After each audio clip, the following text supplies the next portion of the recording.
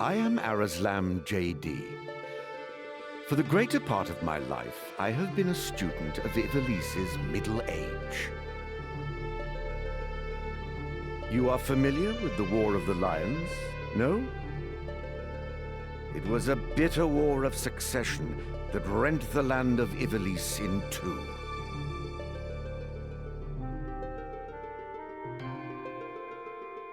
Here we first find mention of Delita Hyrule, the hero who would draw the curtain on this dark act of our history.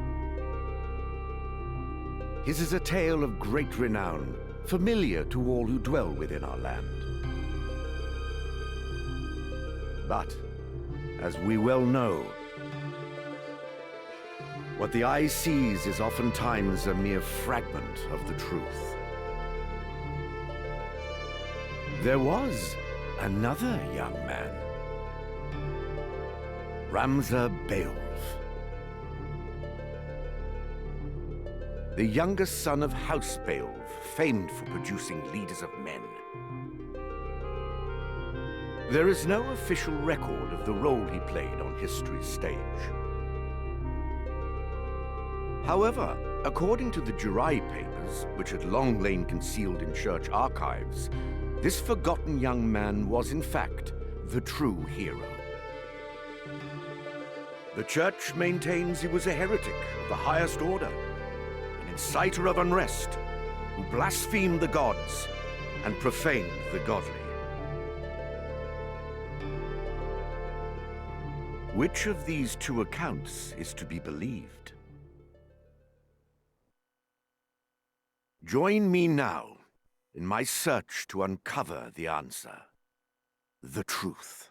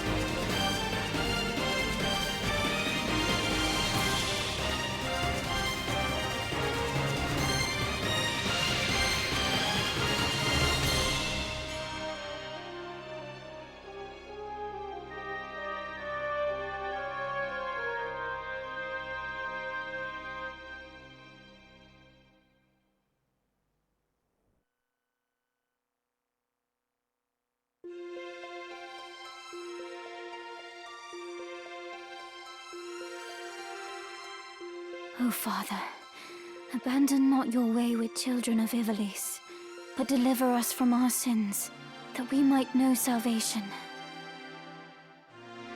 Lady Ovelia, it is time. I'll not be much longer, Agrius. Your escort has already arrived. Please, heed the good lady's words, Highness. You must hurry.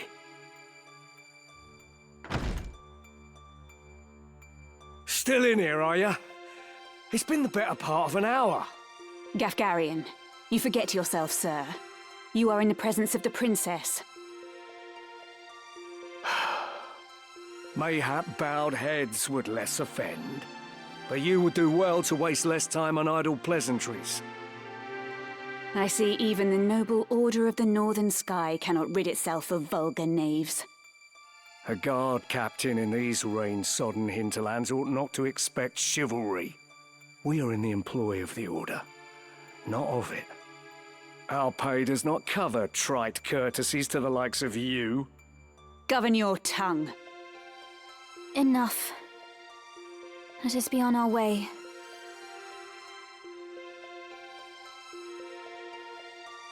The Father watch over you, child. And you, Elder.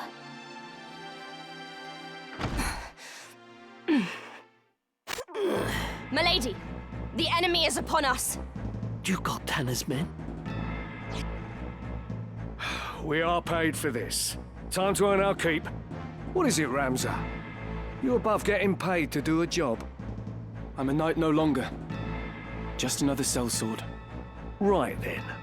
To battle.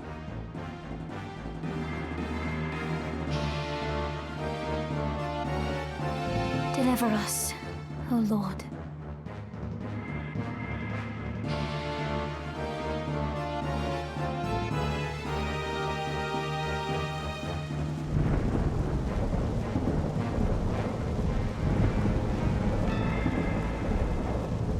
They bear the crest of the Black Lion. Duke Goltana must be mad.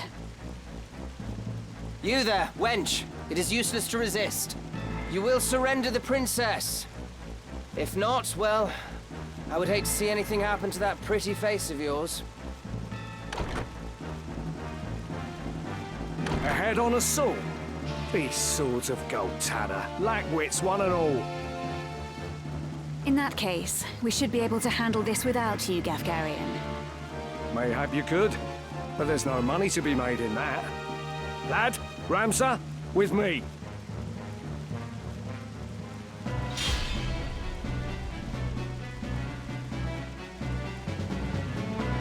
Kill them all! Leave no man standing! You would have us slaughter them? Are you mad? Kill them here, and you'll have played into Duke Goltana's hands. We need only put them to rout. I find dead men rout more easily. Right.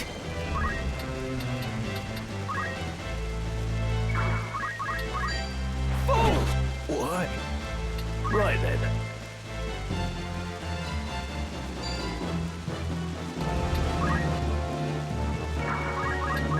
I have you now! Sorry, my friends. Unhand me! No! Lady Ovelia! This way. Hurry up. And try making a little less noise. I'll not take orders from you! You've quite a mouth on you, Princess.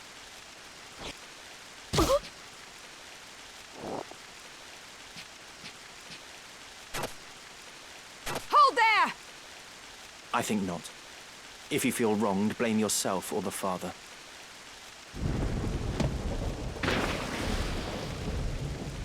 This cannot be. Delita. He lives. But why does he serve under the banner of Duke Goltana? I do not understand.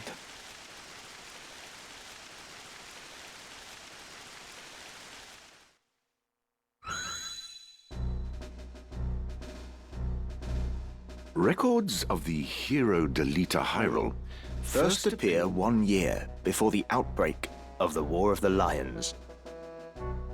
The loss of the 50 Years' War saw Ivalice paying enormous reparations and ceding vast swathes of land to Ordalia, the victors. Knights and sellswords returned from the front to find their homes razed and loved ones slain. Compounding their woes, they were denied pay for their service and stripped of their livelihoods. This ill treatment led many to abandon their fealty to the crown and the nobility. Once loyal soldiers became rogues and traitors, donning the thief's cloak and plotting treason. It was a time of great unrest for Ivalice. Murder and theft were commonplace. Many were the young adventurer and mage who stepped forward to counter this threat. Of these, the city of Garland too saw its share. It was there that our tale began, a year earlier.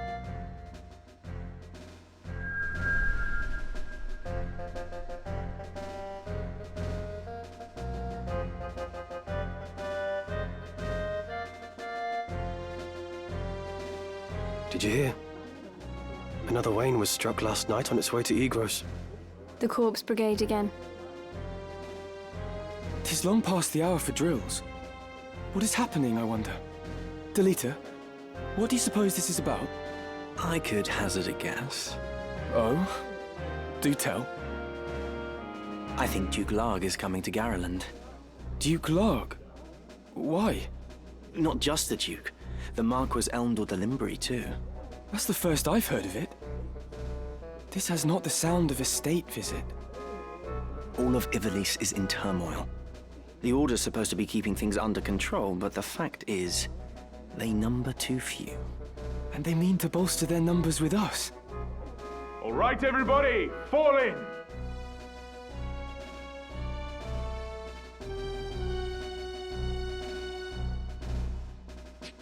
The Order of the Northern Sky has an assignment for its Knight's Apprentice.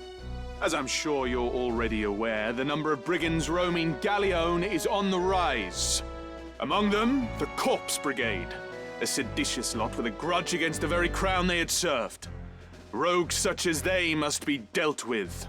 The Order has been commanded to undertake an operation to eliminate the brigade. An operation of a grand scale. We will not be acting alone. The Order will be joined by, among others, His Excellency Duke Larg's Royal Guard. This will leave Egros Castle undermanned. Your task will be to proceed there and support us from the rear by bolstering its defenses. Remember, you represent the Academy itself. Noble or otherwise, your actions reflect upon us all. Fight with honor and trust in your steel.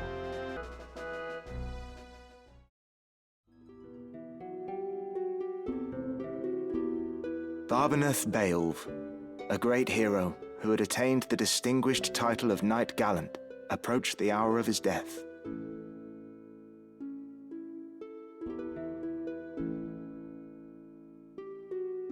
What news of the war? The Order has struck a great blow. Limbri is ours once more. 'Tis but a matter of time ere the Ordalians withdraw from Seltenia. All goes as planned, Lord Father. Be not troubled. The envoy dispatched to treat with Advocate Lenario returned this night past. He has agreed to your proposal, Lord Father. Good. Very good. Then the war will die with me. Father. There now, Alma. Do you want my last memory to be of your tears? Where is that Ramza? He should be here at your side. Zalbag, Dystag, you are dear to me. But Ramza is no less so. Though he be not the issue of the womb that bore you, my sons, still my blood courses through his veins. Watch after him. Lord Father! You forget yourself, Ramza. You have come. Good. Let me look upon your face once more. Lord Father. How long has it been? You've grown into a fine young man. I would hear of your studies. You've been at the academy since spring, is it?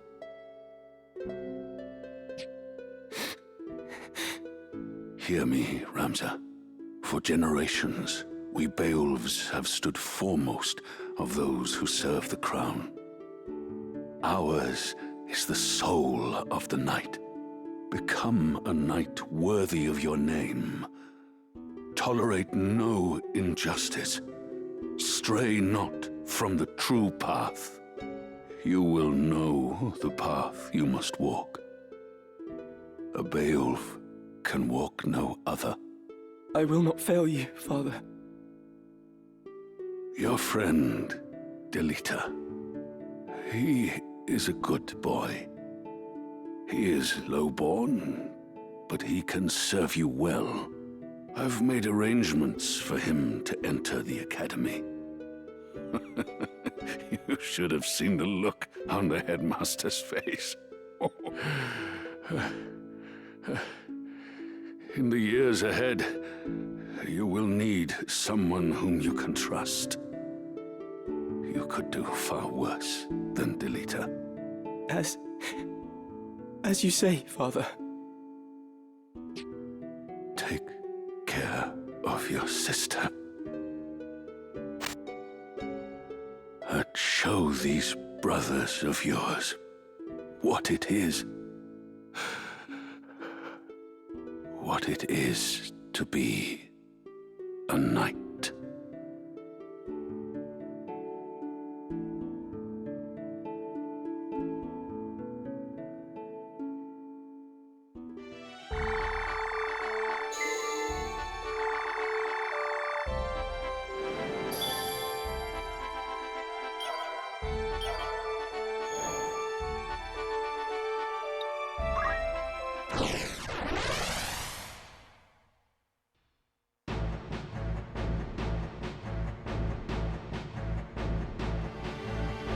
Looks like this one's still alive.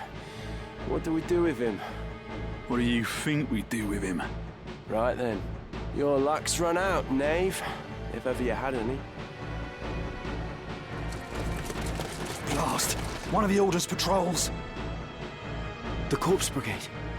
And they've a hostage in their midst.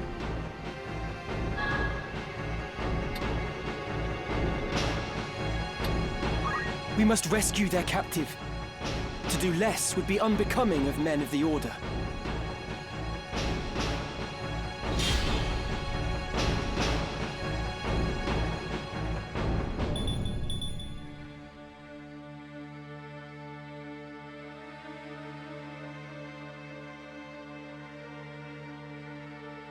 Reinforcements!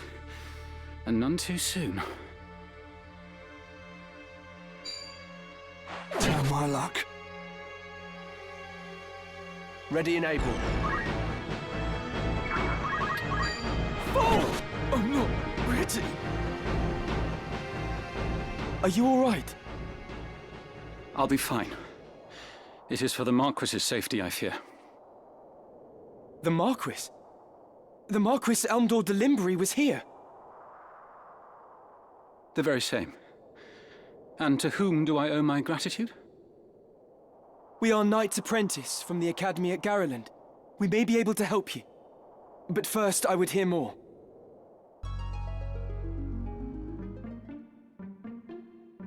My name is Argath, a knight in His Excellency the Marquis Elmdor de Limbry's household.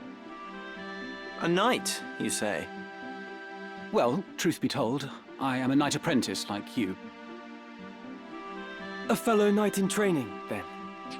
I am Ramza Beowulf, and this is Delita Hyrule, my trusted friend. Beowulf? You're not of the Beowulfs of the Order of the Northern Sky, are you?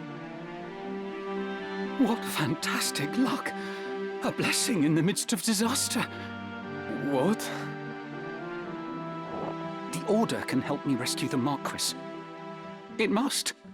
The Marquis is held captive. The Corpse Brigade captured him, yes, but he still lives. We must act quickly. Should he be killed, I will lose everything.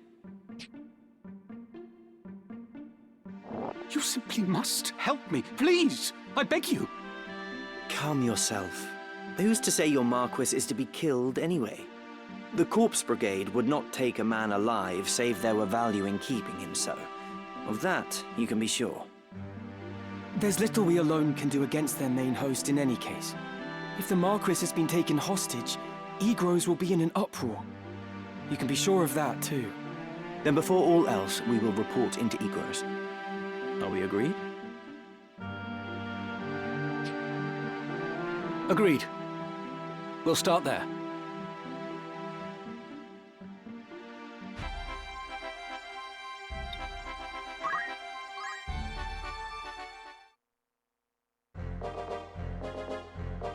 I hear you were decorated for your first victory, Ramza.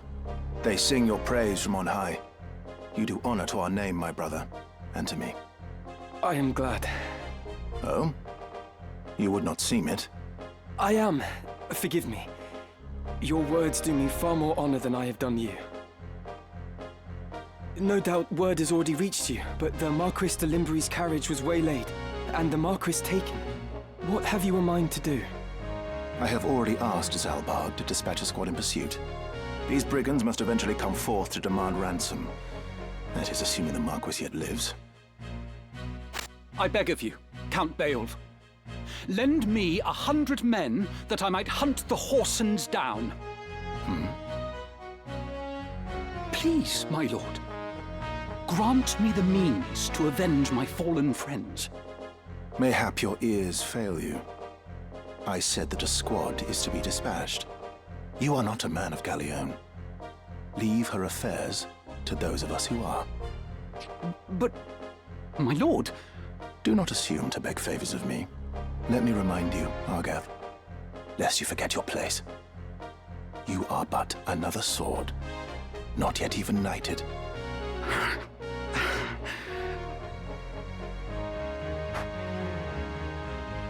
The two of you will remain here at Egros and serve among the castle guard. You needn't worry. Danger is not like to visit these walls.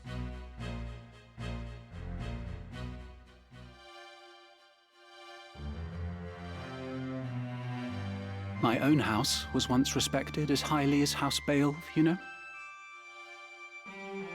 At least, until my grandfather was captured during the war, after his fortress was overrun. In hopes of saving his own hide, he divulged intelligence about our forces. Positions, numbers, supply routes, whatever it took, he rendered up to the enemy. He turned traitor, thinking to buy his freedom with the lives of his friends. But his freedom scarce outlived his honor.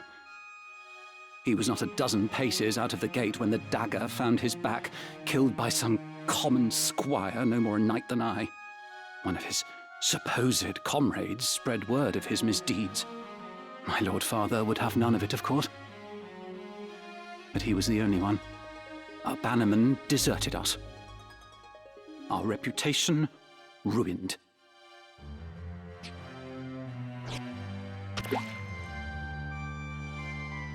I suppose I had best remember my place.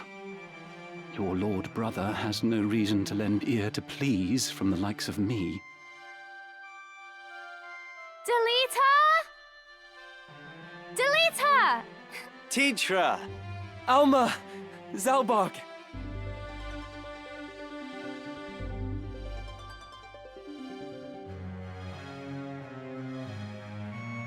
Ramza, you've come home! It has been some time, hasn't it, Zalbarg? I heard about Garland. They say you made short work of those brigands. Now you've truly the right to call yourself a Beowulf. Father would be proud. Thank you, Lord Brother. You certainly haven't changed. Gods forbid you show a bit of cheer on being praised.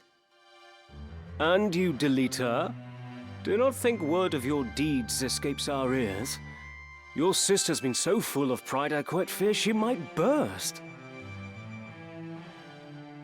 Worry not, my seams have held.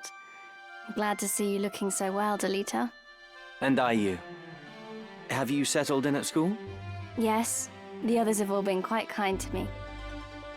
Would that we could speak at greater leisure, but there are duties that require my attendance. Rogues do not catch themselves. I understand. Good luck.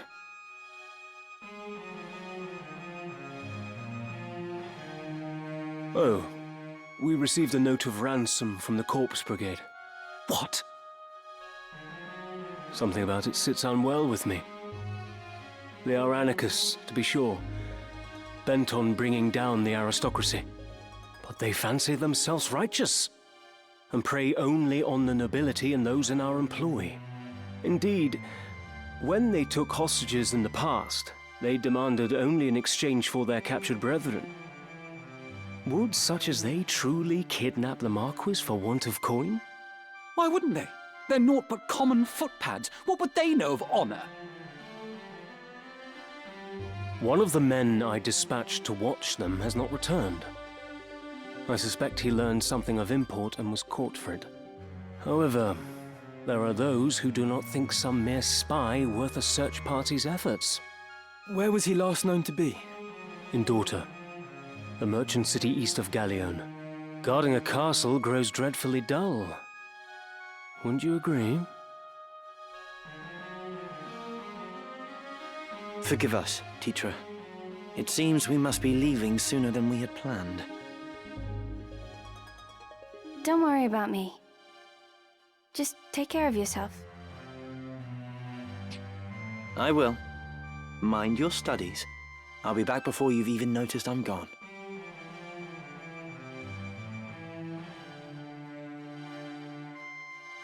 Let's be on our way. Tetra puts on a brave face, but the truth is not as honeyed as her words. What do you mean? She has a hard time of it at school. The others tease her for being lowborn. Oh. Forgive me. I shouldn't have said anything. I'm sure you have worries enough of your own. Tetra will be all right. I'm here to look after her. Then there is naught to worry about. But mind your own limits. You can't be responsible for everything. Says the brother who never fails to do any and all that is expected of him. Unless you forget, I'm no less a Beowulf than you. It'll take more than a few mean-spirited school peers to get the better of me. But please, don't lose sight of yourself, Ramza. You needn't let your life be ruled by the fact you were born a Beowulf. Now you're starting to sound like Mother.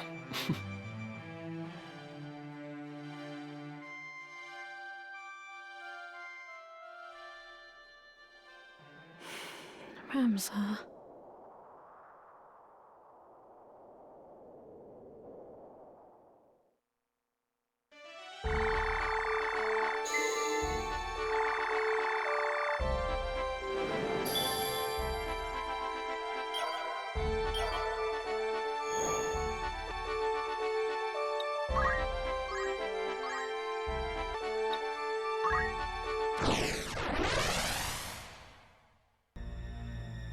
I said, I know naught of it! Do not speak false to me. I know what you've done. Where is Gustav? I will have it from you one way or another. I don't know. What of the Marquis? Where have you hidden him? Tell me.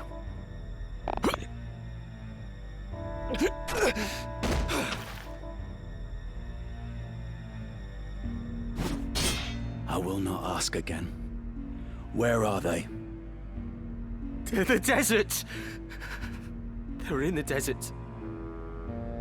The Sanrat Siege. Hold! The Order's swords. My luck turns foul with the weather.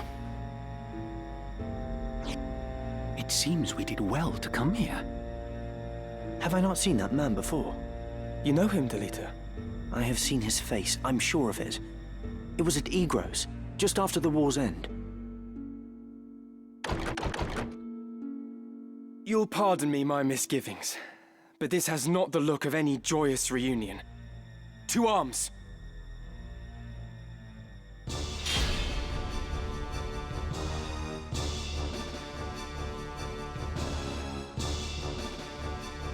I've just remembered. That man. His name is Wiegraf.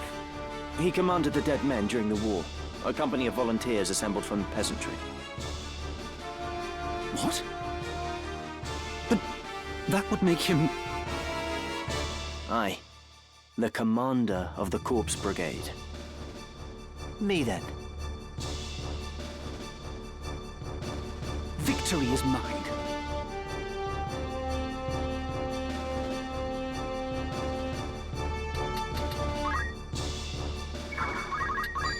It's over! If only I was stronger!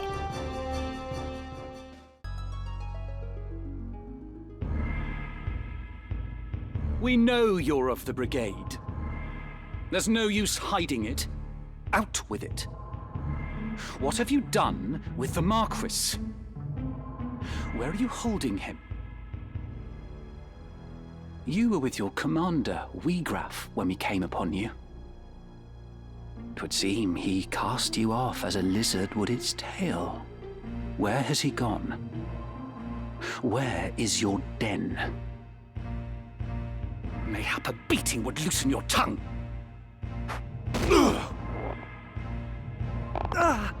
Enough, Argath! Listen well. A great host, with the Order at its van, prepares a sweeping campaign that will bring to book your Turncloak Brigade. You will die. You will be hunted down to the last and slaughtered like the swine you are. For such is brigandry's reward. But you, pig, are a lucky one. Tell us what we wish to know, and you may yet keep your bacon. So, where is Wiegraf? How the bloody hell should I know? I'll not bear your ribald tongue, rogue. Learn to guard it if you've not have it cut from your throat. I am no rogue. Tell that to the men you've robbed. You nobles are all the same. You think every man born outside a castle's walls less than human. We fought for this kingdom at the peril of our very lives, yet the moment that the war was ended, you turned us out into the streets. What do you think makes you so special? Birth? Blood? What difference does it make? You kidnap men for ransom, then dare ask the difference between us? No, the Marquis's kidnapping was no plan of Wiegraf's. What? He would never hold a man for ransom. Such a lowly act. It goes against all we believe in. Then who was it? Someone kidnapped the Marquis Elmdor de Limbury. Speak. If not you, then on whom would you pin the deed? It was Gustav. Who is Gustav? Gustav Margrave, Lieutenant Commander of the Dead Men. So the Corpse Brigade was behind the kidnapping? No! We're not like Gustav. We fight to end the aristocracy, not to become it. To be treated as equals, as the men of honor we are. What do maggots know of honor? That's enough, Argath! So where is this Gustav? In the Samrat siege. Sandrat? You are not of Gallione. Small wonder you've not heard of them. Sandrats are unique to the Zeklaus Desert, north of Dorta. Your point being? Do any villages lie in the desert? Villages? No. At least, not anymore. But the desertmen once built a settlement by an oasis, and its ruins remain. Then that's where we'll find Gustav and the Marquis. Aye, like as not. How can you be so certain? Asich is a Sandrat's burrow. It's home. Hmm?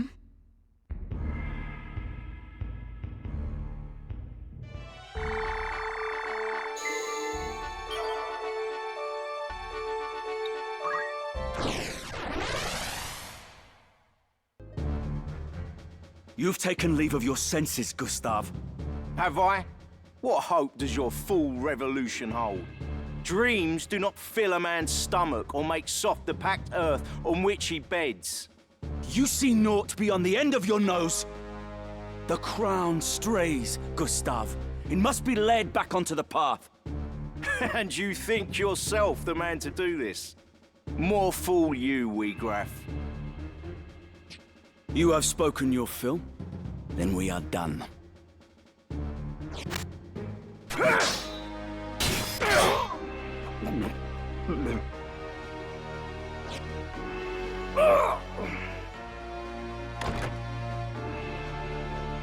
Wiegraf!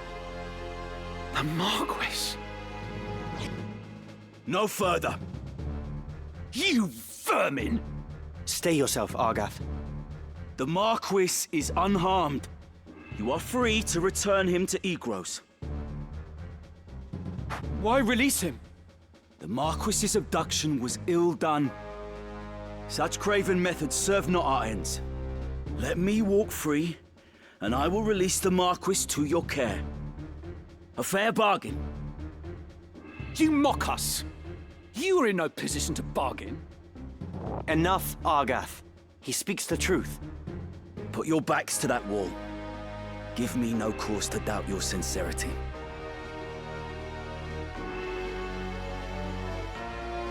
Oh.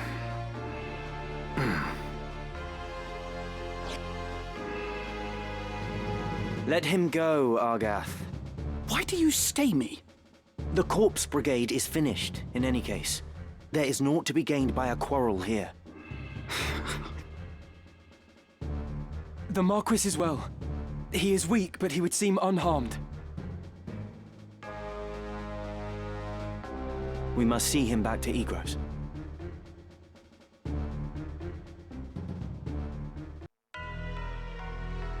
What madness possessed you that you would abandon your posts to traipse about the desert?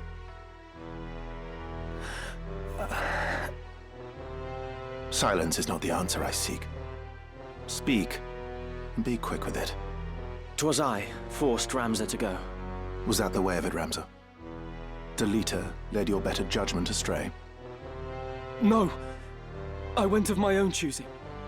The fault lies not with him. 'Tis Ramza's noble disposition that guides his tongue, my lord. It is not as he... You needn't be false on my behalf, Delita. It was I who chose to disregard orders. Might I pose a question, Ramza?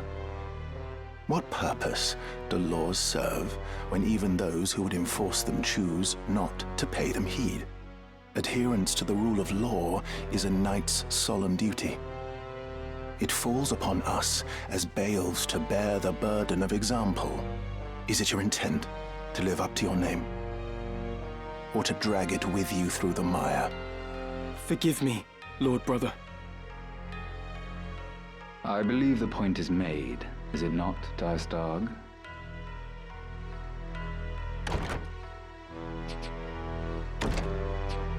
You must not allow the how of it to steal your eyes away from the what.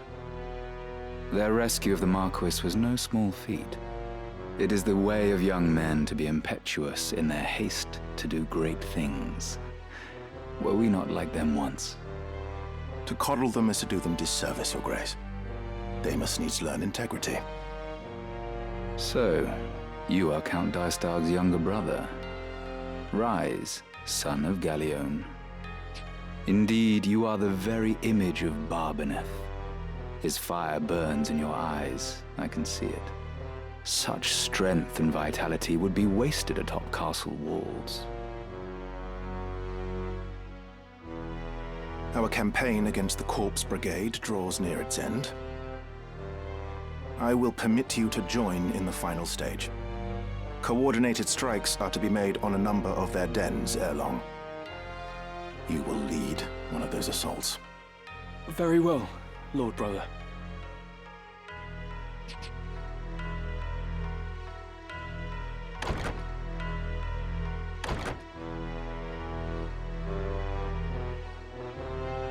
apologies, Your Grace. It was not of your doing, Dystag. In truth, it serves only to show the caliber of man we were dealing with in Gustav. A change in plans was inevitable, once the fool went and staged the kidnapping within our very borders. And let us not forget, they did save the Marquis's life.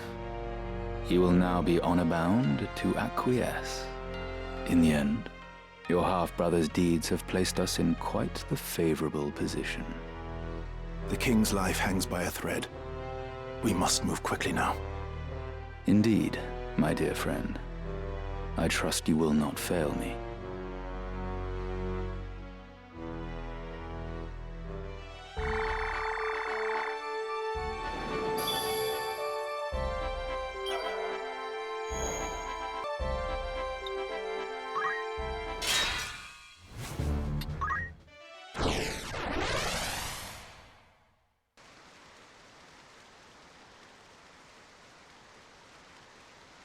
We have lost contact with the others.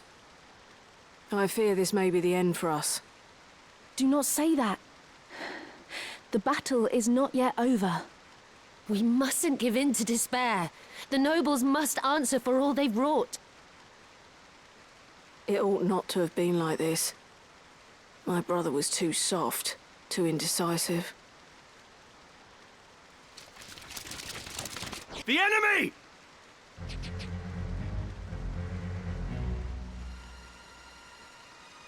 I owe you a debt of gratitude for rescuing the Marquis. I pray I am able to repay it, even a little, by aiding you in this.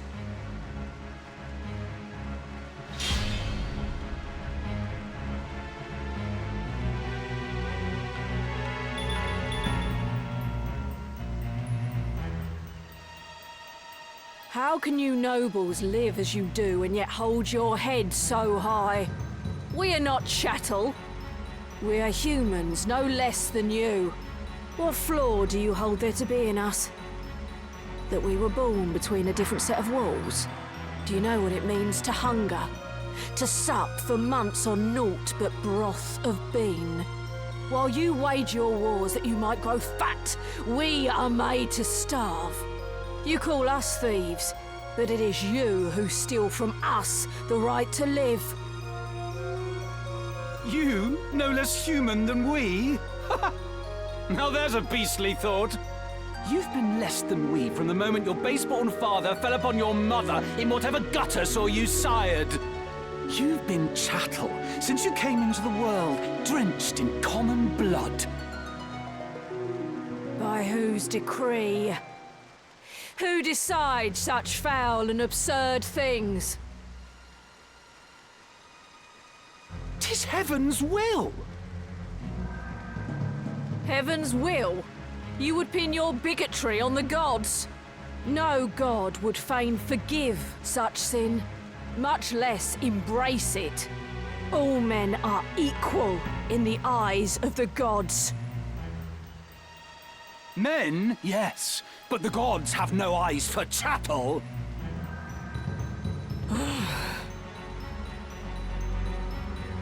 Ramza, is this woman truly our enemy? There's no other way. Ready.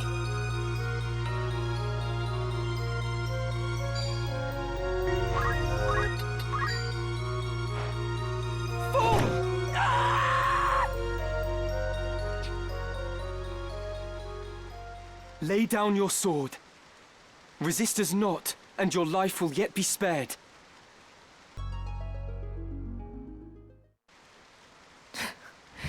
I'm no more than chattel to you, am I?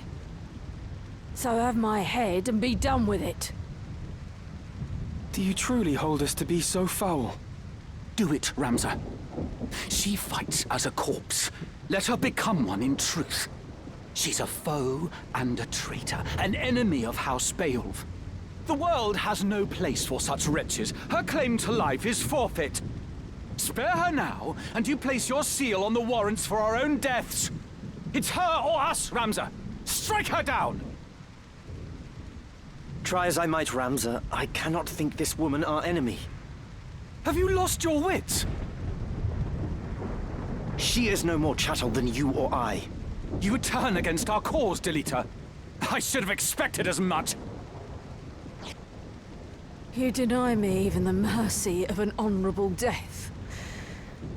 Pox on you and your pity.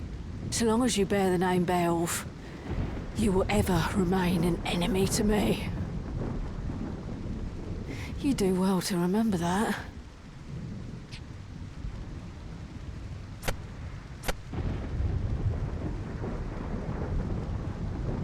Delita? What have we done?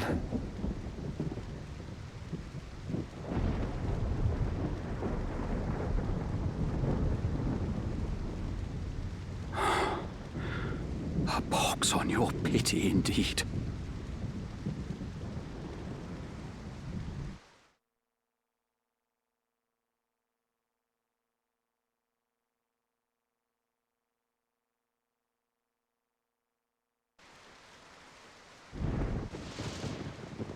No! I won't go! Release me! Be quick about it. Let go of me! Help! Zolbog! Oh! Yeah! Time to cut my losses.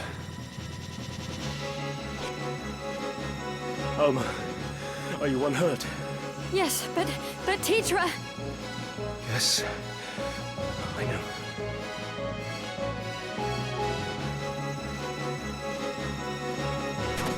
Lord Brother! Worry not. I am fine. Alma, are you all right? They did not harm me, but you're bleeding. In no fevered dream would I have thought the brigade so bold to strike us here. They must have come for me. 5 among our guard are slain, and Tetra taken. Like as not to ease their escape. Find them. Search every den and dovecot if you must. Please, brother, you mustn't speak. Accursed rebels. Dice dog! Someone! Anyone!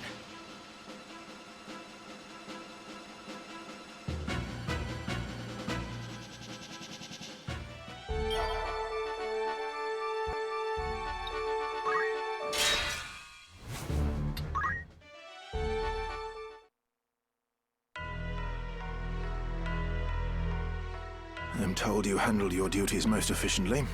Leave the aftermath in our brother's capable hands. And take a much-deserved rest. You've done well. Fear not for me. My wounds are not as grave as they might seem. Lord Brother, what of Tetra? The Order of the Northern Sky will begin a full-scale assault on the brigade as soon as their garrison is found. But... The enemy is routed. Even counting those fled, less than 100 of their number remain. Their leader yet eludes us. But time grows short for Wheatgrass foals. And for Tetra as well. You would leave her to her fate. I have taken measures to ensure Tetra's well-being. The attack waits upon her safe return, however long that may take. Tetra is as a sister to me. I would never turn my back on her.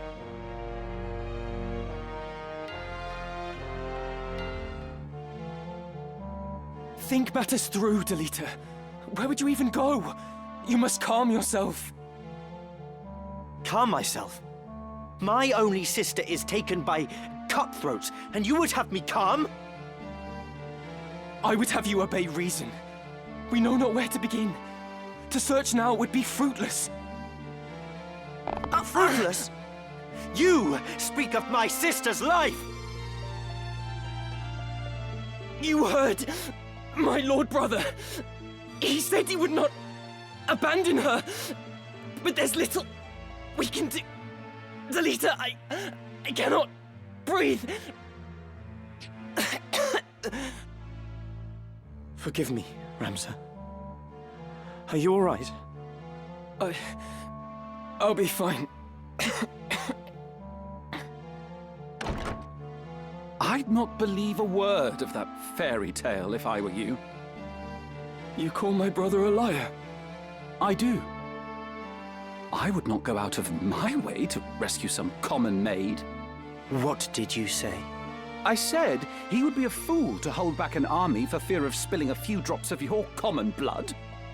Why, you? Stop this, Delita! Release me! Damn you, Ramza! Release me!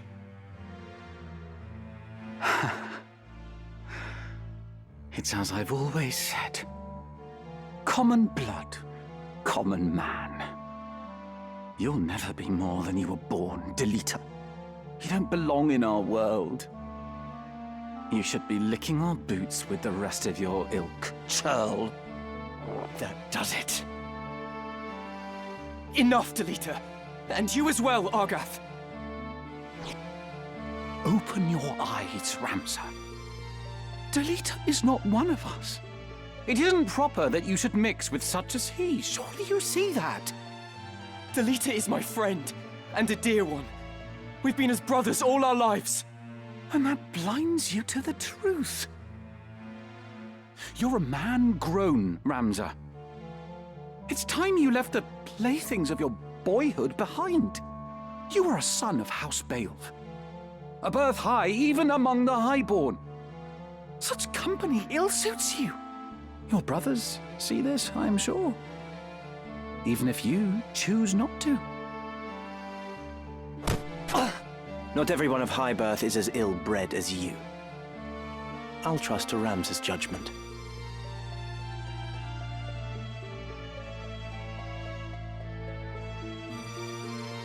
Be gone from my sight, and do not think to return. Your words cut deep, Ramza. Are we not friends? Remove yourself. I'll not ask again.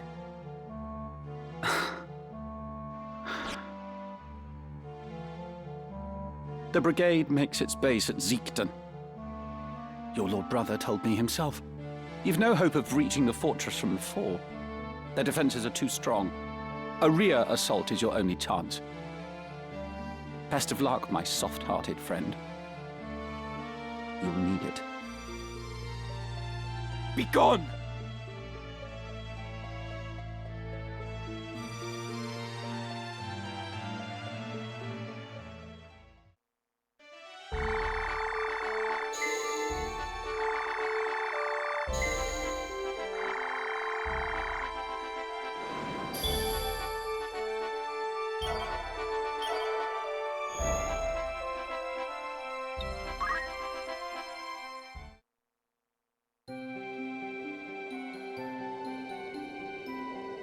Beautiful, isn't it? Do you think Teacher might be watching this same sunset? Don't worry, Delita. I'm sure she is well. Something's been bothering me. For some time now. Argath's words trouble you, do they not? There are things beyond the power of our changing, try though we might. Do not say that. If a thing can be endeavored, it can be done. Will endeavor grant me an army, Ramza? I would save Teacher with these hands if such were in my power. But I cannot. 'Tis my meager lot in this life.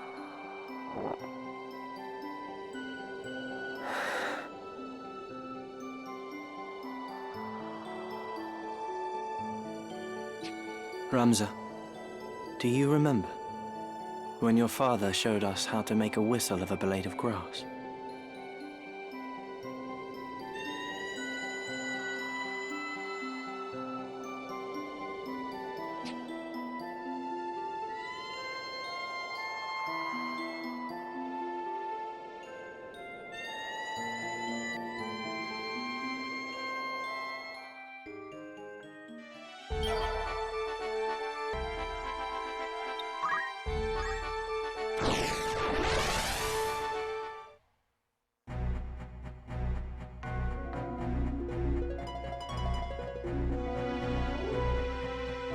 They guard this way as well. No route is left for us out of these highlands. Then let us lower our weapons and raise the white banner. If I'm to die, I'd sooner do so swinging a sword than swinging from the gallows. I'll not be led away in chains.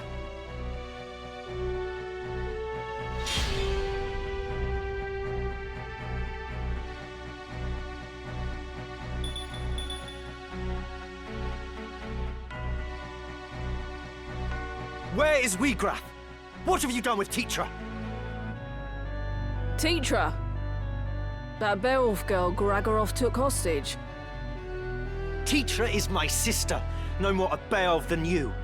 Please, she's no value as a hostage. Return her, I beg you! Return your sister? As you nobles return what you take from us? Our lives?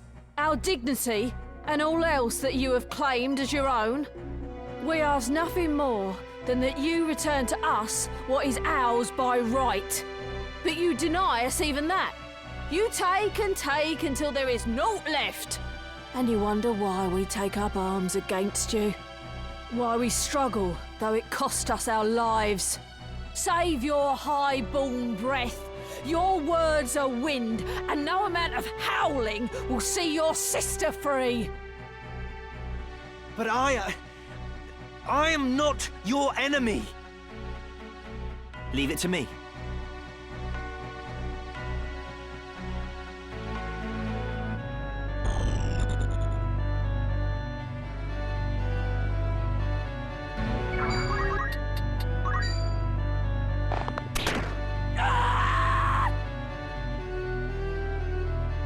Work together, you say? Do not make me laugh. To utter those words and be deaf to the arrogance in them. You truly are a high-born cup. It will never change. For that, I pity and despise you. Forgive me, brother.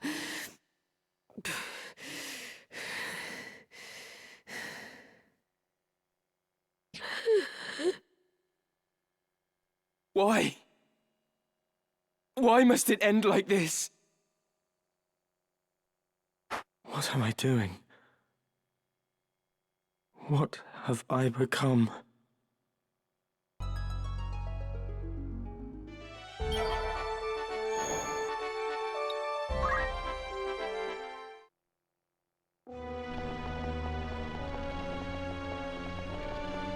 But why kidnap the girl? And a Beowulf at that? We had to take a hostage. There was no other way to escape. Then why not release her once you were clear of your pursuers? By bringing her here, you've done naught but ensure that House Beowulf and the Northern Sky come hunting us in force. Do not tell me this madness has taken even you. Liken me not to Gustav. Have more sense than that faithless cur. Think, Wheagraff. We've lost the greater part of our number, and the Order closes upon us from all sides. She is of Beowulf blood. 100 swords, 1,000 could not buy our freedom with such ease. So we fly. What then? Know you some happy haven in which we may alight? If we flee, they win once more, as they have always won. We must make for our children a fairer future than the past you and I have known. They must not suffer as we do. The stones we cast might raise only the smallest of waves, but see how they crash upon the shore. Waves rich with our blood, 'tis true. Then for the sake of the cause you order us to our deaths? If by our deaths a single drop of noble blood should water the earth, they shall not be in vain. Foolishness. The only blood the earth will drink will be our own. The remainder of our forces should yet be safe in our fastness at Zeepton. We must rejoin them. Together we have the strength to strike. And if they are already dead?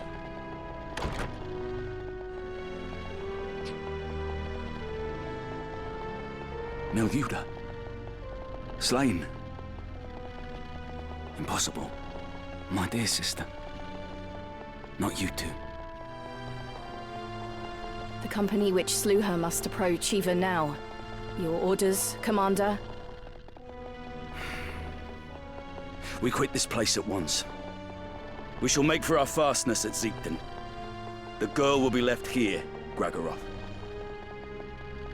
The northern sky is upon us! They attack! They waste little time. I shall hold them off here. Gragoroth, you will take the others and make for Ziekten.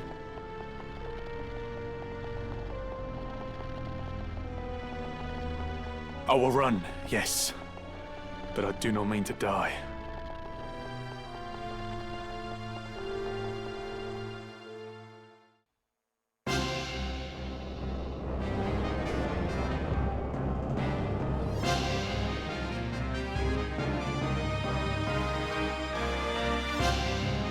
Your faces are known to me. But I did not know that you would one day kill my sister. Miljuda deserved a better death. They did not even send proper knights to kill her. She was your sister.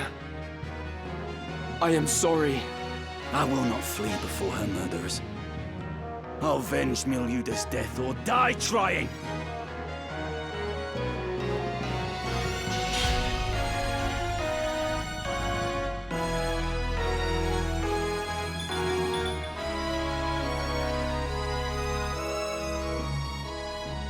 My sister, Tetra. You will set her free! Your sister? Then you are a Beowulf, yes? He is not.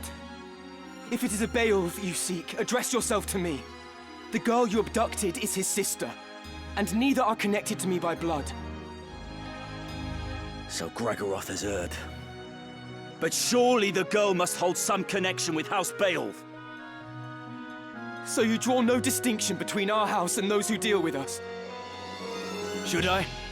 Well, it matters not. There was no question as to her release. We make no habit of holding hostages. But first, we've a score to settle. You will see her free, if you live to see aught at all. Me then.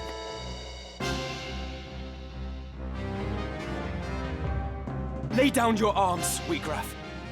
What end will more death serve? What end did my sister's death serve?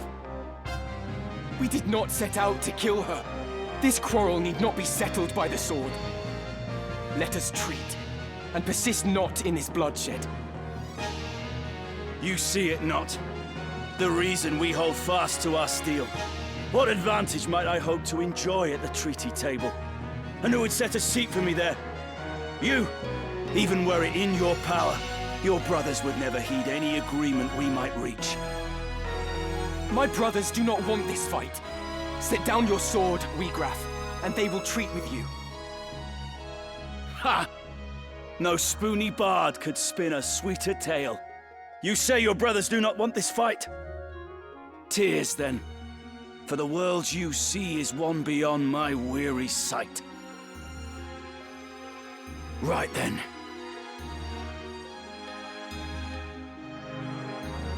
How's this?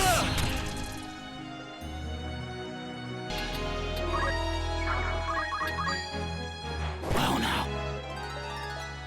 I'm not done yet.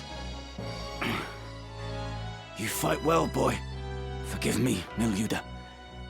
But there is too much left undone for me to lay down my life now. Wheatgraf! Wait! Gustav kidnapped Marquis Elmdor for ransom. It is true. But 'twas another pulled the strings. One who furnished the knowledge of when and where the Marquis would lodge along his journey from Limbri. Shall I tell you the identity of this puppet master? It was none other than your lord brother, Dicedog. And he acted with Lord Zalbarg's knowledge, to be sure. Absurd! Why would Dicedog do such a thing? In the void left by the king's death, the lions will vie for power. Larg the White and Gultana the Black. Each hopes to learn who may be counted as friend and who as foe. But such things are not so easily read. Far easier to rid yourself of those whose loyalty is uncertain, and install others to rule in their stead. I fear Gustav, fool that he was, tired of our rebellion, and was taken in by the silver tongue of your dear brother Dystag. Lies! No Beowulf would do a thing so craven as this! Do not take my word for it. Judge their actions for yourself. Farewell, young Beowulf.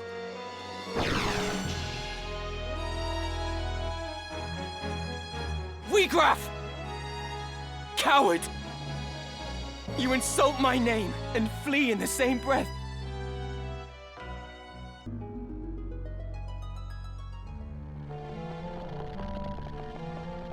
Teacher! Teacher! Teacher, where are you?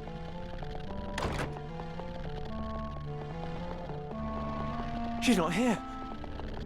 Where have they taken her? Wiegraf has lied to us. Come, Delita. We must hurry to Siegton. Teacher is there. I'm certain of it. Why? Why is this happening? Why, Ramsar? Why, Teacher? I'm sorry, Delita.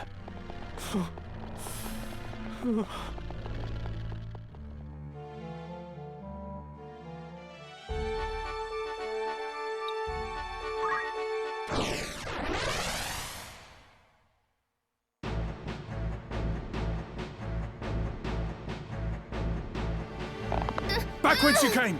Quick as shadows, or this one's blood makes crimson snow. Do not think to try my patience. This keep packs such a store of powder as you could scarce imagine. More than enough to deliver the lot of you to the father's keeping, should your feet lack proper haste. The Order of the Northern Sky yields not before the braying of rogues!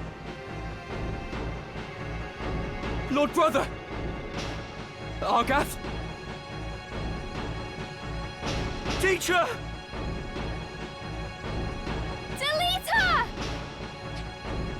I'll not warn you again. Withdraw at once, or the girl dies. This changes nothing. Argath, loose your attack. Yes, my lord.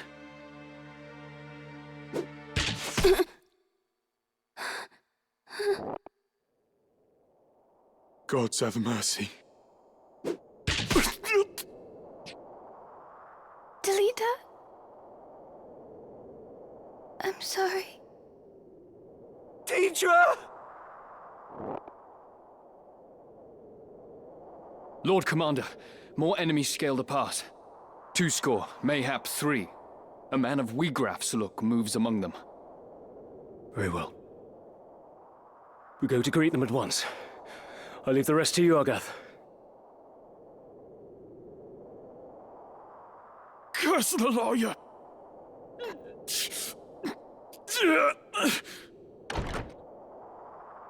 Teacher! And where do you presume to go, Delita?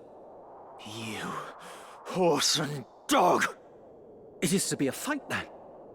I'm only too happy to oblige. The gods know I've waited for this. Salbarg.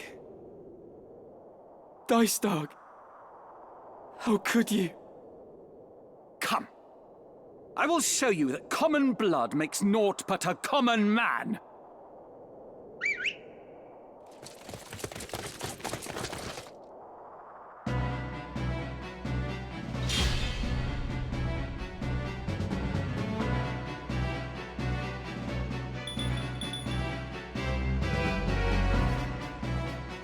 Victory is mine.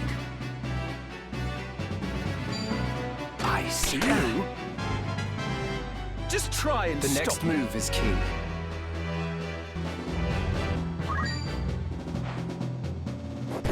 Damn it.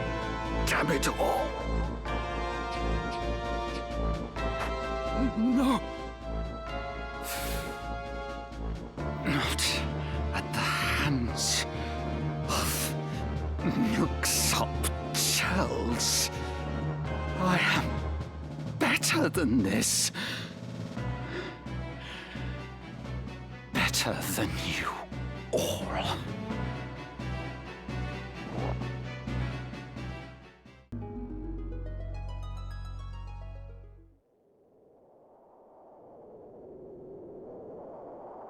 I'm sorry, Delita.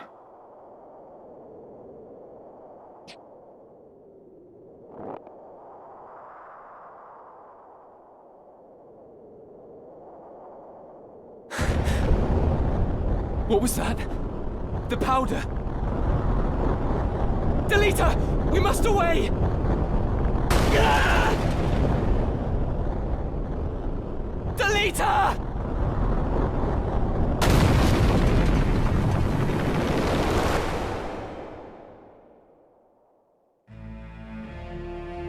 I had lived my life the only way that I had known.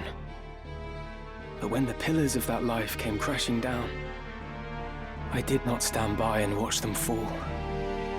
I turned and walked away.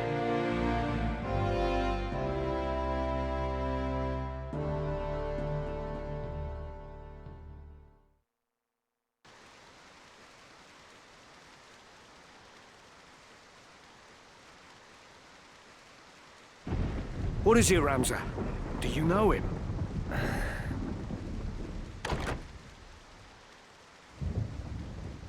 He carries the princess with him. They'll not be able to travel far. You mean to give chase? What else? I will not return to the crown in shame. Well, you'll have no help from us.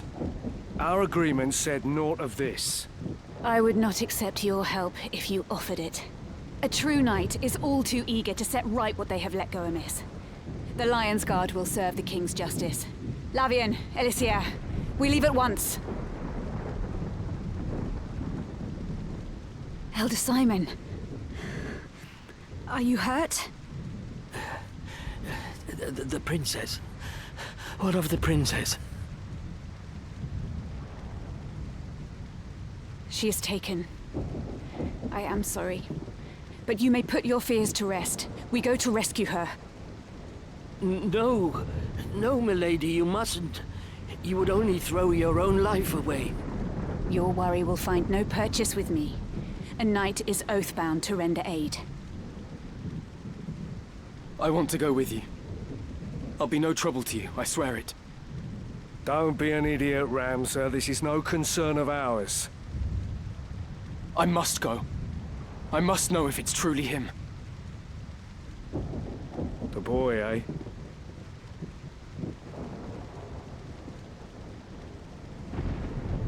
Well, there it is. Gods know where this path will lead us.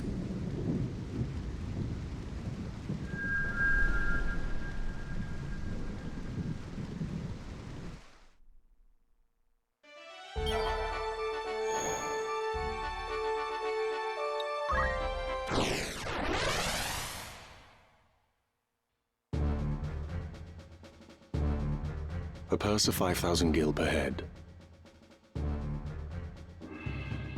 'Tis coin I lack, not wits.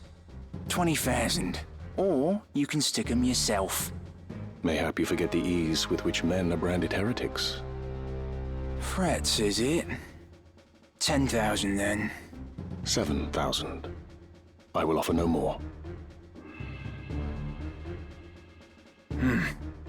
Fine. Let it never be said that I was aught but a pious man. I pray your newfound piety lends itself not to mercy. They will be here soon, and I shudder to think of your fate, should any of them survive.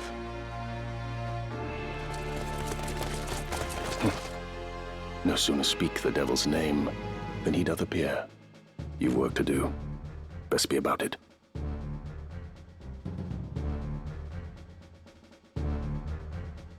Gods be good, that's Sir Gafgarian. 7,000 a head for this.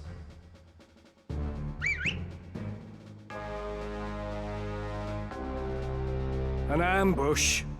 This day grows lovelier by the hour. If you'd not fight, the road home lies behind you. Oh, while I make no habit of charity, I could not well abandon so goodly a wench to rogues. Do not patronize me, sir.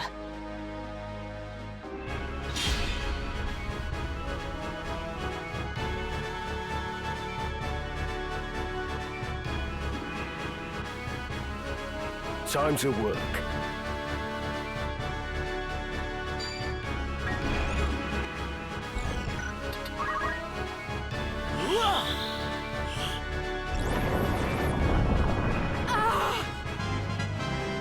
Nice.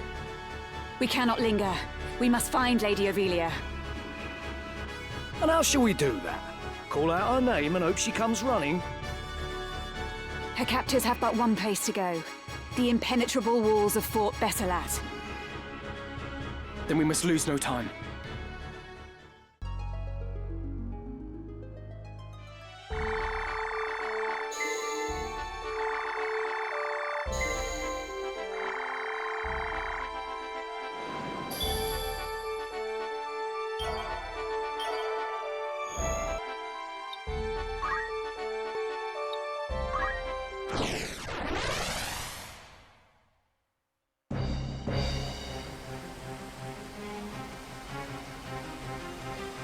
Stand aside, sir.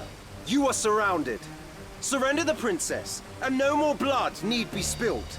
Do you so enjoy the taste of lies? Your orders are to see the princess dead. And once I've watched you feed the fools her blood, I'm to believe you'd let me live. A witness to your crime. What could we possibly gain by Lady Ivalice's death? We wish only to see her freed from the Black Lion's claws.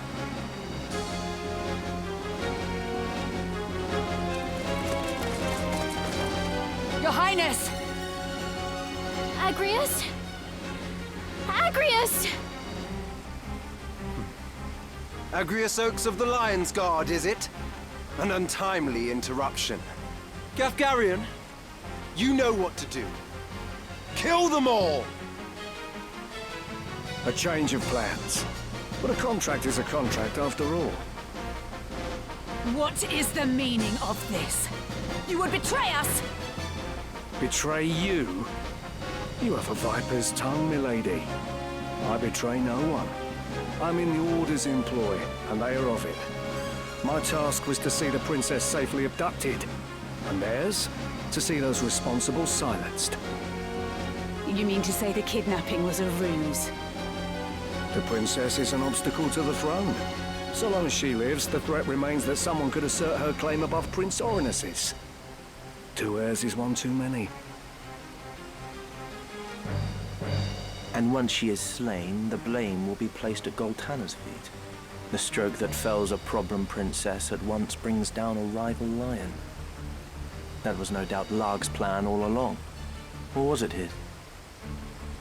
Such a plot has more the feel of Dice Dark's thinking. Would you not agree, Ramza? That one has the right of it, Ramza. Come, let us earn our pay.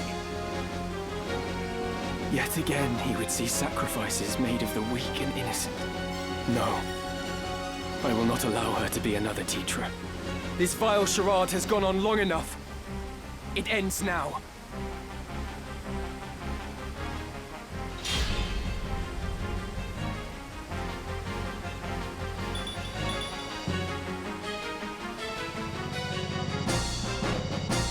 Stand aside.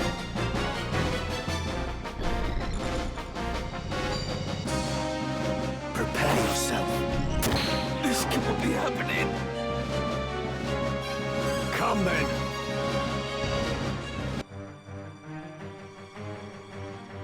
Delita, you live. So I do. And you, ever your lord brother's faithful hound? Are you mad? I knew naught of any of this. What of you, Delita? You now play party to their plot. You think I would cast my lot with them? Surely you know me better than that. Listen well, Ramza. My objective is to rescue the princess. I would free her from the clutches of they who would use her, and see that she is granted the station she deserves. Such grand words might well rouse, had they not come from one with nary a hair above his lip. If you would lie, boy, at least lie well. You were just another mercenary. You were paid to take the princess. Now be honest with yourself and with me. Name the man who bought your sword. I sell my sword to no one. Do not count me among your lot. Spare me the lecture. I ask for a name. You'd have me believe some bright-eyed pup caught wind of this plan and rescued the princess in the name of justice. Who gives you your orders? Who told you of this plot? I would sooner cross swords than words. Come on.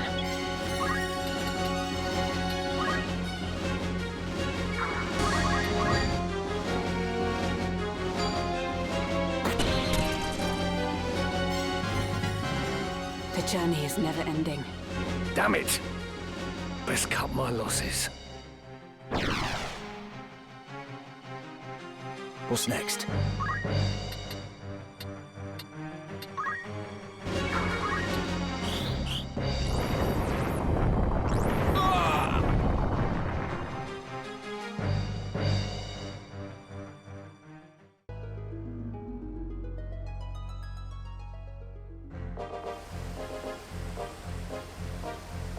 Let the princess with me. She will be safer in my care. Delita, what is this game you play with us? Game? I do no more than speak the truth. You've made an enemy of the Order of the Northern Sky. So tell me, where would you now take her? The Order will send its most capable to capture you. Do you truly believe you can elude them with the princess slowing your escape? Well, Think, Ramza. This was Duke Larg's plan, and he would not act without counsel of the Queen. As such, you cannot trust the crown. Would you turn to Goltana then? No, that would be folly. He would only offer up your heads in hopes of keeping his own. And what, sir, would you propose? I would do only that which you, my lady, cannot. And what exactly is that? Very well. I shall leave her with you for yet a while longer. Delita, I did not think we'd meet again, but I'm glad we have. It was Titra. She watched over me then, as she does now.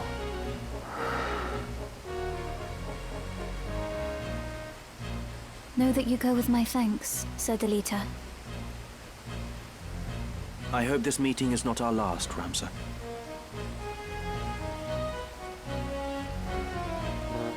I owe you my thanks as well. But in aiding us, you've made yourself an enemy of the Northern Sky. This is the path I've chosen. I have no regrets. Let us consider our options, few though they are. We've no allies to whom we can turn. We could make for Lionel, and entreat the aid of its lord, Cardinal Delacroix. The Church of Glabados rules there. Even Duke Larg would think twice ere making an attempt upon the princess. Cardinal Delacroix. Servant of the Father and formidable warrior both. He won many a victory in the 50 Years' War. Yes. I dared to hope a man such as he would not turn a blind eye to Lady Ivalice's plight. Very well. We make for Lionel.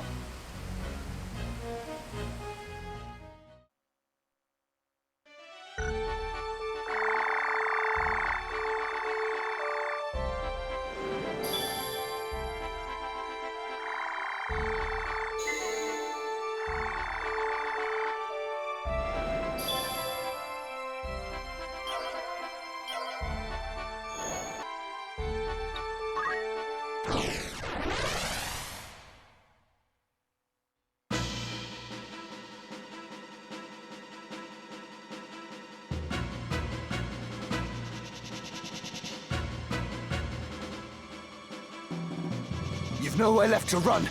All we want is the stone. We needn't take your life. What stone? I have no stone. Do not play the fool with me, Mustadio. Do Lest you forget that we hold your father. It's simple. Give us the Auracite, and your father lives. Have it your way, then. Seize him! I have a message for your keeper, Ludovic. Tell him that if he lays so much as a finger on my father, he'll never see the Auracite again. What trouble is this? I think that man is being chased. There is no telling what they will do to him. We cannot stand by and watch. We must help him.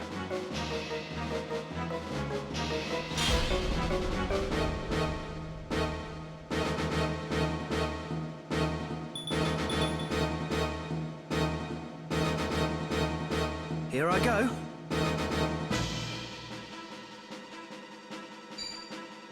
Fall!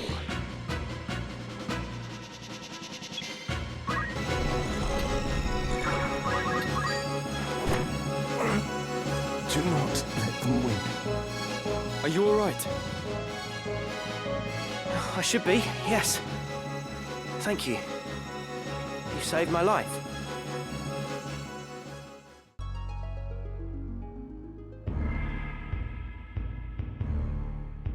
They're street dogs, running for the Bart Trading Company. That's the company led by the Viscount of the same name. Ludovic Bart, yes? Oh, then you've heard of them. But they're no ordinary traders. That business is only a front for more lucrative pursuits. Opium smuggling, slave trading, all manner of vile things on a grand scale. What did you do to draw the attention of such as they? I'm a machinist. Do you know the history of my trade? Machinists claim the ruins of a lost civilization lie buried beneath the streets of the clockwork city of Gork.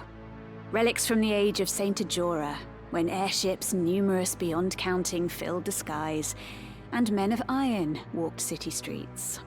But the art of crafting such things was lost, if it ever truly existed. But it did exist. Fantastical though it may seem, it was all very real. The ground beneath Gorg holds the hulks of airships and 1,000 fragments of machines the gods alone know the workings of. A machinist toils to restore this lost legacy, to see these marvels of old brought to life again. The device you used during the battle, is that one of the machines unearthed in Gorg? What, this? This is a weapon called a pistol. It uses an explosive powder to propel a metal projectile toward its target. This one is of simple make. There were once pistols said to fire projectiles infused with magics. Curious indeed. So, why do these hounds of the Bart Trading Company chase after you? Just now you said you were going to Lionel to see Cardinal Delacroix, yes? The Cardinal is a hero who fought in the 50 Years' War. To this day, the people of Lionel honor him as such. They believe he is the only man who can keep the realm from descending into chaos. The Cardinal will receive you, hear your plea, and the Princess will be safe. And what is it you want? To go with you. I have my own reason for wanting to speak with him. That being? To save my father. He is held prisoner.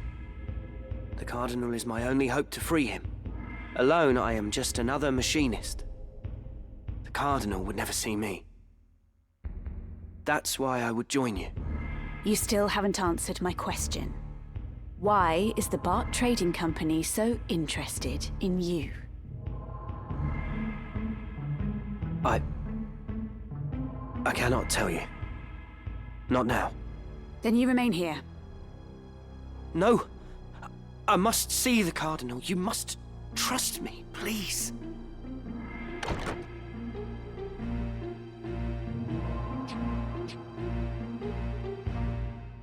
Very well, then.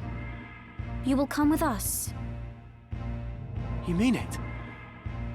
Thank you, my lady. Thank you. You stand before the princess. Oh! There is no need. You may rise. Then it's settled. Consider yourself fortunate Her Highness spoke for you.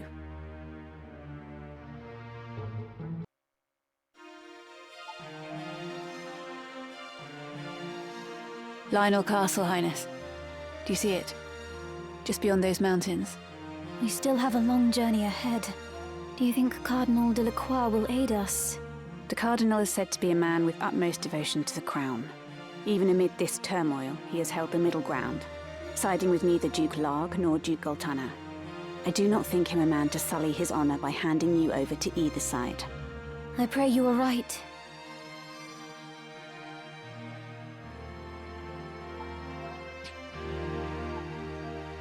He also has the ear of High Confessor Marcel.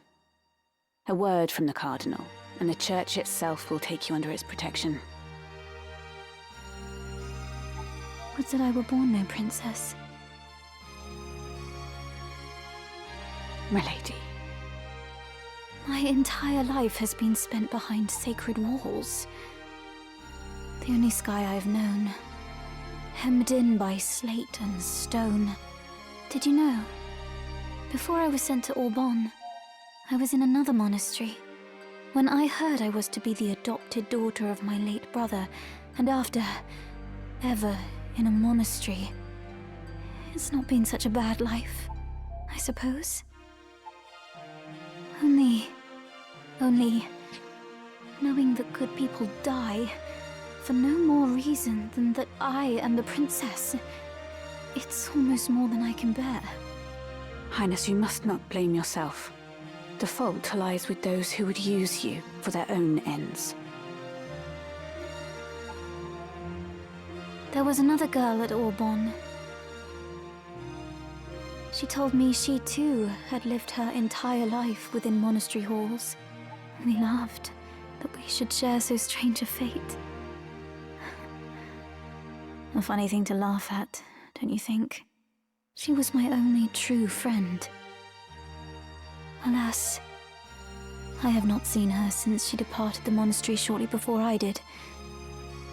I pray she is well. You speak of Lady Alma, of House Beowulf. So you know of her? But tell me, Agrius, what if Cardinal Delacroix makes to use me, like all the rest?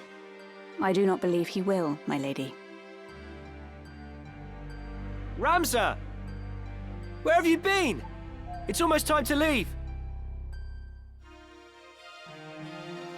I didn't think to find you here. What are you doing? What news have you? All is quiet. It would seem the northern sky hasn't reached Saarland for the time.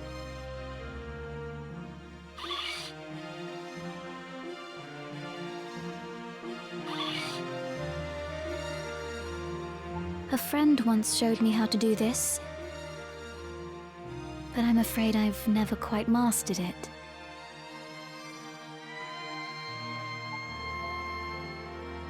Just like that. It's simple, you see? Like this? It's really not so hard, is it?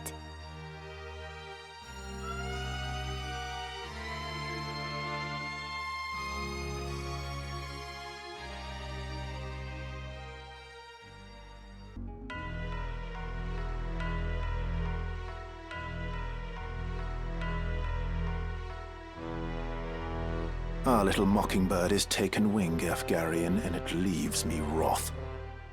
She must be returned to her cage. But of Lady Agrias and the others we have no need. Silence them where they are found. And Ramsar?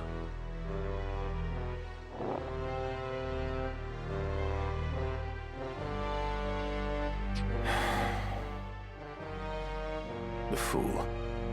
He soils our name. Dogs my every move. I thought this a chance to let him learn the harsh truths of the world. But the boy is too stubborn. Too much of his father's penchant for justice, that one.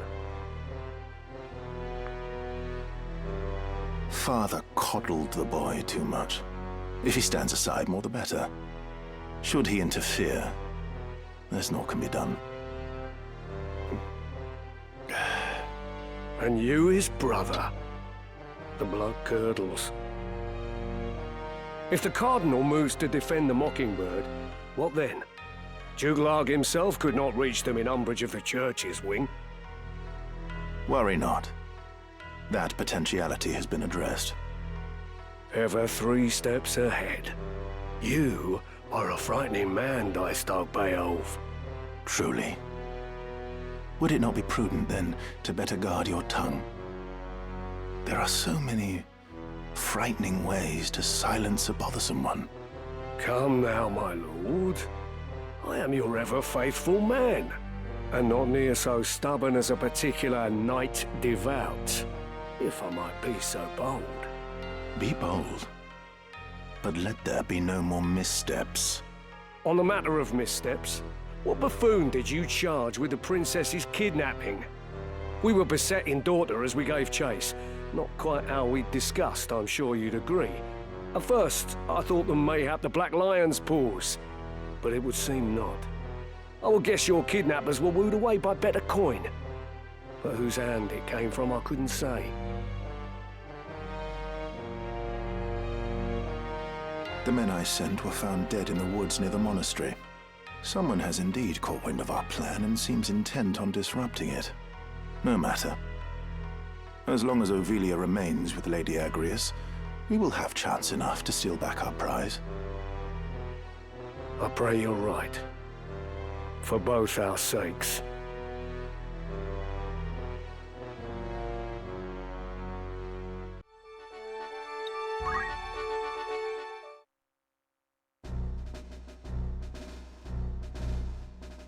Who are you, and what errand brings you to Lionel?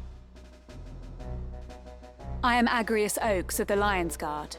My companions and I have journeyed from Orbon Monastery seeking sanctuary. By the grace of Saint Ajora, I bid you open your gate. The graces of Saint Ajora are in the keeping of His Eminence here. All who seek those graces are given like treatment. The gates of Lionel stand open to them. Raise the gate!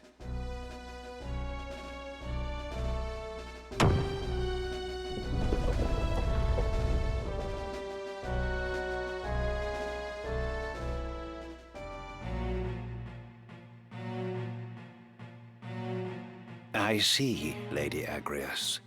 In such circumstances as these, I am fain to lend you whatever help I can. I shall dispatch a courier to Melond at once. I, Confessor Marcel, will have this news from my own hand. We will expose Duke Larg's misdeeds and ensure that no harm befalls you, Highness. Your Eminence, think you the High Confessor will hear our plea? Fear not, dear lady. The matter is in my care now. Princess Ovilia can scarce feel at ease, while those tasked with her safety are vexed with such worriment. You may enjoy the comforts of the castle, wanting though they are, while we await a reply from Melond. You are most gracious, Eminence. Thank you. So long as Saint Ajora is our guide, we have naught to fear, child. As for you, my young machinist, I have given consideration to your troubles as well. Yours is not the first account to reach my ear concerning the true nature of the Bart Trading Company. In the Father's name, I shall dispatch a company of my finest to Gorg, and have Ludovic answer for his many sins. Thank you, Your Eminence. Conditioned upon this. I would hear the reason they choose to pursue you and your father. That is... I mean to say, it's not... Come, come. Mayhap this will give voice to your words.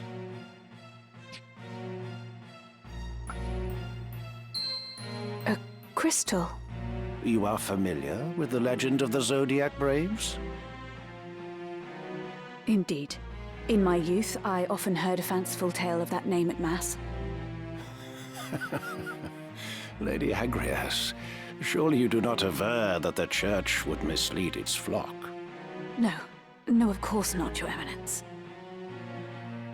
Long ago, before the mountains had ceased their wandering and struck their roots into the earth, the demonic Lucavi held dominion over the world.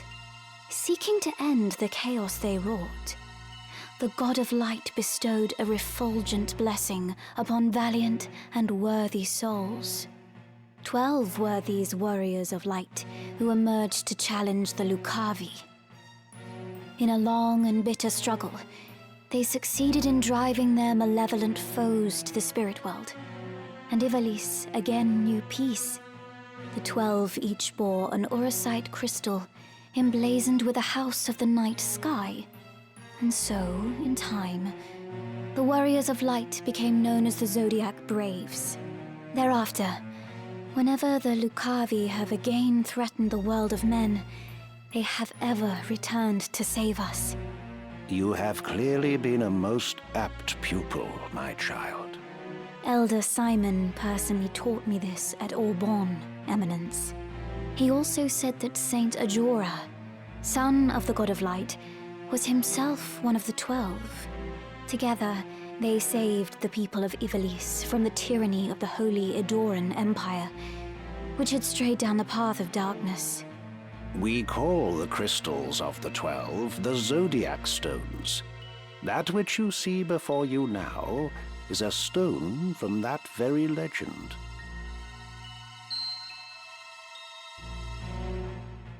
Orosite. It exists. I did not think it possible. Or that it held the power to keep the forces of darkness at bay? The power of the God of Light? I confess, I feel some power deep within, but my eyes see only a common crystal. Mustadio, are you well? The color has left your face. You have seen a stone like this one beneath Gorg, have you not? Machines whose fires have long since guttered out lie strewn in the tunnels beneath the city. But pass such a stone near them, and you can hear them stir. Then that is what Ludovic Bart seeks. Your Orosite. I do not know what power these Zodiac stones hold. I know only that Ludovic hopes to find some way to harness this power and make a fearsome weapon. My father would not give them the stone, so they took him instead. Yours is a pure and righteous heart, my young machinist. Proud am I to count you among my subjects. Be at ease now, Mustadio Bonanza. The Church will take responsibility for this matter. Our forces will strike at the villains, during which time I bid you retrieve the stone and deliver it into our safekeeping. Of course, Your Eminence. I will go with you to Gorg. Thank you, Ramza. I too am grateful. We would never have succeeded in reaching His Eminence the Cardinal without you. You have done us a great service, Ramza. I can only wish you well. Small aid, I know. Your words are all the aid I could ever ask, Your Highness. I swear to return ere long.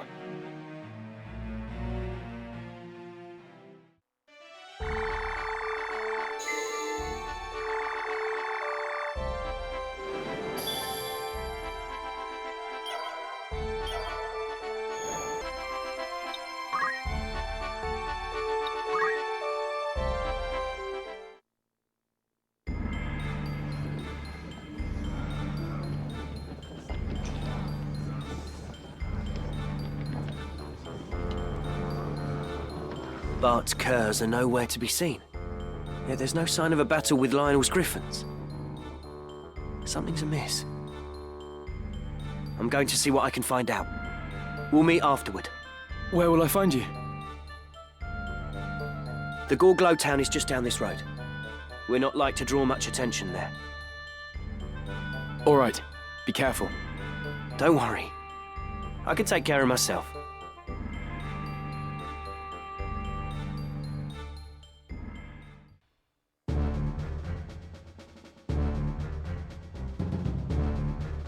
Where are you, Mustadio? He should have been here by now. Could he have been captured? A friend of Mustadio's, eh? Who's there? Bring him out.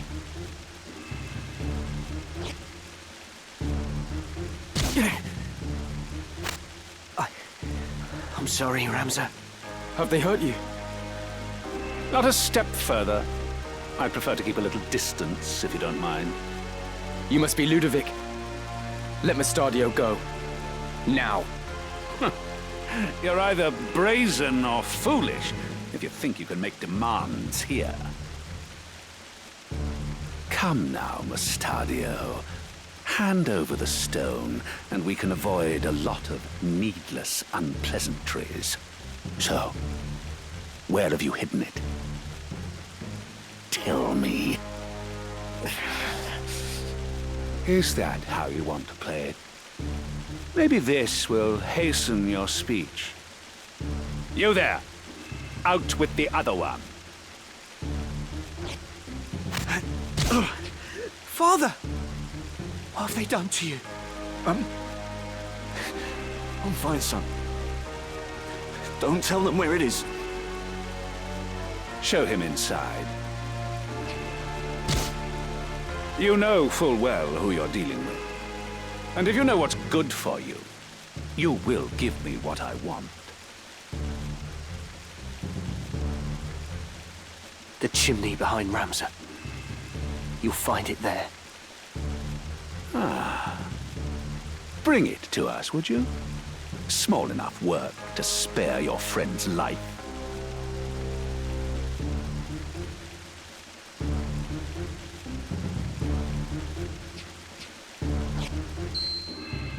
This must be it. Let them go! Give me the stone. Release them first. It seems you do not grasp how this works. Let me make it nice and simple for you.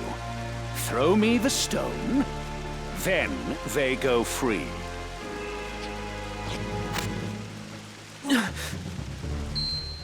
A true Zodiac stone. Ah, and what a pretty bauble it is. This should bring a smile to the Cardinal's face. You've been most helpful. Most helpful.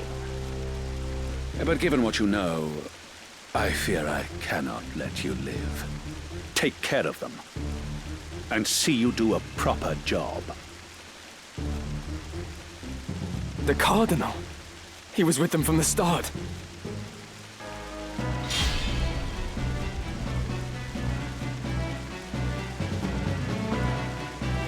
Right then.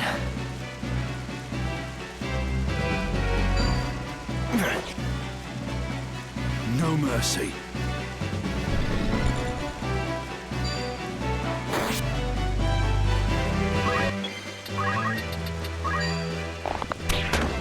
What a disgrace.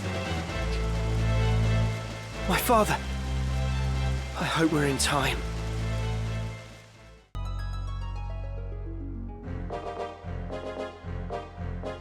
Are you all right? My wounds will heal. But the Auracite, Ludovic will use it to wake the machines. The weapons beneath the city. In time, he may even learn to harness the sacred power of the stone itself. I never thought the man we turned to for help would turn on us. We've played right into the Cardinal's hands.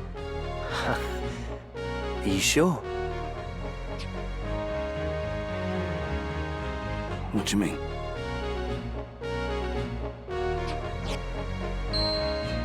I thought something of the sort might happen, so I took the precaution of readying a false stone.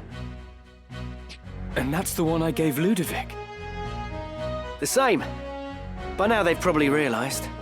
Oh, to see the looks on their faces. That'll teach them for underestimating machinists. We can knock out simple replicas like that with our eyes closed. Wait. 'Tis well and good that we have the true stone. but Princess Ivalice and Lady Agrias are still in danger. Danger? The Cardinal was working with Ludovic to get the stone. With his scheme laid bare, he will scruple not at the means to obtain his prize. In all likelihood, he will now try to ransom the Princess and Lady Agrias for it. That's ridiculous. He would only make an enemy of the crown. Why do you think he wants the Orosite in the first place? The people tire of war. They tire of these endless struggles for power. They are afraid, and they seek salvation. I suspect the Cardinal means to use the legend of the Zodiac Braves to bring it to them. To create new heroes who would enthrall the masses and be his to command. For that, he would need the stones. The common folk look upon the Cardinal as a guiding hand, but it seems he looks upon them as naught but fodder for his ambitions. It's as Ramses says. We cannot give the stone to the Cardinal. Then we must rescue the Princess and Lady Agrias. And we will. But the roads leading to Lionel Castle will surely be blockaded. We'll never be able to approach from the fore. Let us go by ship to take them unawares. We set sail for Ivalice.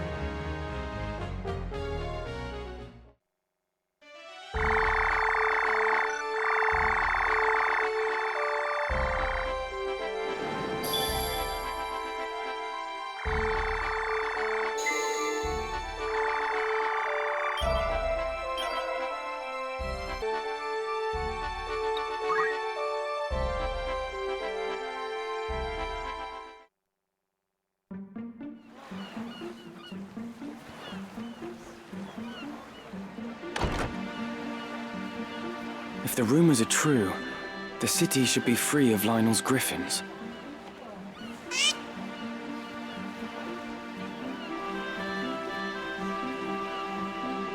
Delita? What are you doing here? We have ears in many places. Few things escape our hearing. Our? I say this for your sake, Ramza. Return to Igros. Delve no deeper into matters of royal maidens, or those of sacred stones. What have these ears of yours been telling you? You think to save a princess from a burning tower. In truth, you would but set her on a higher floor. There is only one person who can truly save her, and that is what I will do. What do you mean, Delita? It's simple, really. Noble endeavors do not always reach the end we desire. You cannot save the princess. However hard you might try, you do well to remember that. Wait, Delita. What is your end in all of this? I fear I do not know.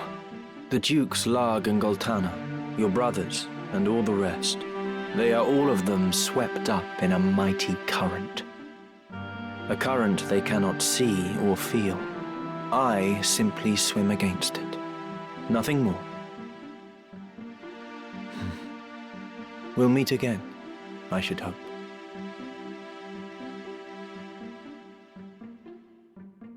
Delita! Wait!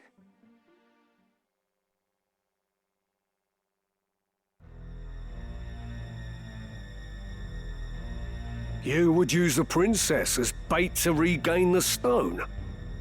I would not expect such cunning of a man of the cloth. You've some gall to speak, sellsword. It was you who let them escape. That I don't deny. But it was not my task to stop them. Still your tongue, Ludovic. We will hand Princess Ivalice over to Count Dystag as promised. That much serves us both. But it is no concern of mine if those who know the truth of her kidnapping live.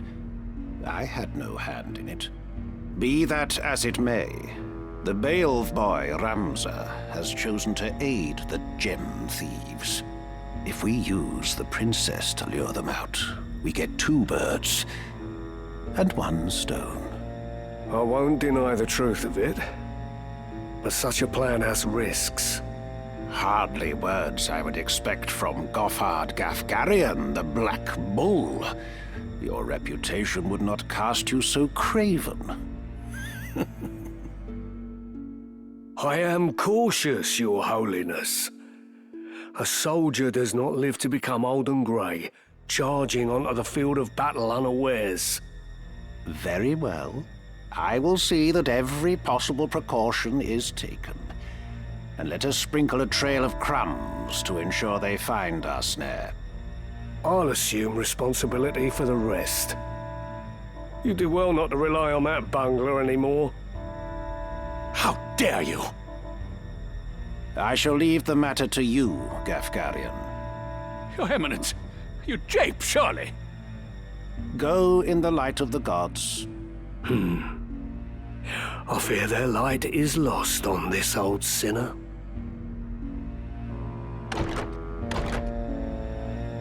Your Eminence, you cannot mean to trust this to a man like that!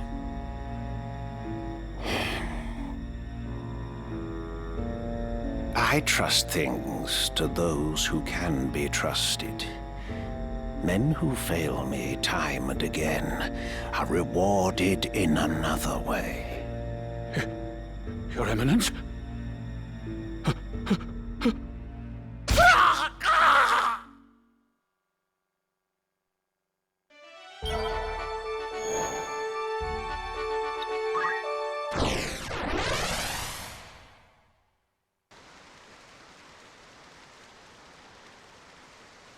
Where have you got off to, Gosling? Won't do to hide. There you are.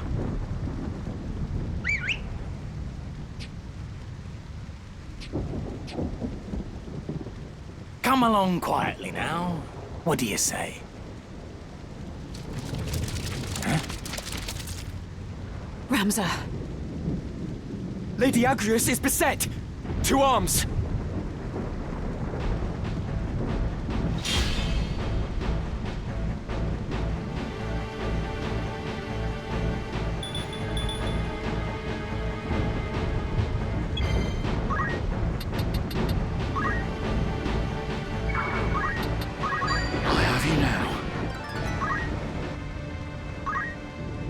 Ramza! What are you doing here? We've come to rescue you. We thought to breach the castle from its postern. But why are you here? The Cardinal betrayed us. Was betraying us all along. He plots with Duke Larg. We escaped the castle, but the princess was retaken. I was returning to save her, and here you find me. That we should thus reunite could only be divine providence. We must hurry, Ramza. They mean to execute Her Highness. First these, then the princess. Right.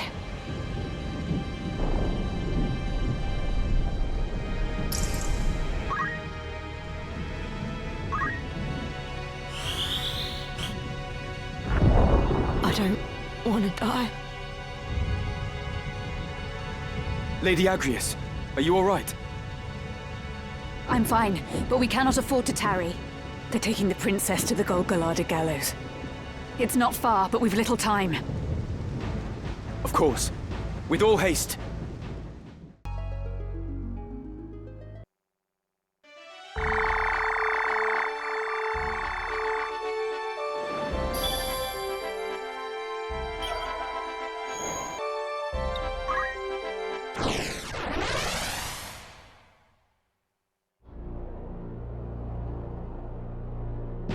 Got any words to leave behind, Highness? None, then. Very well. Is that? The enemy! We are come for the princess. Stand down, or take her place on the gallows. And the trap is sprung. Trap?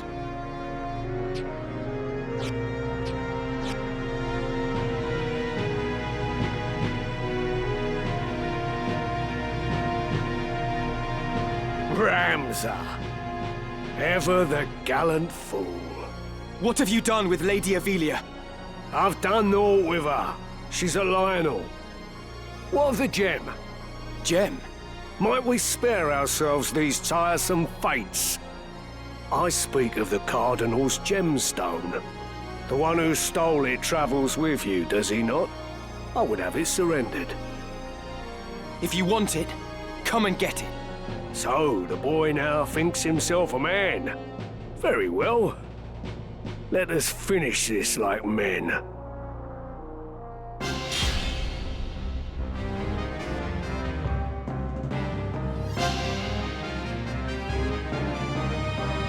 It is not too late to change your mind, Ramza.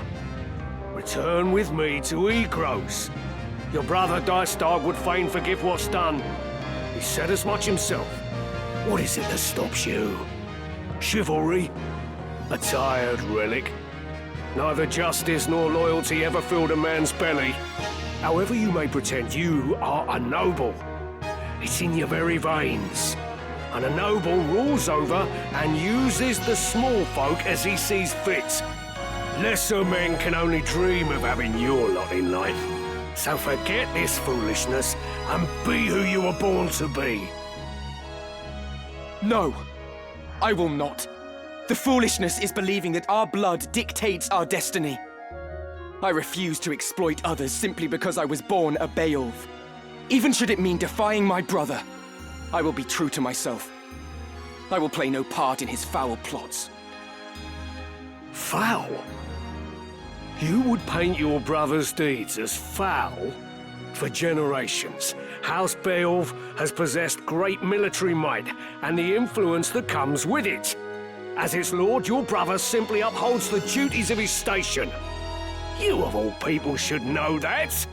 What you call foul, I call necessary. Deny it all you want. This is the way of the world. My brother and Duke Larg seek to ignite war to further their own ends. Yet who is it that would be made to suffer? It is the soldiers, who fight and die with their names unknown to their lords. It is the veterans, who are cast aside when their swords are no longer needed. It is the common folk, who are bled dry by taxes and levies. After 50 long years of conflict, the kingdom was finally beginning to know peace again. But now a privileged few would shatter that peace for personal gain. If such a thing is not foul, sir, then pray tell what is. A man does not eat an omelette without breaking eggs. It matters not whether he is born into abundance or no. Progress exacts a price, and that price is paid in blood. Such is the ink in which history's pages are writ. Look around you, boy. Ivalice rots from within. Your brother would carve out the root of its decay, even if it means his hands must be soiled.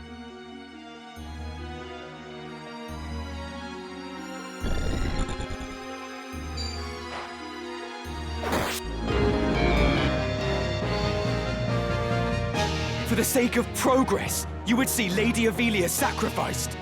I will not abide it. I will not stand by and watch her made another Tetra. Forget Zeekden.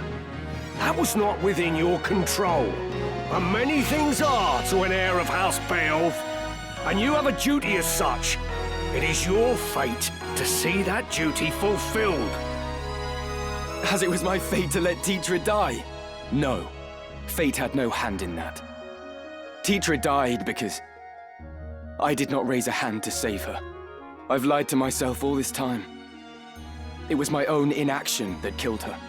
I will not forget it. Not for as long as I live. Come on.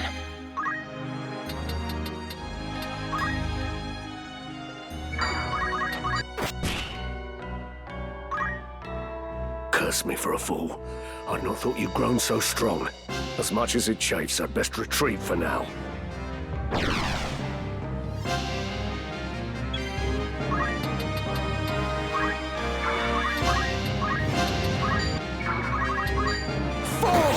Not the end I choose. The castle! We must make haste. Please be safe, Princess.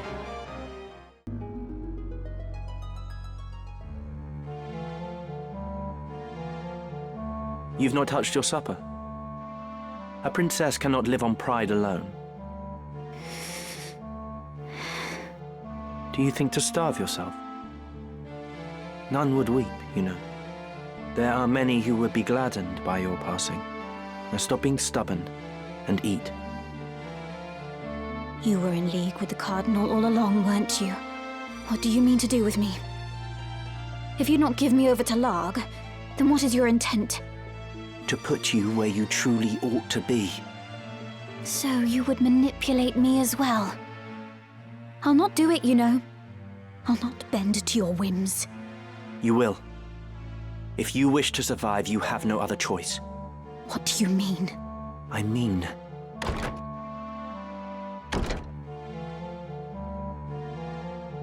So, this is Lady Ivalice. Do we find you in good spirits, Your Highness? If you would be but a trifle more tame, there would be no reason to keep you in so cheerless a place as this. These seem lavish enough quarters for a false princess. The girl does not yet know Lord Falmouth. Truly? How pitiable. Tell me of what it is you speak. Very well. You are not Ivalice at Kasha. What? The true princess died years ago. You are her double. That's absurd. It is neither absurd nor untrue. You are not Ivalice. You are a straw doll placed in an empty crib by the council, which bears no love for Queen Luveria. It was the old men's intent that you would someday succeed the throne. They saw the queen as an obstacle. She and her brother, Duke Larg, both. Their method was exacting. Its execution meticulous. They placed you in the royal family after assassinating the queen's two eldest sons, attributing their deaths to malady. The deception was complete, and your ascent all but sealed. King Ondoria was sickly and seemed unlikely to father another son. But, against all odds, another prince was born. Whether he is in truth of Ondoria's seed is highly suspect, of course. Like as not, Duke Larg found some other sire to ensure his sister's place as mother to the king. Regardless, all of the council's work was made for naught the moment Prince Orinus drew his first breath. You speak false. I'll not believe you. Believe what you like, child. It is of little consequence. You may be born a butcher's daughter for all it concerns us. We hold a trump card in our hands. The stock from which it was cut matters not. What is it you wish of me, then? What would you have me do? Naught at all, sweet child. We only wish that you be our princess as you always have. I am a daughter of House Akasha. I'll take no orders from you. Indeed. You are Her Royal Highness Princess Ivalice at Kasha. From whose seed and womb you sprung matters not. 'Tis more than our birth that determines our roles. And yours, child, is to be princess. You have always been princess. She who should rightly rule this chaos-racked kingdom. We only wish to help you claim the throne. Nothing more. Who are you? We are no friends of Duke Larg, nor do we sit in Goltana's camp. Think of us simply as allies. Lord Falmouth, let us leave our princess to collect her thoughts.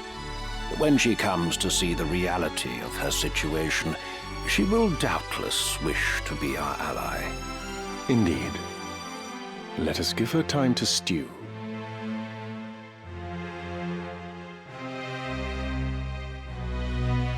Come, Delita.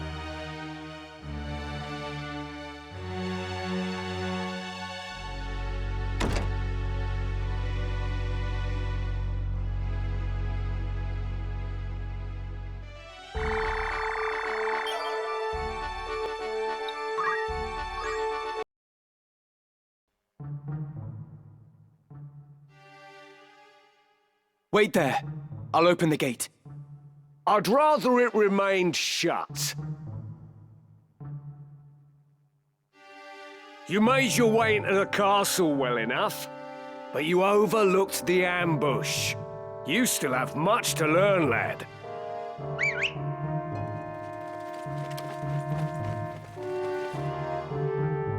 We're surrounded. Don't take it too hard, eh? Experience always tells. You may have the noble blood, but I've been making wives into widows since long before you were born. In battle, I am your better. Come, Ramza. It's you and me now. For what it's worth, I'm sorry it's come to this.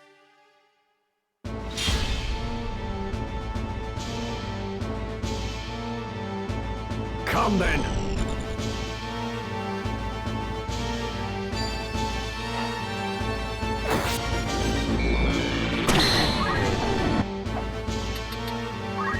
Power thrumming in skies above, as refulgent blade now strike! Hallowed bolt! Like that, eh? The journey is never ending. Newfound strength. That I should fall to a mere boy. Well fought, Ramza. Well fought. A fool though you are, I could never bring myself to dislike you. Goodbye, Gafgarian. We must reach the princess before reinforcements arrive.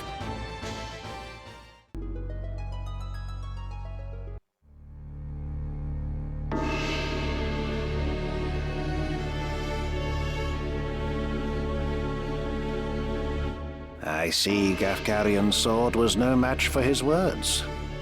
Then again, perhaps the fault lies with his adversary. Beowulf blood is not given to spill easily, even when thinned with that of a courtesan, it would seem. But enough is enough. You overstay your welcome. As I am loath to waste time and effort, I shall make you an offer. Leave the Aura site, and then leave Lionel. Refuse, and you will find my hospitality wanting. Where is Lady Ivalice? You mean to free her? What then? House Beowulf would see her dead. That is why you defied your kin, thereby marking yourself an outcast, and came to me, seeking the Church's aid. By taking the princess into my care, I merely granted you your wish. What would you have of me now? Answer me! Where is Lady Ivalice? Bound for Zeltenia. Her Highness has chosen to accept our hand in aid over yours. You lie! I'll not be deceived. Her Highness undertakes to claim the throne of her own volition. She spreads her wings. Even so, she will need a steady hand to guide her, and yours falters. Who better then than us to stand at her side? She saw this. Why not you? There's no reason you should not join us as well. The thought of besting your brothers holds no allure. We care no less for this world's fate than you. Together, we can change Ivalice for the better. I have no wish to change the world, but nor can I stand by while our people suffer and die on the whim of some select few. Do you truly believe you can change it? Not even I am so naive as that. Nescient humility from one possessed of such an artifact. That stone you hold can twist the very weave of nature, to say nothing of the world. Yet I fear my efforts are wasted on you. Though artful are the words of man, conviction they do lack. You place your faith in the unseen, upholding such a sacred truth. Ignorance begets ignorance as the blind lead the blind, and I despair to see it. I despair of mankind. Very well. I will demonstrate the stone's power. The power of God's true!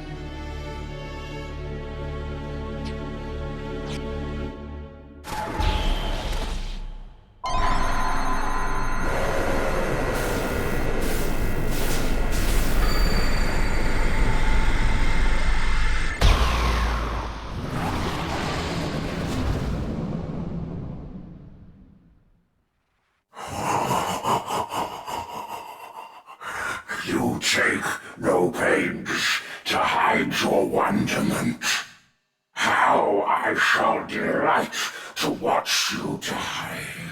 Each excruciation, ecstasy.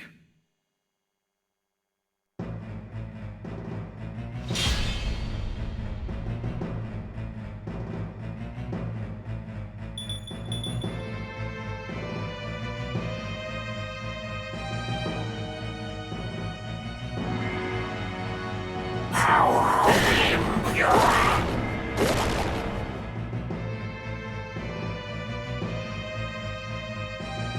This is Orisite's sacred power? How can power so vile banish villainy? Surely this is naught but evil itself. Of good and evil still you would fain speak.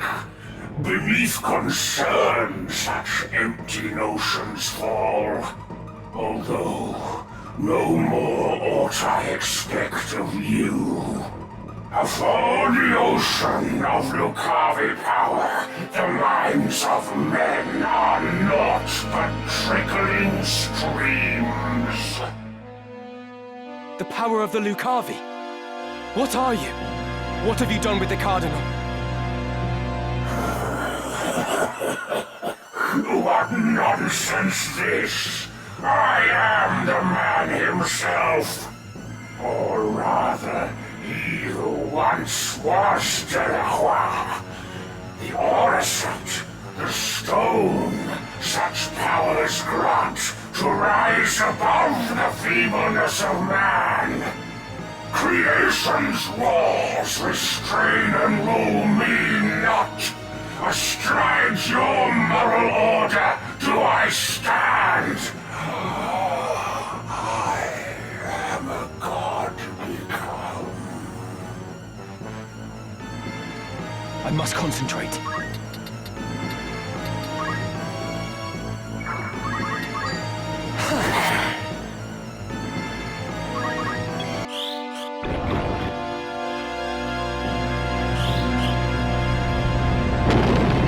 Defeat! Can it be? How strange that I, undying, here should die. A death come ere I seraph could descend. Oh, would that these eyes could witness death.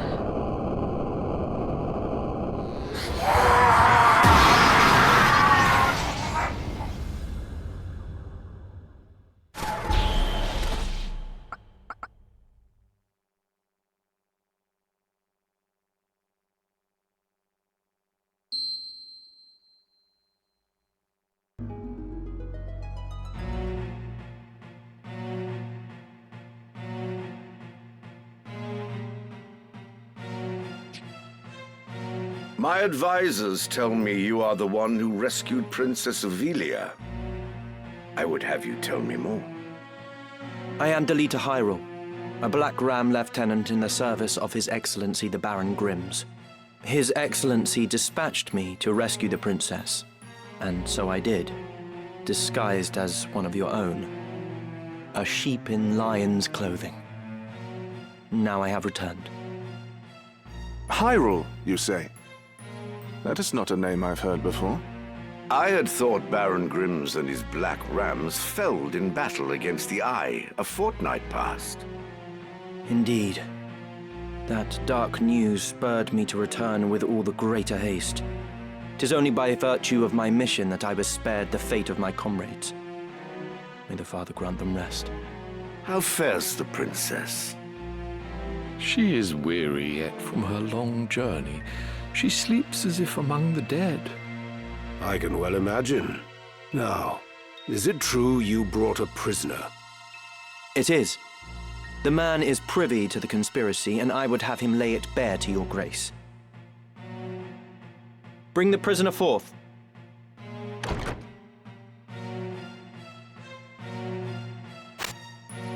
Let us hear the reason for your attempt on the princess. It was to stain Duke Goltana's name by making it appear the work of his men. That way he'd be kept from Lazalia and claiming the regent's seat. Who gave you the order? Duke Larg? No. A close advisor of Duke Goltana's seeking to curry Duke Larg's favor. Madness. None among us would fain betray our Duke.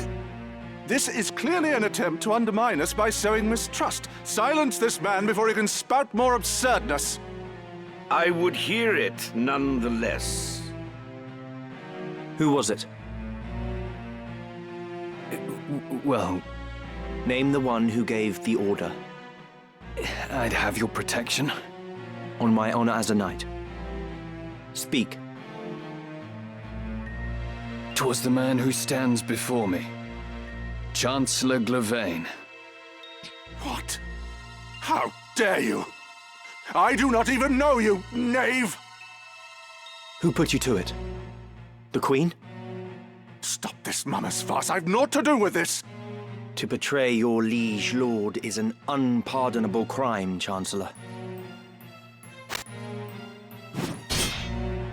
It was not I. I know naught of it.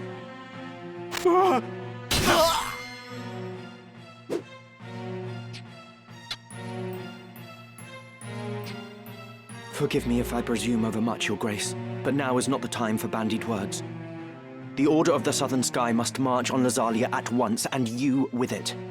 Give your enemies but a moment to collect themselves, and they will pin the Chancellor's sedition on his lord.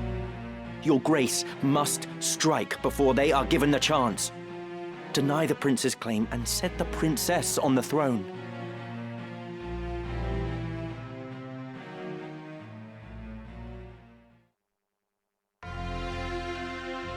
Following his sack of the royal capital of Lazalia, Duke Goltana, the Black Lion, banished Queen Luveria to Bessalad for her hand in the conspiracy, and crowned Princess Ovilia queen.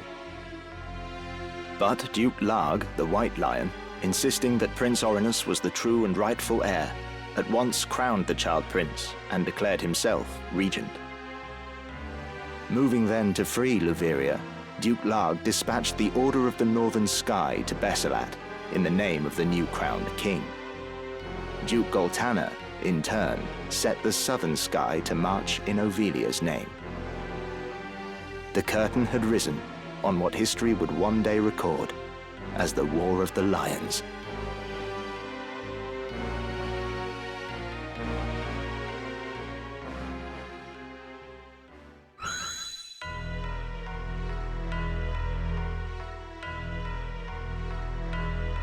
This past evenfall, the count stood at 200,000. 400 if both sides be counted. The number of casualties is not our sole concern. That was to be expected. And so too the depletion of our stores. No, it is this drought that threatens us. The markets are bare and tax collections fall short. With prices as they are, we can lay in supplies for another half year at best. Duke Larg must surely face like difficulties. It rained unceasingly in Galleon this season. The grain rotted in the fields before it could be harvested. The real trouble lies in war's wake. There is no work. Whole villages have been displaced. My son Oren tells me over 100,000 have already fled to Lazalia, and more pour in by the day. Ha! I see no trouble in this. Let Larg struggle to feed the mewling maids and his soldiers both. It is no laughing matter. Should the conflict spread, we may find ourselves no better off. Think you Zeltenia proof against such a fate? I assure you we are not. Has not the time come to chart a course to peace? Your fears are well-founded, but we cannot yet end this war. Though it pains me to do so, we shall increase the rate of tax by 1/3. Naturally, a close watch must be kept on those who hope to profiteer in these trying times. As for those seeking refuge outside the castle walls, we shall tighten our patrols at the Limbri border to see that they are turned back. My lord, I must ask that you reconsider. Duke Larg suffers, as do we. What better time to treat for peace? You talk in circles, Orlando. There can be no peaceful end to this. The kingdom cannot exist without her people, Your Grace. No more than can we. In the 50 Years' War, who bore a greater burden than they, the common folk? Would you thank them now with higher taxes? Their confidence in us is sorely tested as it is. And it is not only the people. Our soldiers are made to fight on rations that would scarce feed a child at his mother's skirts. We cannot long sustain this war. Resolve is no substitute for resources. Resolve? Have you any? These are the words of a coward. The 50 Years' War was fought to drive back an invasion of our sovereign soil. We were honor-bound to fight. And in this war, there is no honor to bind you. Is that what you wish to say? The 50 Years' War was an abject failure of a corrupt crown. And the source of its corruption is Duke Larg. The man claims to act in the realm's interests, but in truth, he aspires only to power. I seek to rid us of his blighting influence. Yet you would suggest there is no honor in this, that we fight for naught. You mock the Black Lion to his face. His Grace speaks true. Besides, why lay down the sword with victory so near? They call you the Thunder God, Count Orlando. But your gentle words would sooner stir a breeze. Is victory so near? My ears are deaf to its approach. I am, however, keenly aware of the quagmire pulling at our feet. This war has been fought to a standstill. Your words are the epitome of hubris. This council can ill afford to heed such unfounded prating. I will not sit here and tolerate such insults! Enough of this! You disappoint me, Orlando. Pray you do not disappoint me further. I will say this but once. Any man who cares not for the course I've chosen had best remove himself now. I will brook no further doubt, Orlando.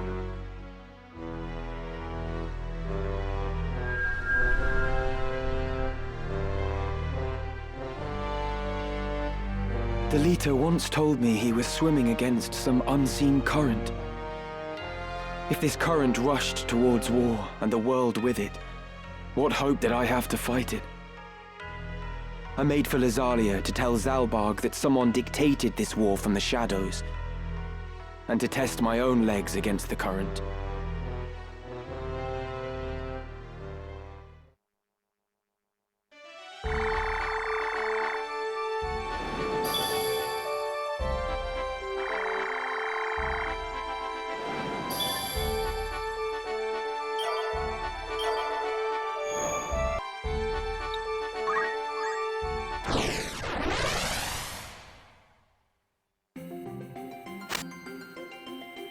Where is he? Where'd the shuffler steal off to? Hear that? He's on the roof!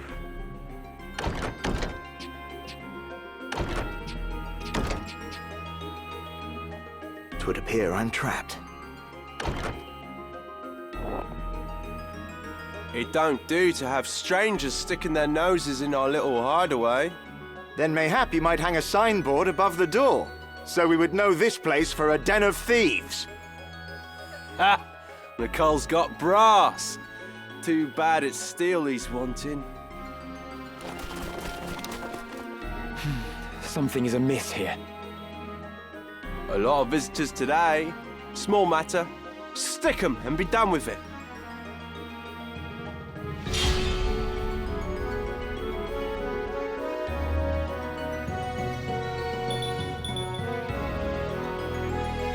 So,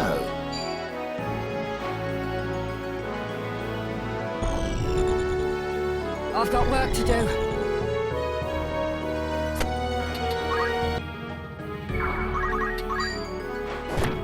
The light fades.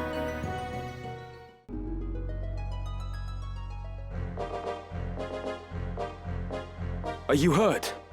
I'm fine, thank you. My name is Oran Durai, and yours? I am Ramza. Ramza Beowulf. Beowulf? What of it? 'Tis naught. Forgive me. Might I inquire as to the direction of your travels? We make for the royal capital. And you? You are welcome to accompany us, if our paths are the same. A gracious offer, but I fear my road leads away from Lazalia. I see. Fortune be with you, then. And with you as well.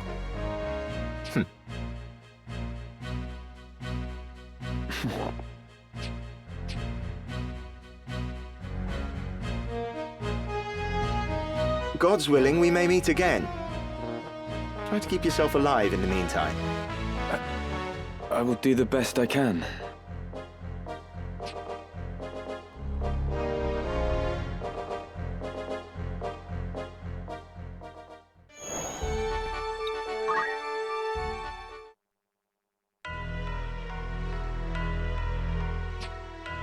Sit, won't you? You surprise me, Ramza. I did not think to see you here in Lazalia. Alma's been worried sick. She'd be delighted to see you. Zalbarg, What is it? You've a grim look about you. Can you not end this fighting? Came all this way to say that. What purpose can it serve? We Beowulfs have ever fought to defend the people, not simply the crown. And now we fight for no more than our own glory. As ever, you see only what lies on the surface. Do not speak of that which you do not understand. It is you who does not understand, brother. This war has been plotted to some unseen purpose. Dukes Larg and Goltana are only puppets in some shadow play. A shadow play? Pray, tell how it ends. I do not know.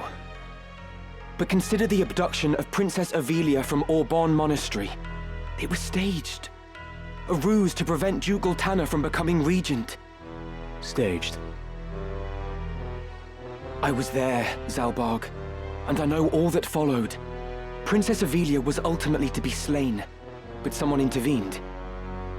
She lives, and is now in Goltana's care. Had the assassination succeeded, the crown would surely have named Duke Goltana a traitor and rallied its banners against him.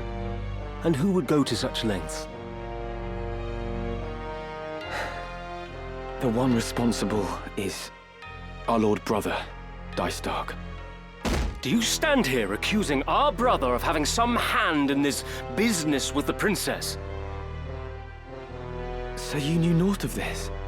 Even so, you must know what Dystark is capable of. Enough! Who have you become that you do not trust your own brother, your own flesh and blood? Zalbarg, you speak of trust, yet am I not your brother too?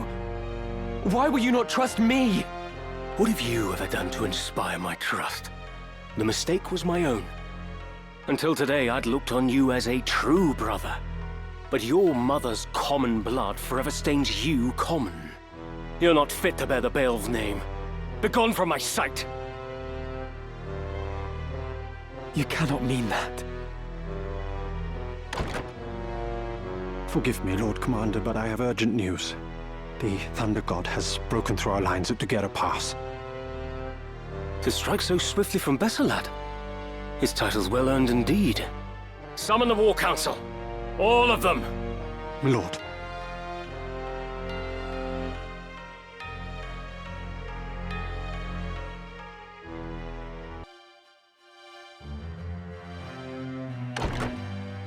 Ramza, wait!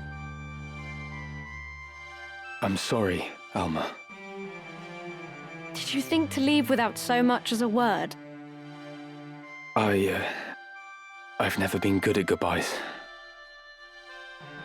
You won't be coming back, will you? Delita lives, Alma. What? But how? I expect you have heard of Princess Ivalice's abduction from Auban. In truth, it was no kidnapping, but a rescue. One which Delita carried out for the faction with which he has aligned himself.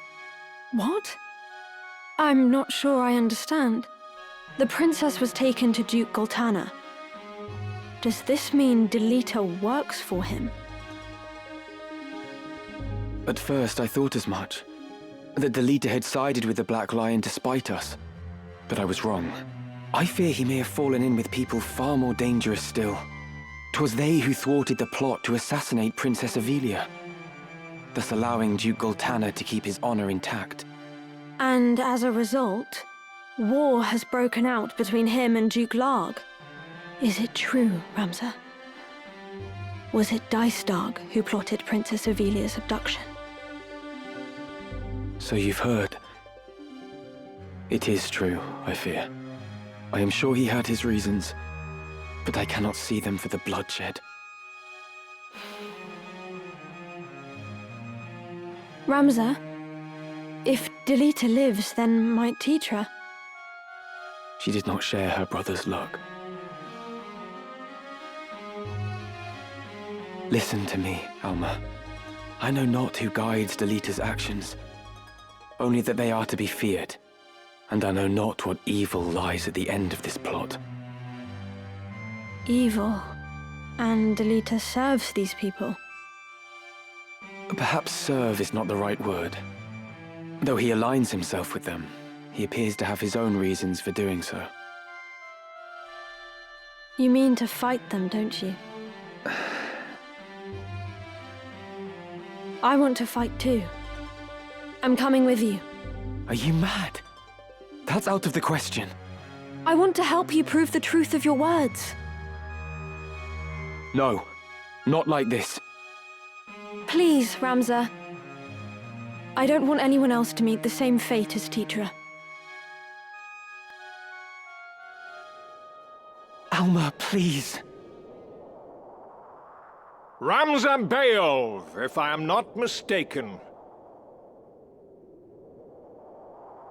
Ah, but I have you at a disadvantage. I am Confessor Zalmor Lucianada of the Holy Office of Inquisition. I come to bring you before the office on charges of the murder of Cardinal Delacroix and suspicion of heresy. Should you wish to preserve your house's good name, you will come with us. But should you resist, you admit your guilt and will be executed as a heretic. A confessor? Here? You must run, Ramza! Quickly! Then your choice is made. In the name of the Father, put this heretic to the sword.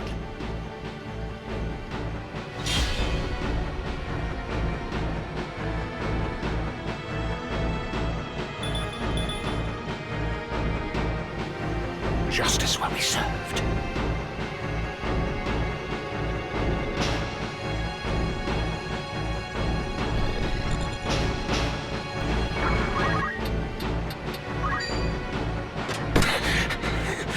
Surely not.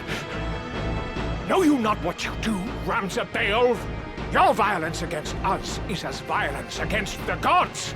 But it is not too late. Repent of your sins. Repent and be spared. You accuse me of heresy, but why? What have I done? You slew Cardinal Delacroix to gain the Auracite he held and offer it to whatever hellspawn you profane to call a god. If that is not heresy, then pray tell what is. You could not be more wrong. The legends of your holy Auracite are lies. The stones contain the power of evil. Cardinal Delacroix knew this. Knew about the power within the stone he held. And he unleashed it, and was transformed into one of the Lucavi. Is it not enough that you murdered Cardinal Delacroix? Must you now slander his name as well? More's the pity. You will only see the name Beowulf washed away in tears.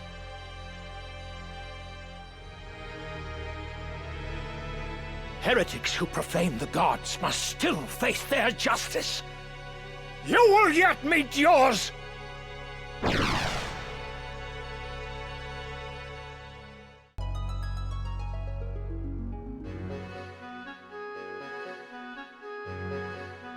It's seems we're all right. Both of us. Thankfully. But please, no more needless risks. None of this makes sense. How could the Office of Inquisition have learned of the Auracite? Could the Church of Glabados be the ones supporting Delita? What do they hope to gain? Ramza, you mentioned Auracite. Have you truly seen the stones from the fables? If Auracite is real, then I think I may have seen it once too. What? Where? First, you have to promise that you'll take me with you. You persist in this. Do you think I would risk putting you in such peril again? I will not take you with me. Then I have nothing more to say. Do not act the child. Your very life is in danger. I should think it is. I've acted against the Office of Inquisition. Surely I too am a heretic in their eyes. They will come for me as they do you. And when they do you think Dystag will protect me? He would never do anything that might endanger House Beowulf. No, I'm sure our dear brother would not. But you cannot come with me. The danger is too great. You must explain everything to Zalbarg, and bid him beg the forgiveness of the Church. For you, at least, it is not too late. The one I saw, it was in Aubonne. A crystal, engraved with the mark of the Virgin Maid. Virgo. I must reach it before they do. Thank you, Alma. Now go to Zalbarg and do as I have said. And just how do you think to enter the monastery? You're a heretic, remember? True. I would not be welcome in the church's halls. So you need me after all? Fine, but only until we reach Aubonne. When it is done, you will return to Zalbarg. I promise. I will hold you to it.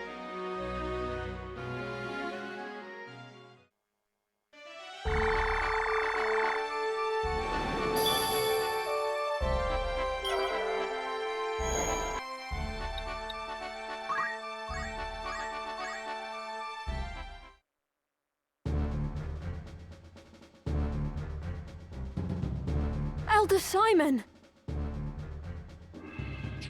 Be strong, Elder. Speak to me.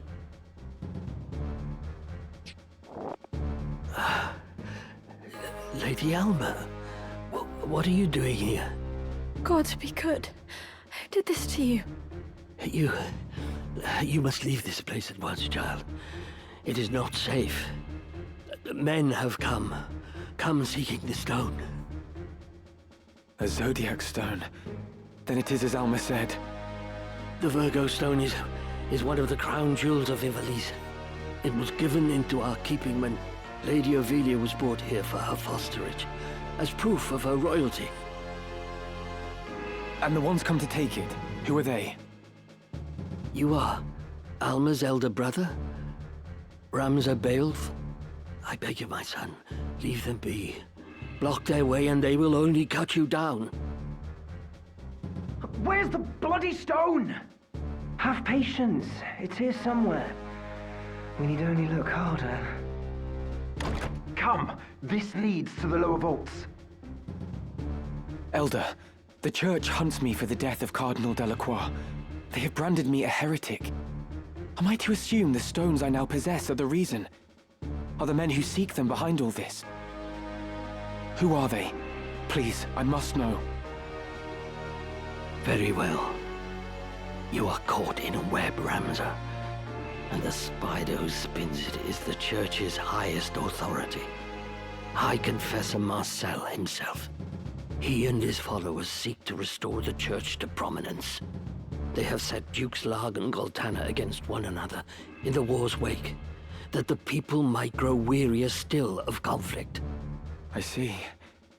The longer the fighting lasts, the weaker the Dukes become. And the more the people lose their faith in the crown. This would allow the High Confessor to further his influence. Gathering the stones is part of that endeavor. He seeks to form the Zodiac Braves anew. And in so doing, he would win the adoration of the masses. But Elder, the Cardinal used his stone to infuse himself with the strength of the Lucavi. If that is the true power of the Zodiac Stones, then it is a terrifying thing indeed. The High Confessor also craves might. As terrifying as you say it is, that power too may be his object. The power to rival entire armies. Ramza, you are unlike your brothers. You remind me a great deal more of your late Lord Father. You may well have what is needed to put a stop to the High Confessor's ambitions. Wait here. I'm going after them. And I with you. We cannot leave Elder Simon here alone. Find a safe place to hide. Wait there with him until I return.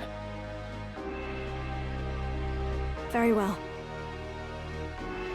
I'll leave the stones with you, lest the worst befall me. Then I'll cast them into the Bugros Sea. I trust that will suffice. It pains me that I can do no more at times like this. How I wish I'd been born a man like you. Come now, Alma. You have a strength all your own. I would be lost without you. Ramza. Now, take Elder Simon to safety.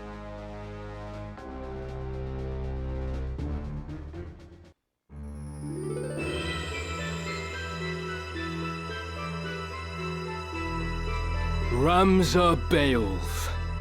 The mongrel follows our scent. Mayhap it is for the best. I, Isilud Tengil of the Knights Templar, draw my steel in the name of the Father, the Holy Apparitions, and Saint Ajora. You will return the stones you carry, heretic. Return? You speak as though they are church property, but the gods intended them for all men. Hear me, Isilud, and hear me well. The stones belong to the people. The church has no claim to them. All I will offer you is mercy, and naught more. Lay down the stone you've taken, and you may flee with your lives. I've no more need for your mercy than for you. My blade will teach you a lesson in humility.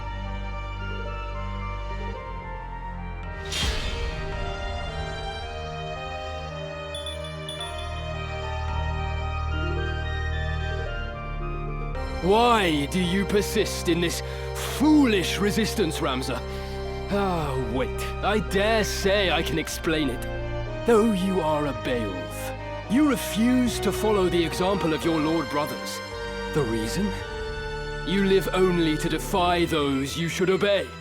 Some would blame your illegitimacy, but I would venture it was your choice. For all you were blessed with, you allowed your bastard birth to embitter you.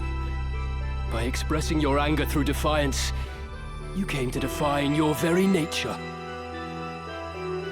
Belittling others is clearly in yours, but you could not be more wrong about mine.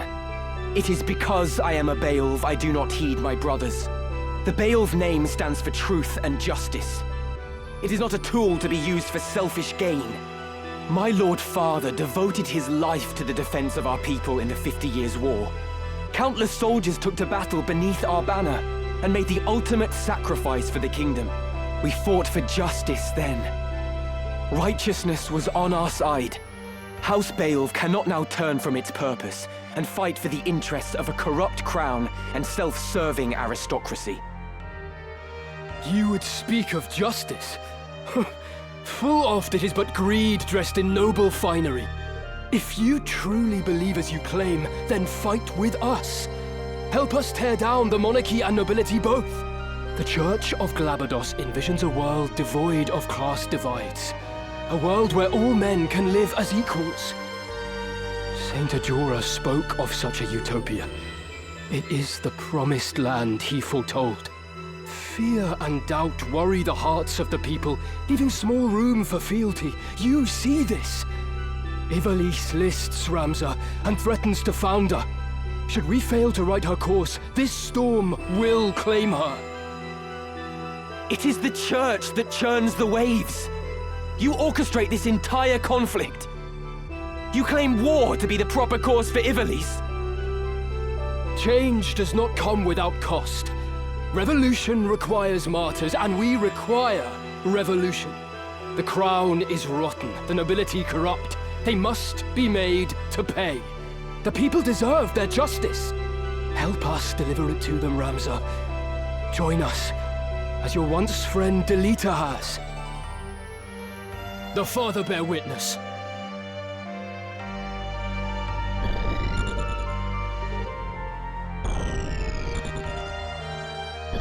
Here I go! How can this be? I will not be bested by this heretic. But nor can I fail to deliver the stone. Though it shames me to withdraw, the mission must come before honor.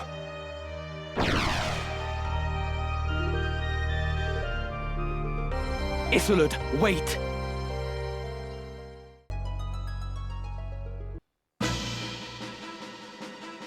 Let me go! Isolde, I will secure the monastery. Take the girl and go. Come, no need to struggle now. Ramza! Help me! There he is. Listen well. Our adversary may be young, but you underestimate him at your peril. As a scion of House Beowulf, he is passing dangerous. His were the hands that slew Cardinal Delacroix. Gird yourselves well for battle.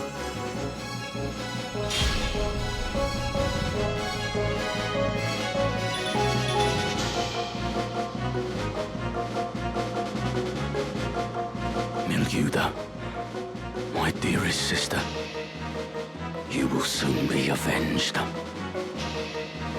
Now then.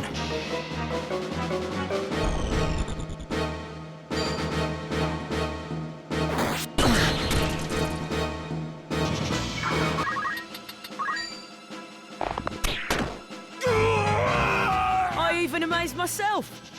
Wiegraf, you live. But why do you now wear the raiment of the Template? It's been a while, Ramza. Much has happened since last we met. Then you were a warrior who fought to make your dream reality. Now you are only a thrall of the Church. What troubled sleep have you known to speak of my dreams? What hardships did you endure as you supped from a silver spoon? No matter how sweet, a dream left unrealized must fade into day. How then can a dream become real? How can it be made manifest in waking reality? The answer is power.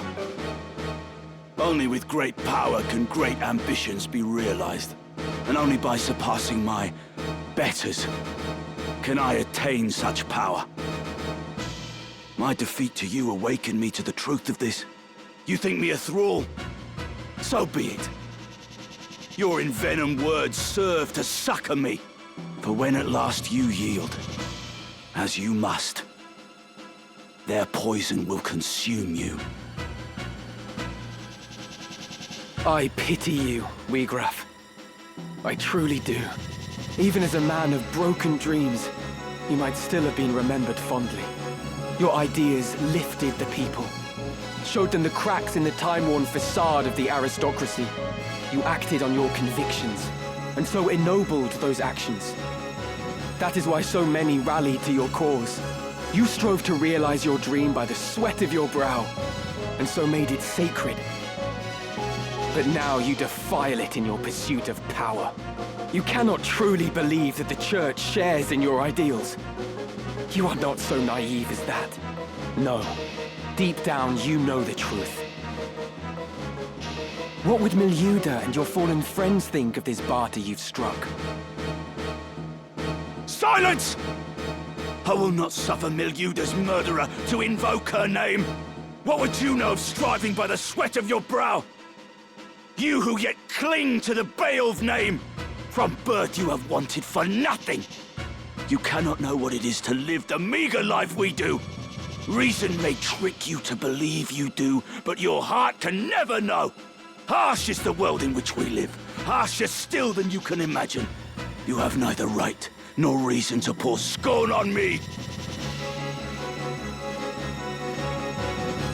Defeated. Again. No. I refuse to lose to you. I am a Zodiac brave.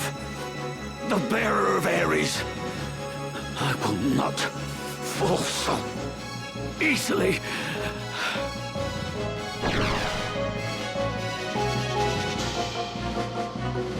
You would flee, Wheatgraf. Where have you gone, damn you?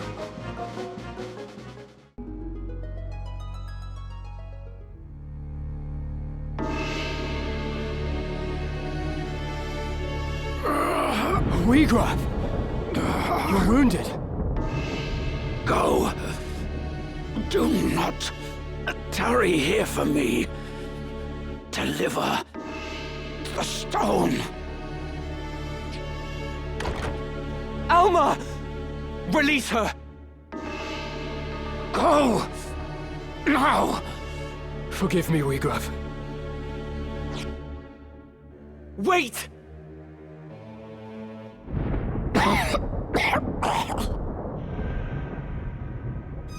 Is this how it ends? Unable even to avenge Milyuda, I have failed her. Failed them all. A bitter draft. So much left. Undone.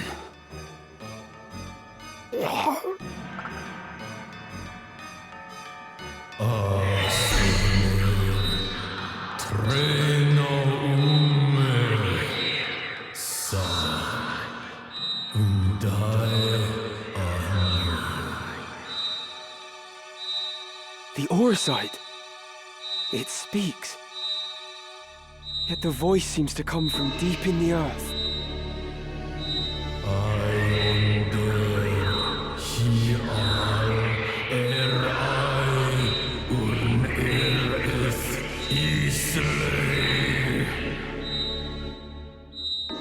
Life undying.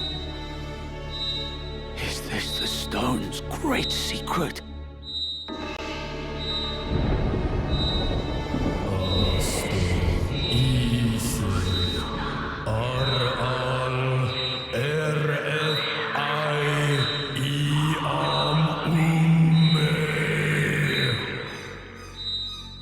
Wheatgraf, no! It means to deceive you! Whoever you are, I submit.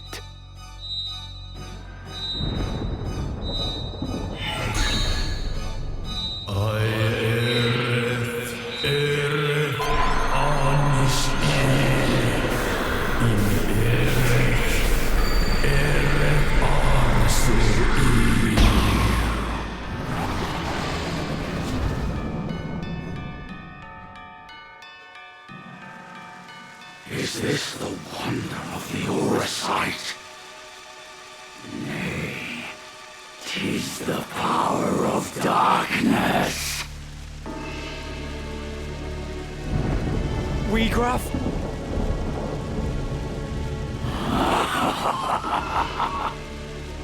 Magnificent the power of the gods. By darkness all is sated, all fulfilled. With perfect wisdom I now clearly see. The truth, a black abyss beyond light's reach.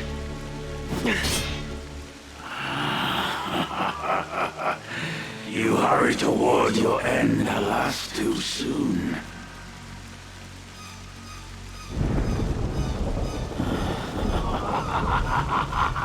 Such power! Such power!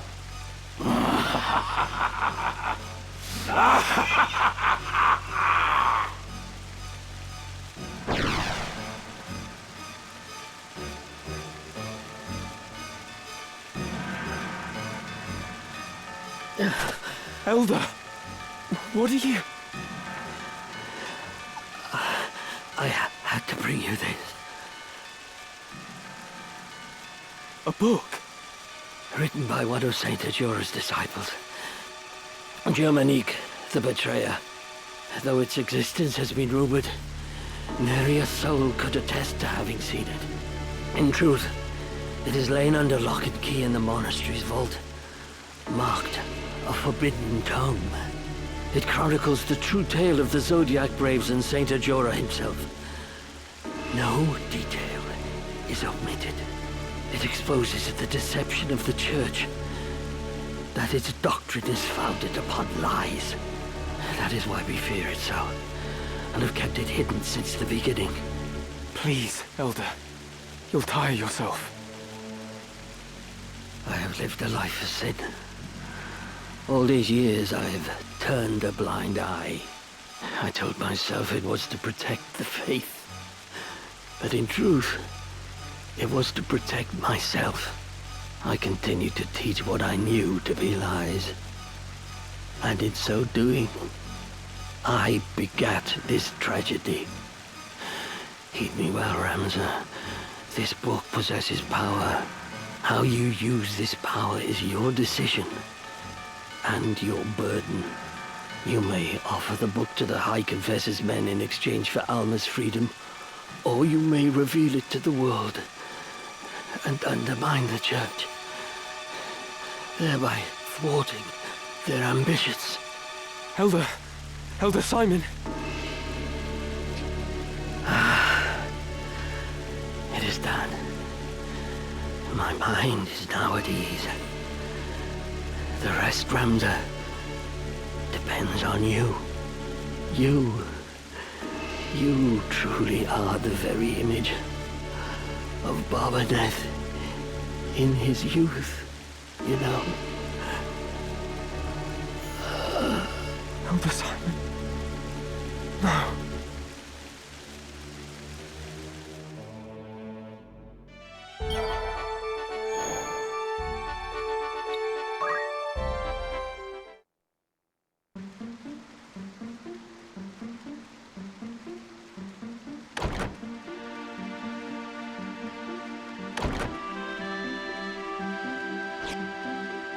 You are the heretic Ramza Beowulf, yes? Who are you? You do not appear to be of the Template. You will come to Riovani's castle. Your sister will be returned in exchange for the scriptures of Germanique. Riovanis? What does Grand Duke Barrington have to do with this? I had heard he keeps both Dukes Larg and Goltana at arm's length, and fields no troops in their conflict. Why would Alma be in his custody? What interest does he have in the book? Surely you have read the scriptures. No, I haven't read them yet, but I understand they contain something of importance. Could it be the Grand Duke is in league with the Church? You are a blithe one. Blithe and clueless. There are many who would kill you for that book, and you do not even know what it is you carry. But no matter. My lord awaits.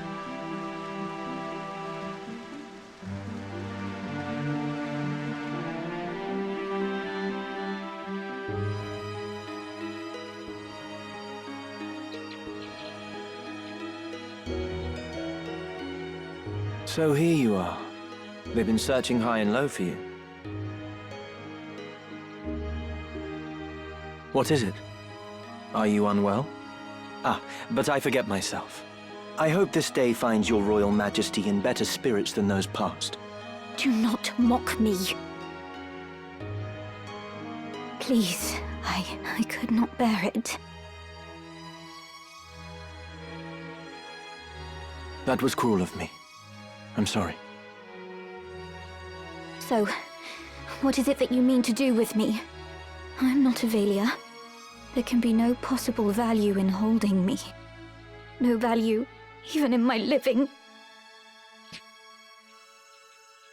Possibly. You are not Avelia. We do not even know your rightful name. Whether even you be highborn or low. No such records remain. My life until now. What was it all for? Raised to think myself Ivalice, I never once suspected that I was merely a replacement for the real princess of the royal family. I alone was confined to a remote monastery, far from the seat of our crown. I alone was made to live in seclusion, and had often wondered why. Even so, this I thought a burden light enough. If it meant the kingdom would know peace, yet still Ivalice runs red with blood. All this suffering and solitude, what purpose did it serve? How ironic it is. Now that I am free of the monastery, I find myself longing for it. Though I may have been a bird in a cage, at least the song I sang was my own. It has been the same for me. I was given the wardrobe of a nobleman, and so I played the part. A puppet, ever dancing for patrons unseen. Most men but play the part they're given. Most live and die not knowing they play a part at all. But I am past all that now. I am their puppet no more. I will exact from them the price of the merry dance they lead. And just what is it you plan to do? You must place your trust in me, Ivalice. I will burn down this kingdom and build a new one. A kingdom worthy of you. I will show you a world where your light will outshine the sun. A world without darkness. A world where you will always be, Ivalice.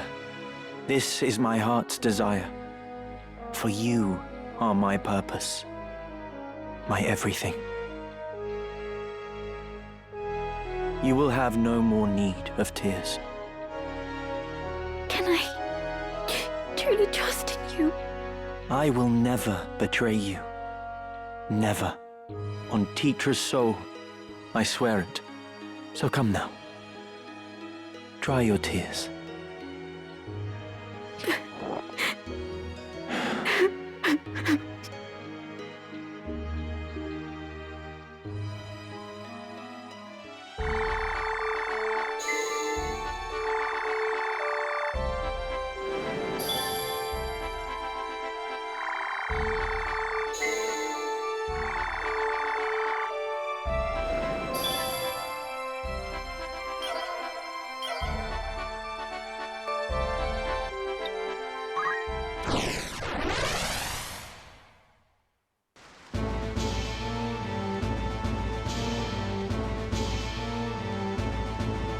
How could they have found us when we have fled so far? Have the gods no mercy? Is that a scouting party from the Order of the Southern Sky? We are done with fighting! We've had our fill of blood and death! It doesn't matter if we're poor, but our place is with our families. I'm going back to my wife and child. You will not force us to return. Deserters, it seems. Pray, heed my words. We do not pursue you. It is not our wish to fight. Aye, that much I'll believe. Better to strike us down cleanly when our backs are turned. Do not think us so green as to fall for your tricks. That man? Does he not have a look of the one on the handbill? What? Are you sure? Aye, it's him all right. Ramza Bale, the heretic. What do you say we claim his head and take it back to camp? Are you serious? We're deserters. Our heads would be on spikes next to his. Consider it. As a son of House Bale, he's no mere bounty. His family commands the northern sky. We'd be fools to pass up this opportunity. The men who captured that general were dismissed honorably. Exactly. If we're to return to our homes, let us do so with our heads held high. Were we to flee now, it would be to a life of skulking in the shadows. They still think we're out scouting, and it could stay that way. Very well. Let us return with him, or at least with his head. It's not long for those shoulders anyway. He is a heretic after all. Come, let this be our final battle. With this godless man's blood, we buy our way home. It seems there is no avoiding this fight.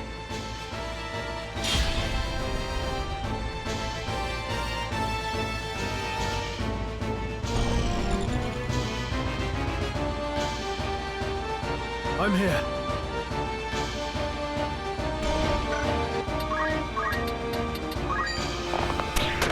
I can't go on! I even amaze myself! They should throw their lives away. And yet, what right have I to blame them?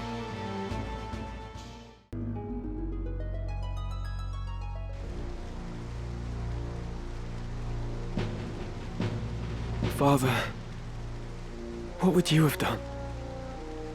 Did I have any other choice?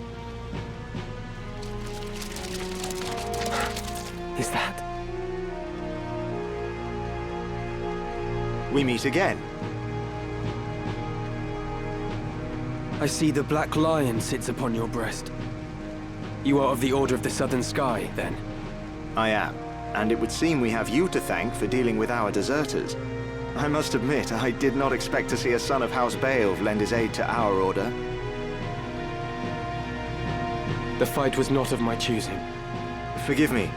I know you do not wish to shed blood, but it cannot always be avoided. We're no different. Had we the choice, we would not be hunting these men. You knew who I was all along, didn't you? I did. I'd seen your name and face upon a bill. While the bounty was certainly impressive, 'twas the charge of heresy that caught my eye. They claim you murdered Cardinal Delacroix, but I somehow find that hard to believe. Have you a mind to turn me in? Why would I do that? Our orders are to capture deserters. They say nothing of heretics already hunted mercilessly by the Church. If I were one of those, I think I'd get moving before the lions at my heels thought to feast upon me as well.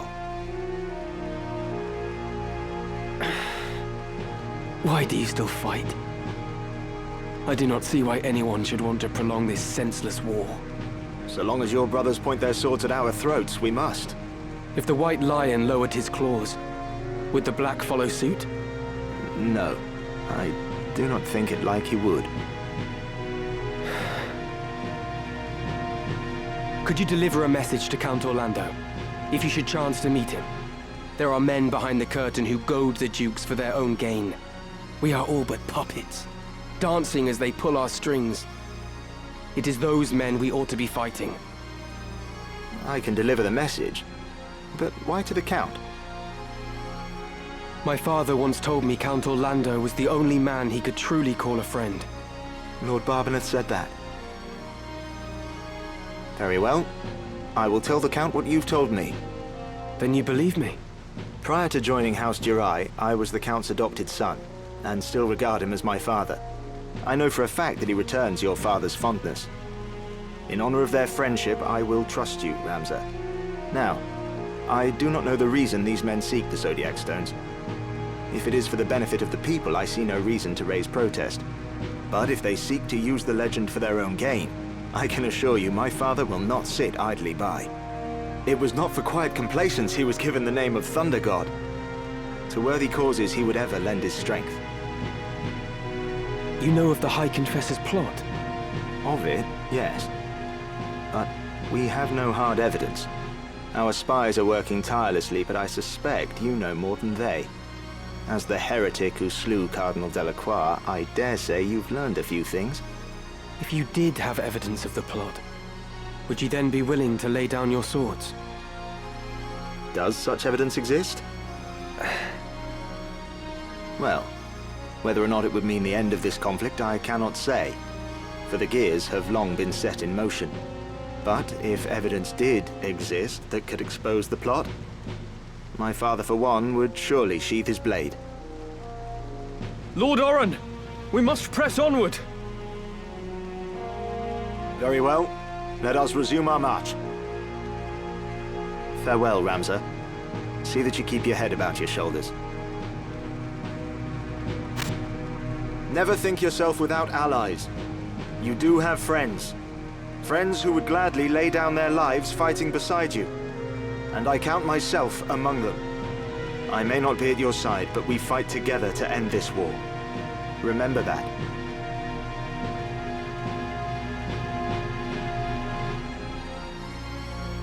Thank you, Oren.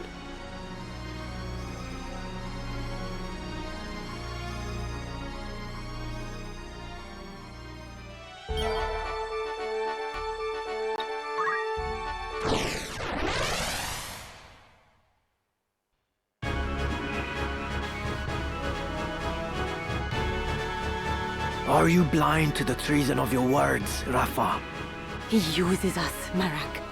We are instruments of murder to him, not more. To stay would be to live out our days as the Grand Duke's cat's paws. Come, let us run away together while we yet can. Have you forgotten who it was who saved us when we had lost our parents to the war? Grand Duke Barrington opened his heart and home to the both of us. You would repay that kindness now with treachery? We owe him a debt of allegiance. We'd have died a beggar's death were it not for him. Feed us he did, Marak. But we were sapped on lies. I know the truth of it now. It was the Grand Duke himself who set fire to our village. He killed everyone we ever knew, his hand hidden by the smoke of war. And do you know why? It was for our gifts. You and I possess power, and power is all he craves. He burnt down our entire village that he might claim the sacred power of our mantras for his own. Opened his heart, you say? The man is not possessed of one. He murdered our parents.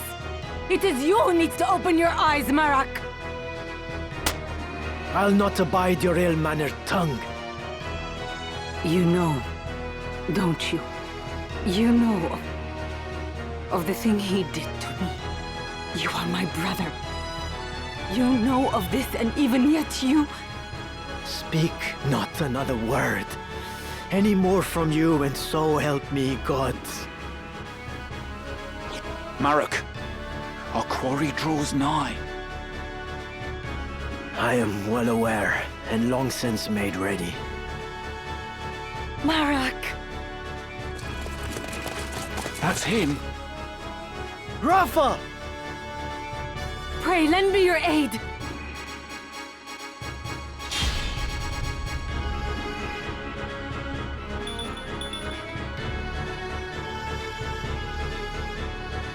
What to do? Surprised.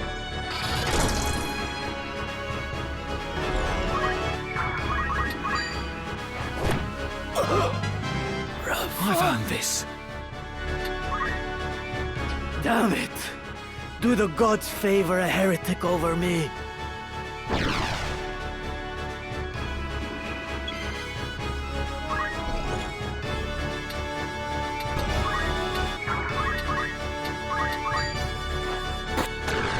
My apologies.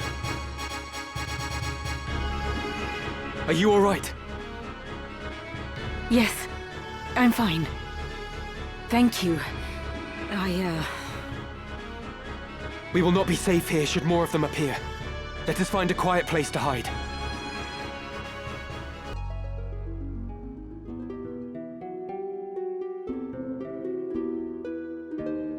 Grand Duke Barrington has eyes for one thing. The throne of Ivalice. They call him king already. King of the Forge. He fashions ever more and stronger arms for his ever-growing army. Even as he fielded his forces during the 50 Years' War, he quietly began making preparations to take the throne for himself. His actions are guided from the shadows, by men who would use his ambition to their own ends. His blood ties to the crown give him a strong claim, rendering him an ideal pawn. These schemers would incite the war between the Dukes Larg and Goltana, allowing the Grand Duke to swoop in and assume regency. With the groundwork thus laid, they would then eliminate the Duke's respective charges, King Orinus and Queen Ivalice, leaving the new regent as the foremost candidate for the throne. This, I suspect, was the plan used to entice the Grand Duke. And you fight the church? Even though it means you must be labeled a heretic. Why would you do such a thing? That is a silly question. I know the answer. But surely you must realize your efforts will earn you no thanks. I do not fight for gratitude. I am a Beowulf. I fight for the honor of my name. Truly?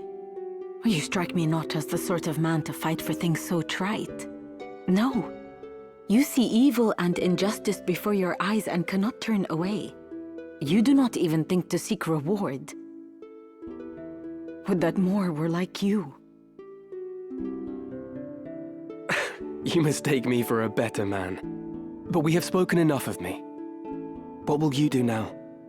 I must make for Ivalice. They still hold my sister. Now that you've escaped, I expect you wish to go somewhere far away. I cannot leave. Not without my brother.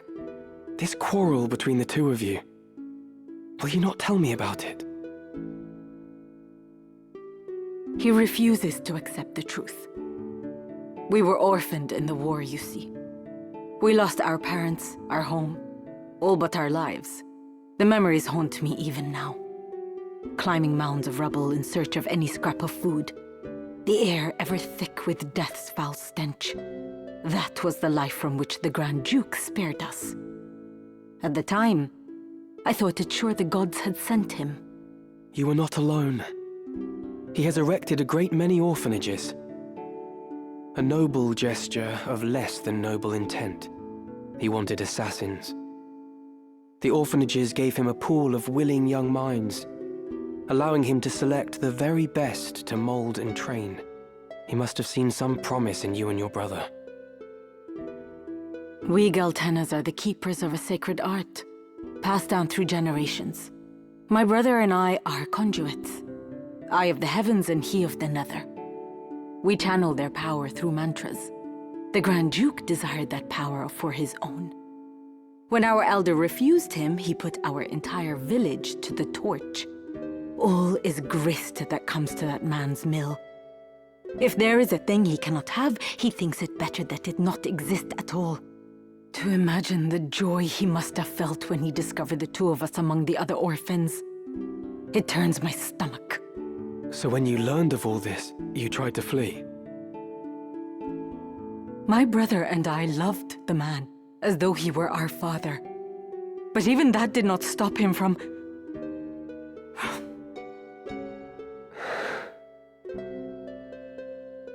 I would have thought you fled further. Marak!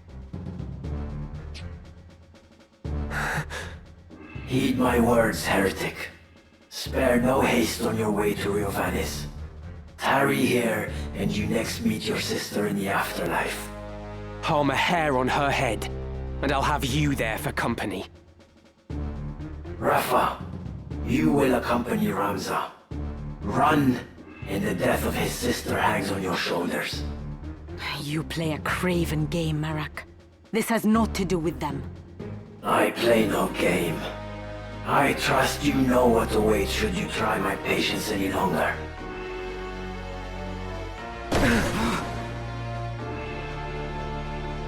Come, Ramza. Let us make for Ivalice.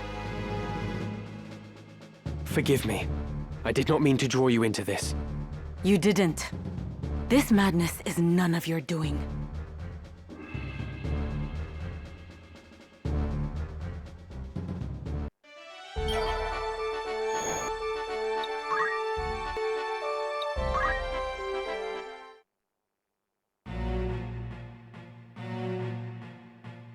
Ah, a warmest welcome to you both. I do hope you found my halls to your liking. They may lack the grandeur of Lasalia's, but I find they make up for it in other ways. Castles built as seats of governance are so dreadfully plain, would you not agree? There's such greater beauty in a fortress built for war. Ivalice herself would seem to be in agreement. Ever has she been ruled by men with power. Some might see this latest upheaval as a sign the crown, in its austere seat, has lost the strength to reign her. Your summons spoke of matters more pressing than the style of Lazalia's keep. Must everyone be in such haste?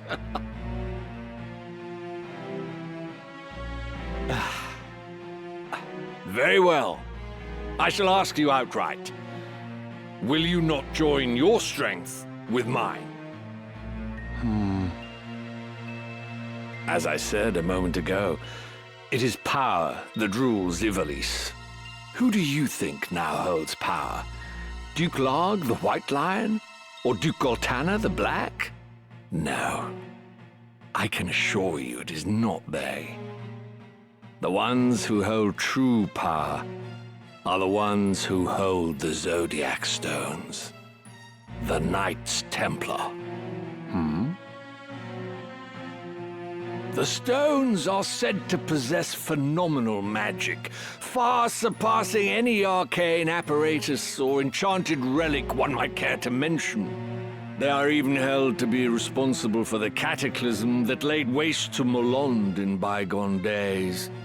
While this is generally regarded as a fairy tale, I know for a fact that Saint Ajora himself once wielded the stones. And using their power, he annihilated his foes. No mere fable invented to inspire the masses, this, but a true miracle of the gods.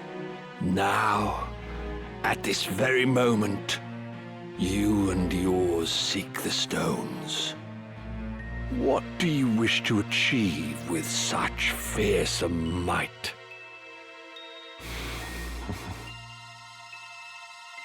Speak you in seriousness, Your Grace. Forgive me, but I would never have expected a man like yourself to believe in such utter fantasy. You mean to tell me that you do not? For Knights Templar, you exhibit a surprising lack of faith in the holy power of the Zodiac Stones. I find that rather curious. I had heard that the Cardinal's death was somehow connected to the stones. Truly? As I had it, the Cardinal had taken ill. Was that so? Might I ask, then, the reason you seek that young Beowulf? I can only imagine what he must have done to earn the label of heretic. The Inquisitors do not share with us the reasons for their decisions. So, even the Knights Templar know nothing at all. How terribly convenient. Still, I wonder if there could not be some detail you are simply forgetting. Marak!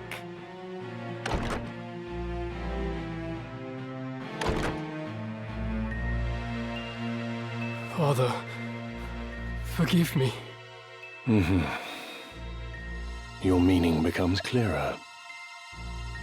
Your boy was carrying Scorpio and Taurus, which we've taken for safekeeping. You worthless fool of a son.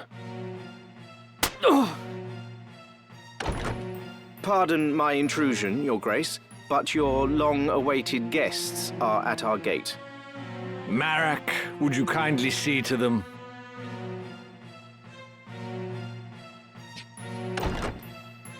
What is it you wish, Barrington? Cooperation. I said as much a few moments ago. It would be a mutually beneficial arrangement, I assure you. And if we were to refuse? Then I suppose I'd be forced to unmask the Church's plot for what it is. The stones alone prove naught. In that you are correct, sir. But it would be hard to say the same of the scriptures of Germanique.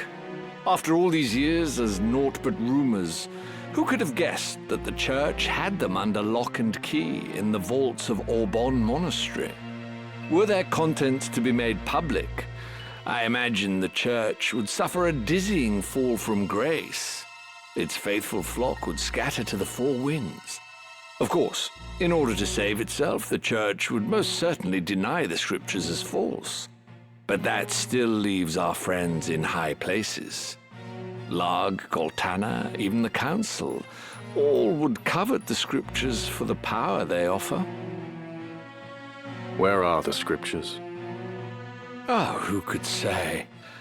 You of all people must know how easily such details can elude the mind's grasp. Graf, see to the mage who left a moment ago. I shall attend to matters here. Do not think to threaten me. This is a battle you cannot hope to win. No, it is one we cannot possibly lose. Who is there to oppose us, save you feeble-bodied humans? Father? You misjudged the strength of your enemy, Gareth Barrington. There would be no sport in killing you.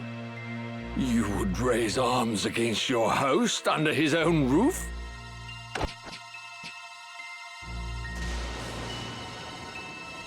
The hospitality of your hall grows cold.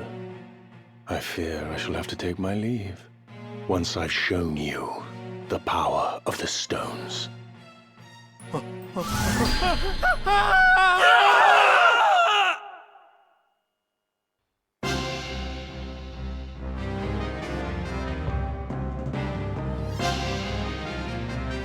Please, Marak, heed my words.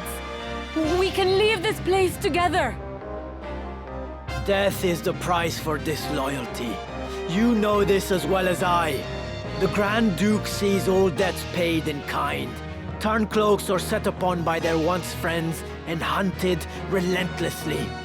To flee this day is to live those that remain in fear, ever wondering when the knife will find its mark.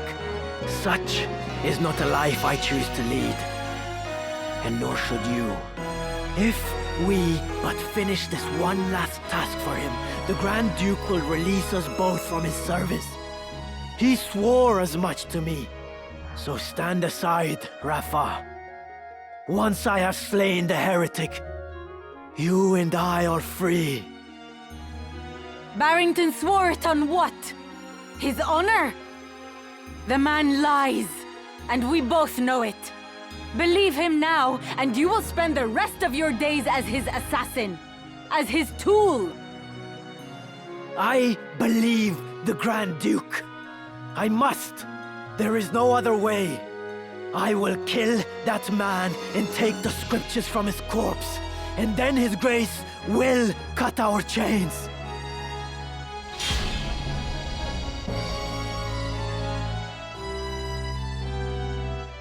I will not falter.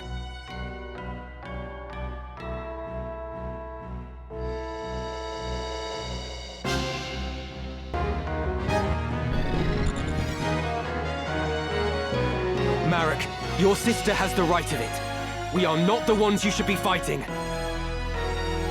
Our problems are not your concern. You would do well to worry about your own sister. Hand over the scriptures of Germanique, and the Grand Duke may yet let you both live. You mustn't heed him, Ramza. Even if my brother believes his own words, you'll get not a sliver of mercy from Barrington. Once the man has what he desires, he will dispose of you both. Surrender the scriptures, and you forfeit your only leverage. So long as you hold that book, your sister's life is guaranteed. Marek, deep down you see it too, do you not? The Grand Duke is not to be trusted. Be silent! You know nothing of our plight. Nothing! We have not the privilege of choice. We cannot simply choose to be free. You cannot begin to comprehend our struggle. No matter our orders, we must surrender to our master's will. You're wrong, Marak. We are not bound as you believe. 'Tis fear that stays you, a fear that Barrington himself planted. Unless you find the courage to defy the man, forever will you cower in his shadow. Surely you do not wish this. And I, for one, refuse to suffer it any longer. But I... Do not allow Barrington to deceive you. His words are honeyed poison, concocted to manipulate hearts and minds. You have the strength, brother. Come with me, and let us be free at last. My turn.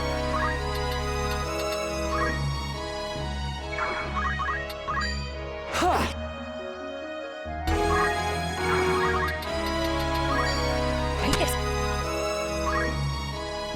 Twice fought and twice defeated.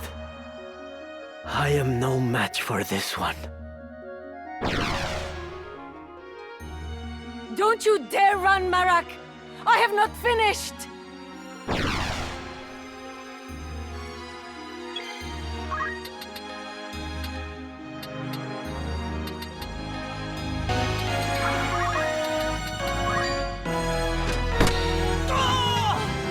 My efforts are rewarded.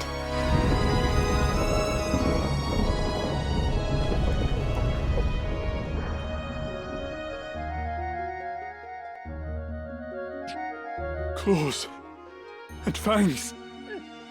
Gods of mercy.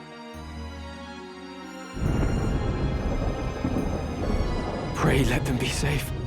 Alma and Rafa too.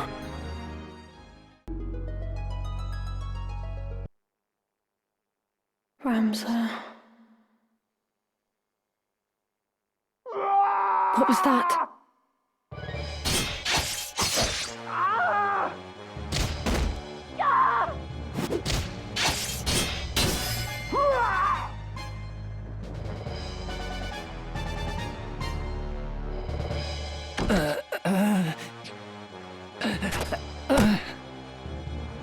Your wounds.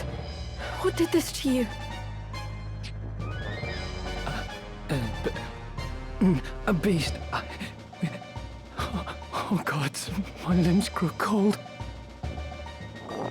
Be strong, sir. Flee, my lady. Flee. There is only death here.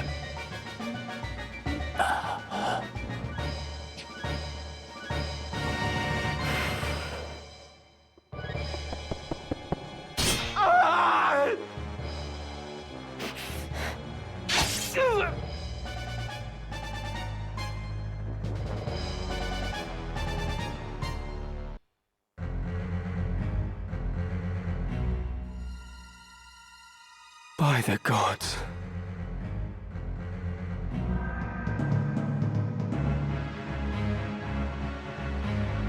I've been waiting for you. Draw your sword, Ramza. Not in the mood.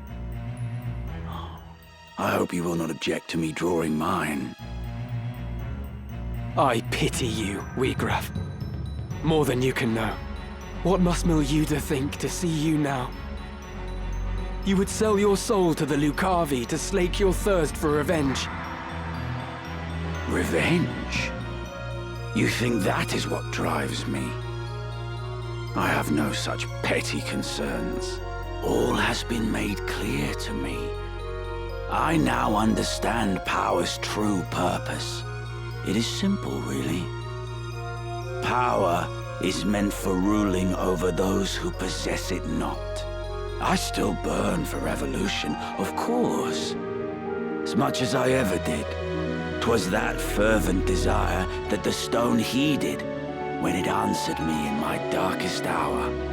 And so, by its will, I shall bring change to this corrupt world. I shall see it reborn. Your time is at an end, Ramza. I shall savor hearing you scream.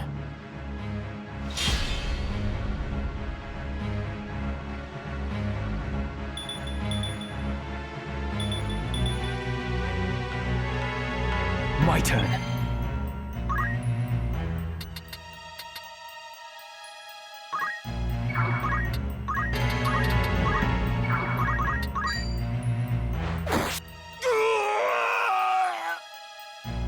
Oracite is the work of demons, not gods. The Zodiac Braves, they're unholy knights. They are heroes of a false legend. All such tales of gods and their miracles are false. Those who would lead prefer that history suit their needs, and rewrite it to see that it does. And why shouldn't they? The masses yearn for gods and miracles. It is their opiate, and they consume it greedily. They do not aspire to greatness, but rather mire themselves in their petty strifes, shackles on the feet of man. Their leaders give them no more than that for which they clamor. It is history's oldest and most oft-repeated tale. Do men exploit this weakness to dominate their fellows? Mayhap they do. But they succeed only because the people are eager to know such dominion. Gods are only illusions born of man's fear. It is they who see the charade for what it is and join in the pageantry nonetheless who are to blame. And you? You did not conquer your fear. You turned to the Aura site to find your miracle. It is because I am weak, because I fear, that I turned to the gods. And in doing so, I learned that there are no gods. In their place, those you name demons heeded my call. Human and imperfect though I remain, I now possess might enough to reshape the world. What of you, Ramza? Can you claim to be free of weakness and fear? No, but I endeavor to be so. No amount of endeavoring will grant you true power. Or do you presume your Beowulf blood allows you to conquer your failings? No matter. We shall soon see who is the weak and who is the strong.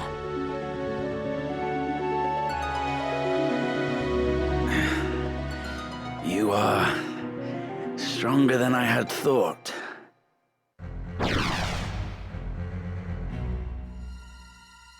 You cannot run, Wiegraf! Show yourself!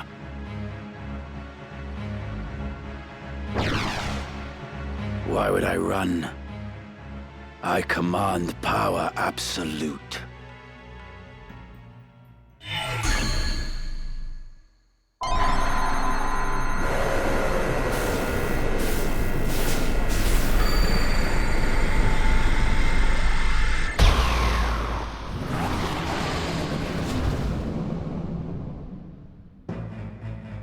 I am your doom.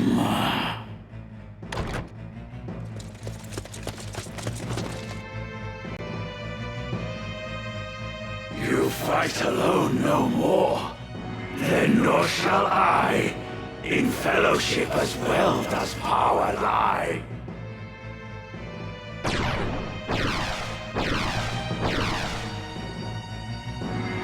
Whose might is greater?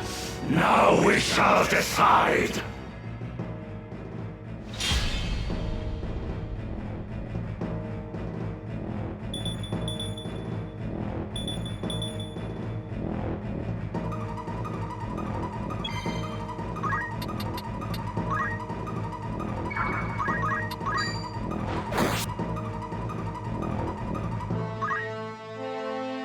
Wiegraf, what revolution do you now seek with this dark power? What revolution seek we now, you ask? Before, you fought alongside your sister and comrades to bring a new order to the kingdom. But just now, you declared your intent to see the world reborn, and you suggested that it was the will of the stone. What exactly does it bid you do? To shatter bonds and liberate my aim. To those oppressed unjustly, freedom shall I grant. This gift, their justice overdue.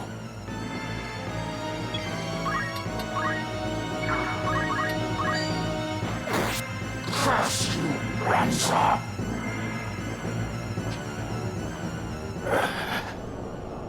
Is this what it amounts to? My most fervent desire. Where did I err?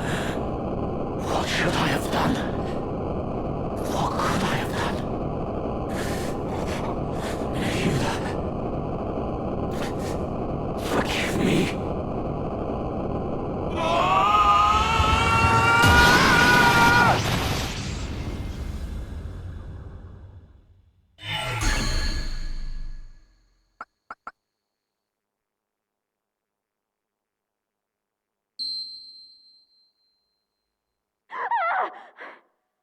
Alma!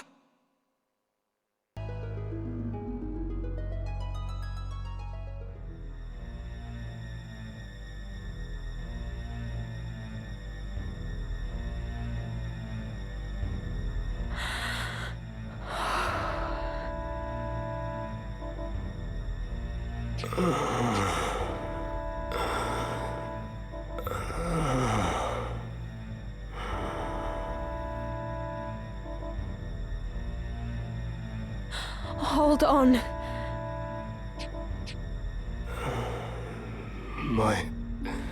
My sword. Where is my sword? I must stop him. Stop it. Won't you fetch a taper to kindle some light? It is so dark here. It's all right. You needn't fight any longer. Rest. Alma. You are unharmed. I am glad. Your brother. Tell him for me. The Auracite. A foul work. Evil. My father... Nay, that was no longer my father. Transformed by the Auracite. One of the Lucavi.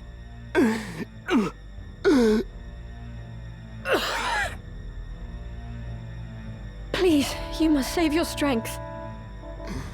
Ramza was right. It must be stopped. It could destroy all of Ivalice. Such power. You must tell them. Tell them all. They must cease their fighting. Together they must face a greater threat.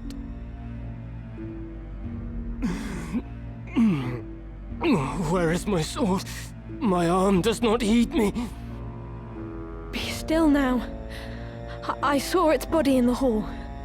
My brother slew it. It is done. It is dead. Slain. Then I might rest. In my doublet, there is a stone. You must give it to your brother for me.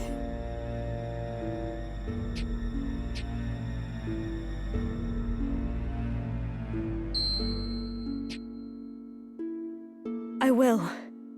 Thank you. My eyes are weary. Heavy with sleep. Let me rest them for a little while.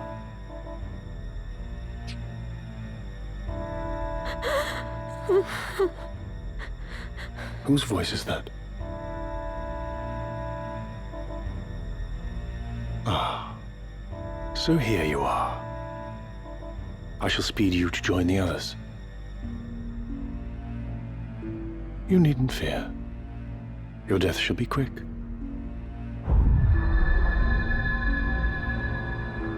Can it be? Graf is felled. Your brother is ill luck for us. Now, hold still.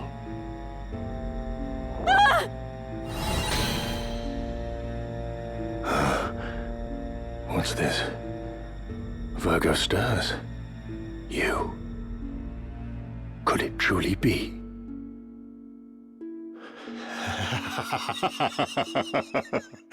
Mayhap our luck turns. I should not have thought to find our quarry here. I had feared we might search another century or more and still not find you. What are you talking about? Release me! Do not worry, your life is safe. Now, come.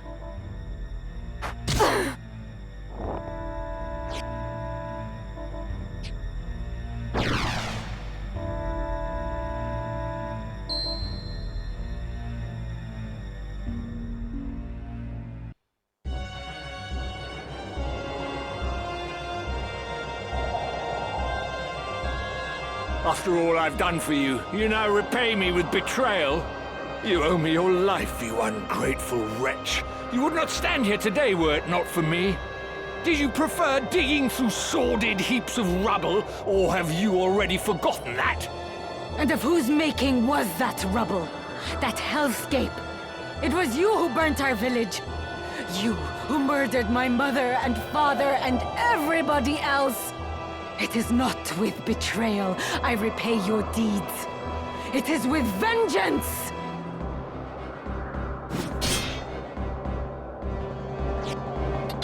Vengeance? You truly believe that you are capable of exacting vengeance on me? I am your father, Rafa. The man who raised you from a girl. You cannot kill your own father, though you are welcome to try.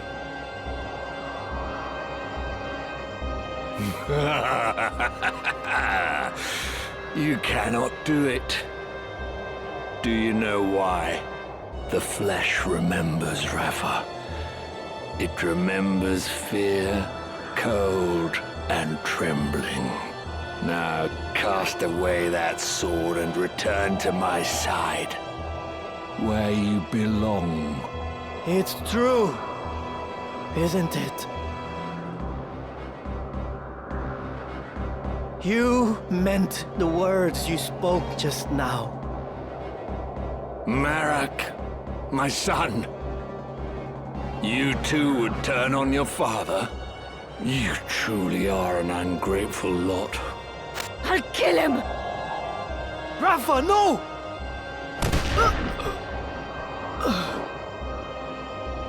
Marak! Speak to me, Marak. Open your eyes. Rafa! Marak? You must be Ramza. I thought you'd be dead by now. Move no further. As for you, Rafa, if you wish to help your brother, bring me the stones he carries. They should be on his person. Check his robes. Very good. Bring them to me. Quickly now, I grow impatient.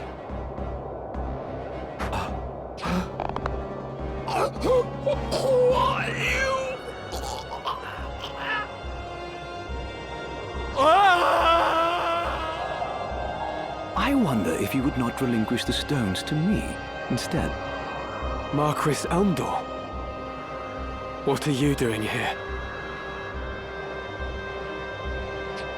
No, dear. This is not a game of hide the stones. Bring them here. Guard yourself, Rafa! They are not human! Ah. The Bale boy. Ramza. But no. I am not the Marquis Messam Elmdor. Leastwise, I am not any longer. I suppose I owe you my thanks. Forgive me for not expressing my gratitude sooner. I would have you know that I am not a violent man like Falmarv. Will you not yield the stones of your own accord?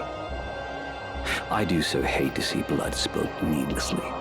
Spare me the struggle, and I shall be glad to ask Falmarv to return your young sister. What have you done with her? Nothing just yet. But if you would have her back, then hand me the stones. No, Rafa! They must not go to him. An adoring brother you must be, to trade your sister for stones. You Bales are nothing if not dutiful. Now, there are times when one must be ruthless, but I fear you will regret this decision. I dare say your victories over Cardinal Delacroix and Wegraf have left you brimming with confidence. Why negotiate when you can simply strike us down? That is your thinking, is it not? Very well. Loath though I am to harm needlessly, you leave me no choice. Celia, Letty, a hand, if you'd be so kind.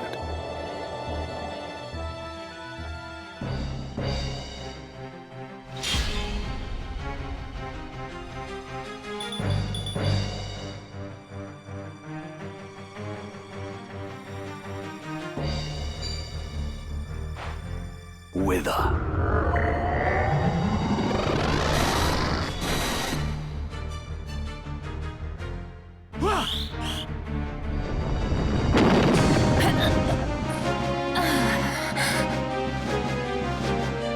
Marquis Elmdor, you were a hero of the 50 Years' War. A man hailed by allies as the Silver Prince, even as he was feared by foes as the Silver Demon. And after the conflict, not only did you devote yourself to rebuilding the kingdom, you advocated for our returning soldiers to receive due recompense. It saddens me to think that such an honorable soul has fallen for the lure of power, like Wiegraf and the Cardinal before you. I'll not deny it, even should it earn me scorn. Such was my despair that when the end came, I could not help but yearn for power. Despair? At what? The injustice of war. I've been made to feel it keenly. Through both the 50 Years' War and that which the two lines now wage. In the name of the crown, I have led soldiers into full many battles. Yet even when I seized victory, I knew naught but emptiness in my heart. As blood ran, rivers and fields lay strewn with corpses, ever did I wonder, could we not have set our blades aside? That's enough amusement for one night. Celia, Letty, we take our leave. If you wish to claim the Orosite I hold, you had best make your way to Limbury. I shall await your coming there with bated breath.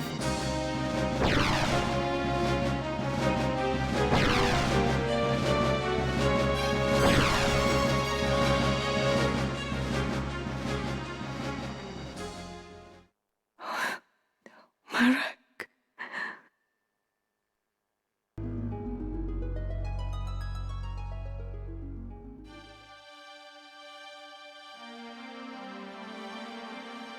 Look, Marak. A new dawn has risen. Can you see it? So often we sat together talking, waiting for the coming of first light. We'd share fond memories of the past and our dreams of the future. We decided that when the war ended, we would go back and visit our village. You remember, Marak, don't you?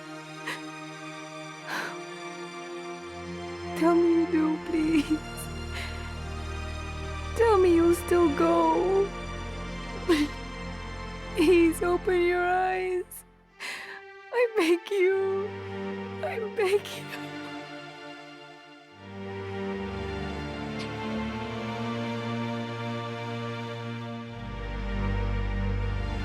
Wait for me, Alma.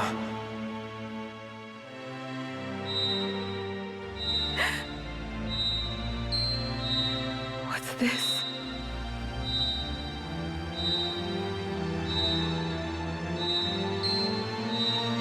Scorpio. Does it resonate with her heart? Wiegraf's heart was full of despair and rage, and those feelings twisted him into a Lucavi. Could Rafa's grief for Marak also cause her to transform? You grieve for him as well. Thank you. No, Rafa! The stone is dangerous. You must cast it away.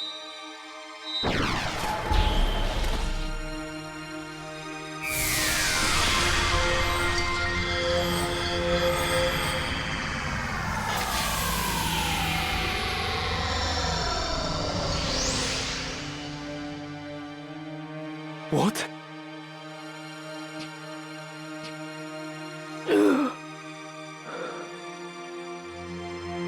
Marak? Rafa? What happened? Why am I here? Oh! Marak! Thank the gods you're alive! How? Do you mean to suffocate me?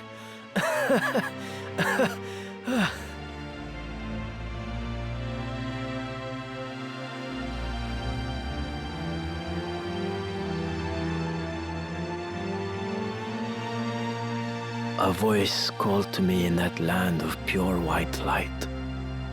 Whose it was, I cannot say, but it was not Rafa's. Return, it said to me. Return to the one whose heart beats true. To the one who loves you.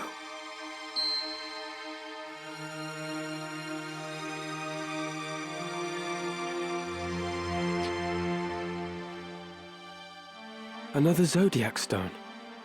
But why would it be here? I thought Auracite a product not of godly fashion, but an issue of hands far fouler. A tool of dark design, for the Lucavi to propel our world into chaos.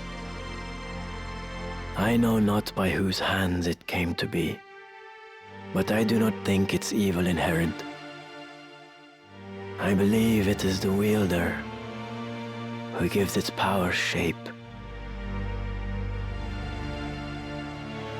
I'll save you, Alma. Come what may.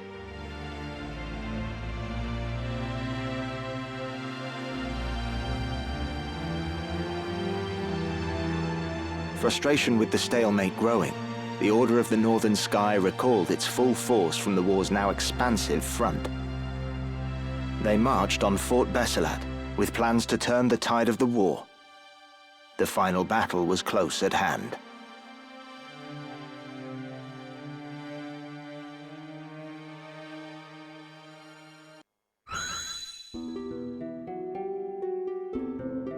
I have never seen such slaughter. There are corpses at every turn. What in the world happened here? That your sister isn't here might be considered a blessing. Indeed. This is truly dreadful. They had her in the castle, I am sure of it. They must have taken her elsewhere during the fighting. 3 men from the Templars arrived not long before you. 2 of them were accounted for, correct? Yes. One was Weegraf, whom the Auracite had transformed into a Lucavi. I saw him die. Then there was the young knight, Isolde. He appears to have died fighting whatever wrought this carnage. Alma must have been taken by the 3rd, whoever he is. You said that these men act under direct order of High Confessor Marcel himself. If so, this abductor surely means to return with your sister to Moland, the seat of the Church's power. I wonder. I do not think their High Confessor knows the true power of the stones. Consider this. Weegraf did not know their secret until he struck his bargain with the Lucavi at death's door. And by the look of things, Isolde died fighting the Lucavi. What do you mean? By inciting this war and utilizing the legend of the Zodiac Braves, the Church can sway the people and broaden its influence. This may well be the High Confessor's grand design, but I sense the Knights Templar and Marquis Elmdor seek the stones for their own ends. So there are others who exploit the High Confessor's ambition?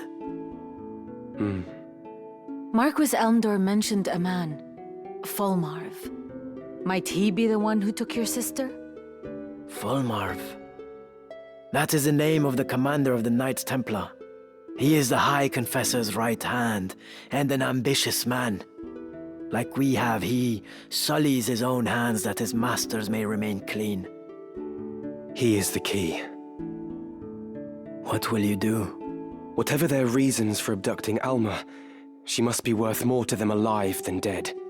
I travel to Zeltenia. There I will seek out Count Orlando, whom my Lord Father considered a friend.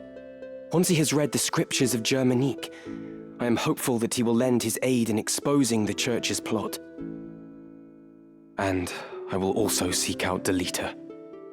He may well know something. You speak of Delita Hyral. He succeeded Baron Grimms in leading the Black Ram Knights, did he not?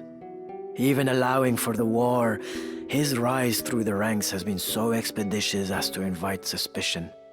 I suspect that the Church and the Knights Templar manipulate Delita from behind the scenes. If I were to guess, They use him as a figure to garner public favor, that they might expand their military influence. Yet how privy he is to their plot, whether he knows aught of Elmdor or Folmarth, I cannot say.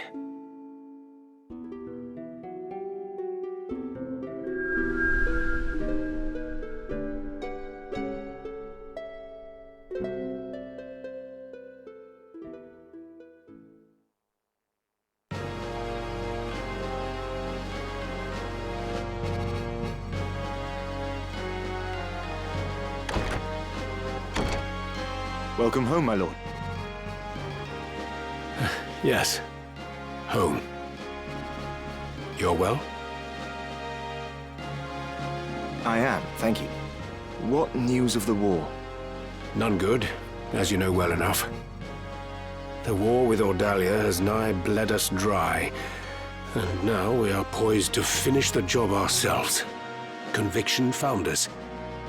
Supplies fail to arrive, and desertion is rife. War is a dirty enough affair when you know who your enemies are, but this... it's no way to fight. I fear I no longer inspire the solidarity I once did. Would that my good name were our only casualty. I should think Duke Goltanna's name in greater peril. They say his other lords bannermen remain here only because you do. Leave such foolish talk to fools. When a member of House Orlando pledges his lord fealty, he honors that oath, though it cost him his life. While you have been adopted by House Durai, you are still my son. I expect you to uphold the values of our line. I'm sorry. I spoke overmuch. Words are wind. Now this errand I set you to, I would hear of it. The reports are true, my lord. One crystal was discovered beneath Gorg by the machinist and his son. Another was found by the late cardinal in the ruins at Zelmonia. Both are indeed auricite, by all accounts. They are presently in the care of our young noble friend, but not for long should the Knights Templar have their way. Barbaneth's son. Branded heretic to ease his capture, I do not doubt. Do our ears in Malond hear nothing? They hear, perhaps, but have fallen silent. If only we had some evidence of the High Confessor's plot, we might put an end to his machinations in this war.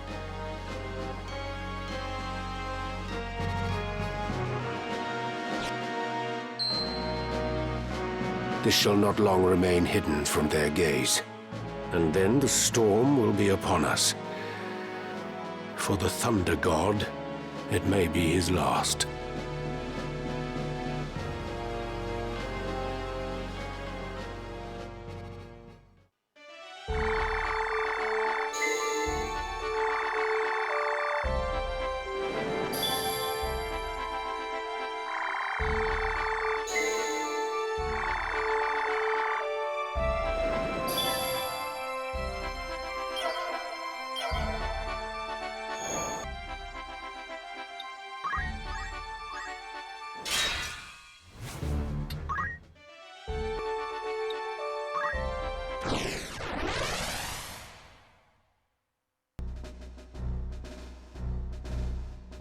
The heretic Ramza Beelv.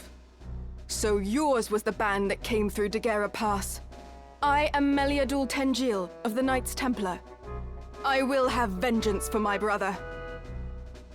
Tengil? Then your brother... Isilud was heir to our house, and I loved him since first I beheld him in his crib. But you butchered him, like you did the others at Riovanna's. To commit such savagery, you are more demon than man. By order of His Holiness, I will grant you a death befitting a heretic. For you, Ramza Beelv, there is no forgiveness.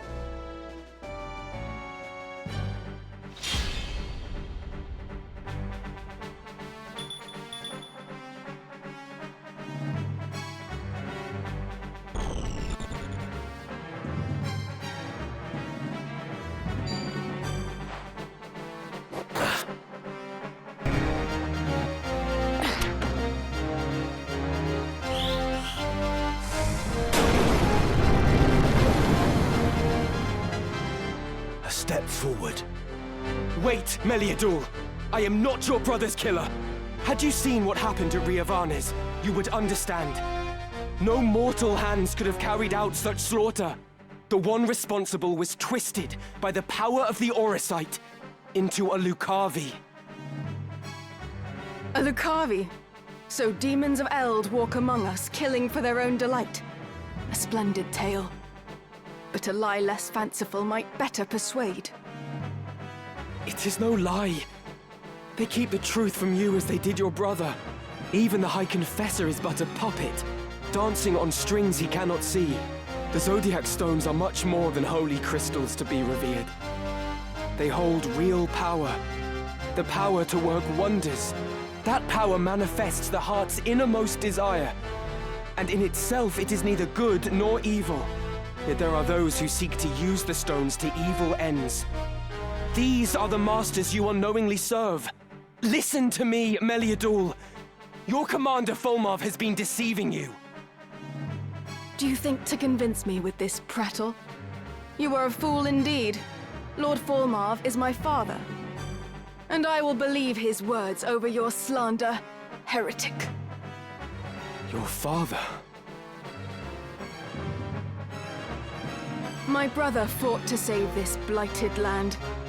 I share that dream, and extreme though our methods may seem, it is the only way to deliver salvation to the people of this realm. Even you must realize that revolution must happen now.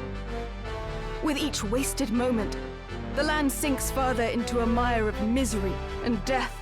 Revolution exacts a price. But what price too high to see Ivalice born anew? Every birth must be baptized in blood, and to quail before that blood, leaving others to dirty their hands in one's stead, is weak and vile. For the sake of the realm, I would fain stain my hands crimson 1,000 times over. Please believe me. I am not your enemy. There are others you ought to be fighting. The Zodiac Stones harbor a terrible power. Power that allows the darkness in one's heart to spawn the Lucavi. The man who was your father is gone, replaced by a demon in body and mind. The Lucavi are as real as you or I. 'Tis they who are the true foe. Still you persist, heretic. Do you not tire of your own lies? How pitiful that a son of the great House Beowulf should so seek to blame others for his sins.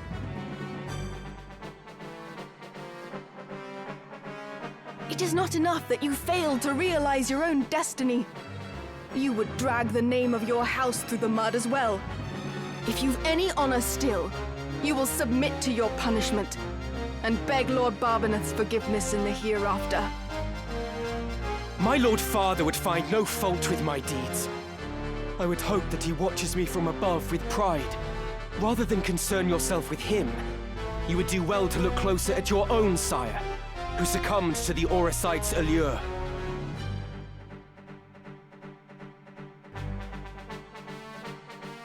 You fight well. Small wonder Wigraf fell to you. Hear me, heretic. When next we meet, your blood will soak the earth.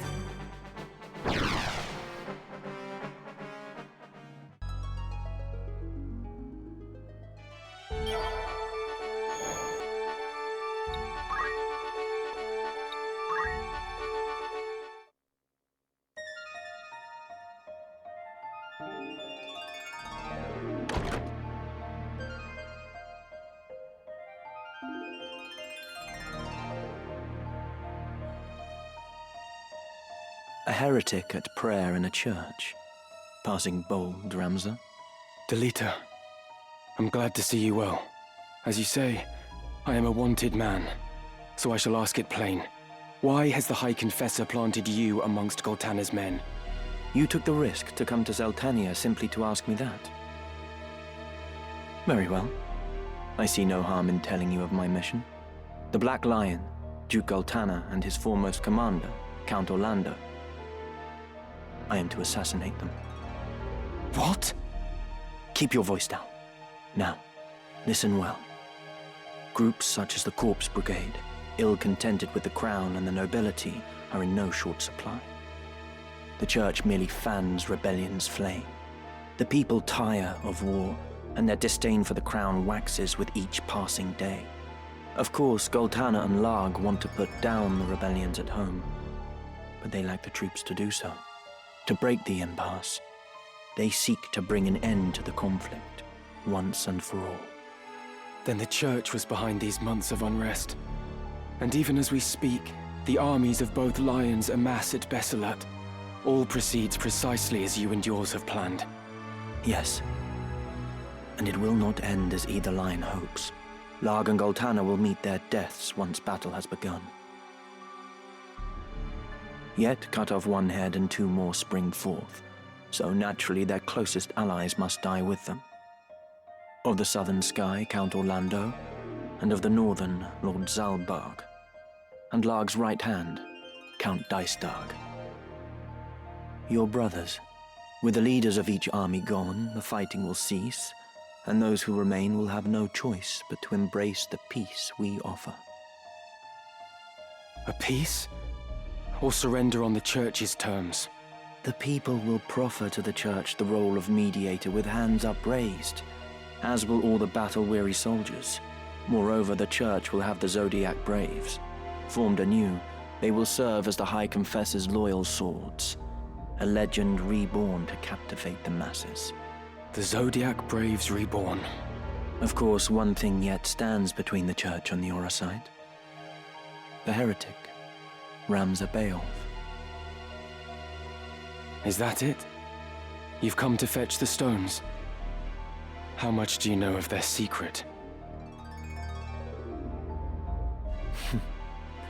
I've no interest in dusty old relics. There are any number of ways to capture the hearts of the people. Besides, I am no hound heeling at the church's skirts. I answer to no one but myself. Meaning what? Meaning I would not think twice of killing you, Ramza, should the hour come.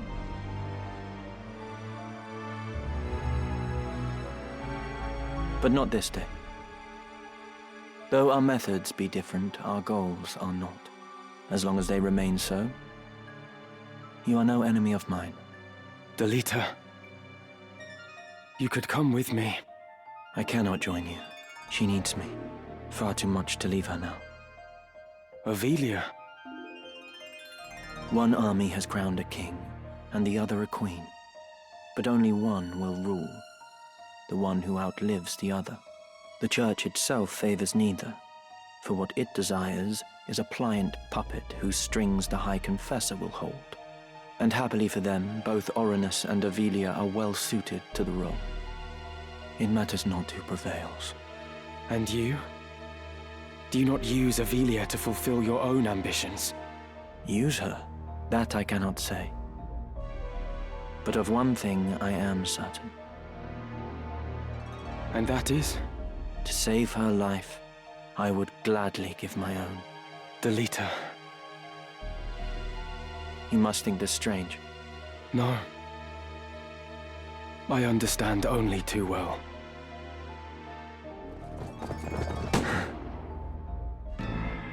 I address the heretic Ramza Beowulf. You are besieged. You will surrender yourself up to us at once. I know that voice. Confessor Zalmor.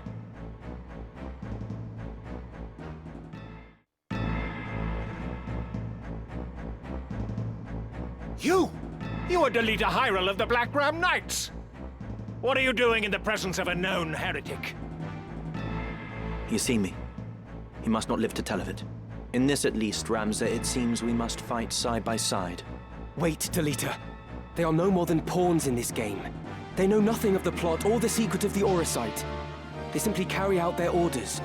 If we explain what has happened, they may well listen. We might avoid needless bloodshed.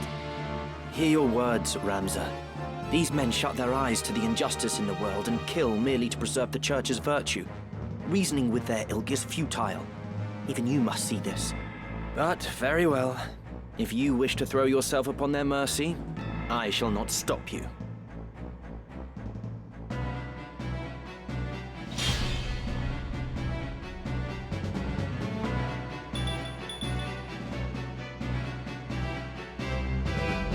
Let's get this over with.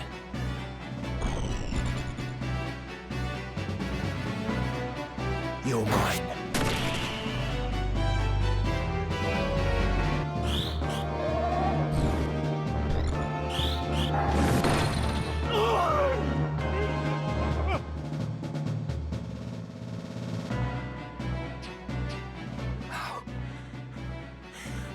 How can this be?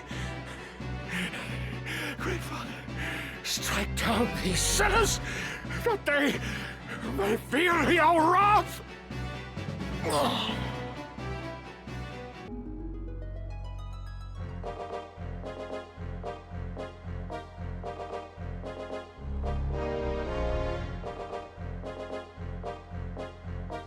Where will you go now, Ramza? 2 errands brought me to Zeltenia.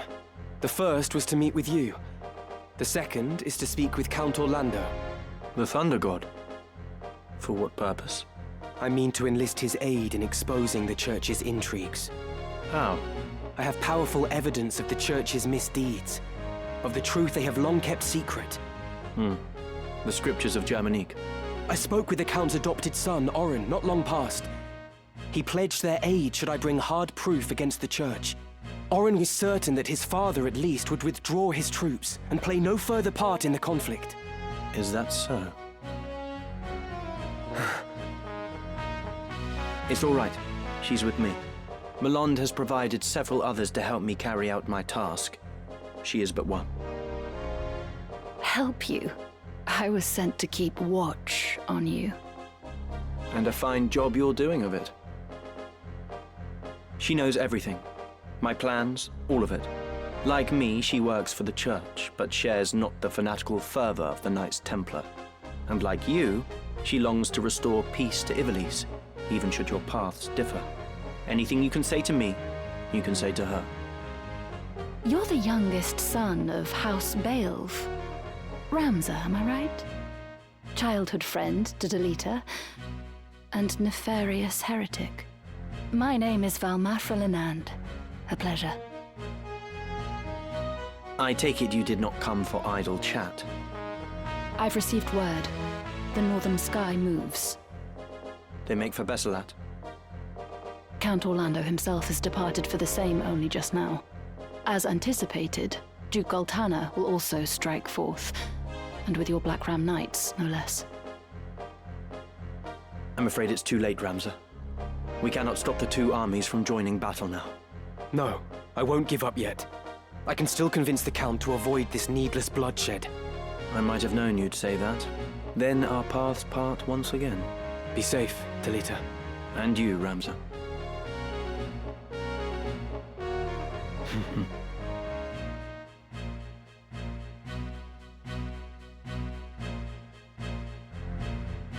You mean to let him go? He acts as I expected he would. Even your friends are only pieces to be played. Mind your words.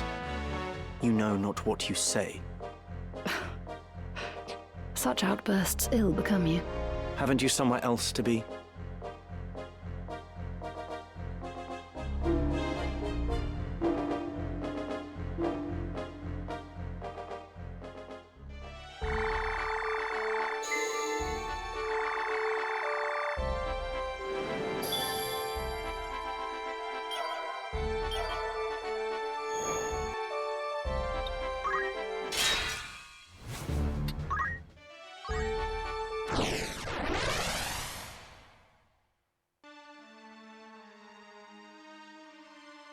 That's the last of it. The winds bear it onward now. And fair winds they are. I should keep it airborne for a half day if they hold more than enough time.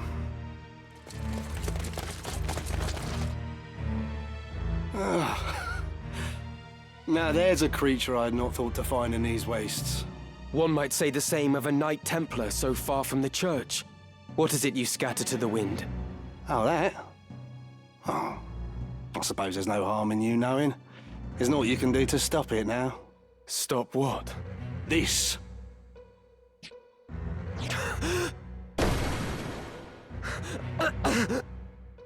Poison! Indeed. though it is something of an acquired taste. We cast this fine powder upon the winds toward the northern sky. The toxin will not kill the men who breathe it, but it will strike them ill, rendering them unable to fight. But why? Surely the Church does not intend to hand victory to Goltana. Very clever.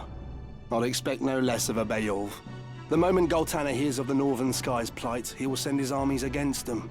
With his own stronghold unguarded, Goltana will be an easy target for assassination. And Count Orlando with him. But do not think Duke Larg will escape this scourge. He too will die. So you see, we really have thought of everything. Your methods are inhuman. You should rejoice. This will mean an end to war and bloodshed. And with that end, a new beginning. The Church's hand shall rule. Such is the will of the people. They clamour for change. An end to grovelling at highborn heels. The Church is a covetous would-be usurper. Nothing more. Rather than seek to elevate the people, you manipulate their hopes and fears in order to seize power. The war will end, but not like this. There is another way. Mayhap. But you shall have to best me first. Let us see how your strength holds.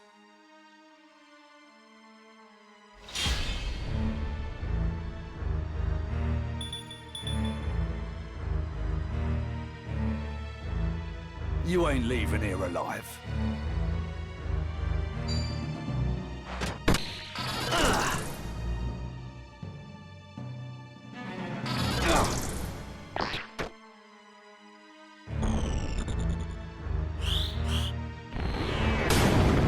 This can't be.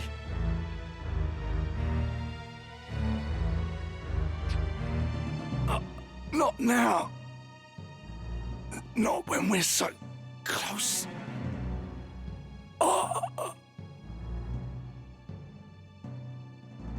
We must find Count Orlando.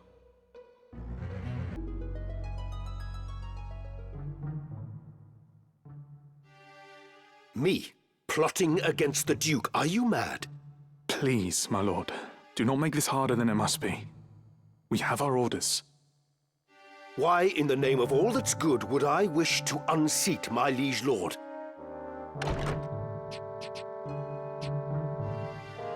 You ask the very question that vexes me. I am gravely disappointed in you, Cid. I had thought you a friend. Surely you cannot mean that, your grace. The gods as my witness, I am no turncloak. I am your most loyal man. My conscience is clean. What lying blackguard would besmirch my name? Even yet you deny it. Your betrayal is as cold steel through my heart. You have conspired with rogue elements within the Church to see me overthrown. My information comes from the High Confessor himself.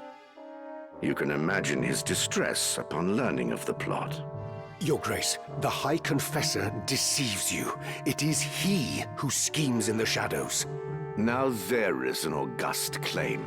Have you any evidence of this? My son Oren is close to obtaining proof. Yet even without it, the plot is as clear as day. It is by the Church's design that you are at war with Duke Larg, that they may seize control of the kingdom in the aftermath. Ha! Never have I heard such nonsense. Pray tell, when did you shed your pride and don the fool's motley in its stead? 20 and more years of loyal service. And still, I have not earned your trust. Words fail me, your grace. As you fail me. I cannot hope to fight a war without your order's forces. Still, it seems I am left no choice but to deny you your freedom.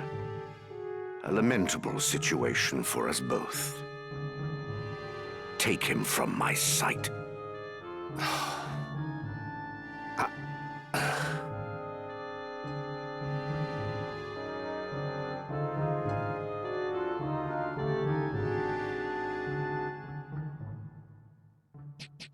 You summoned me, Your Grace?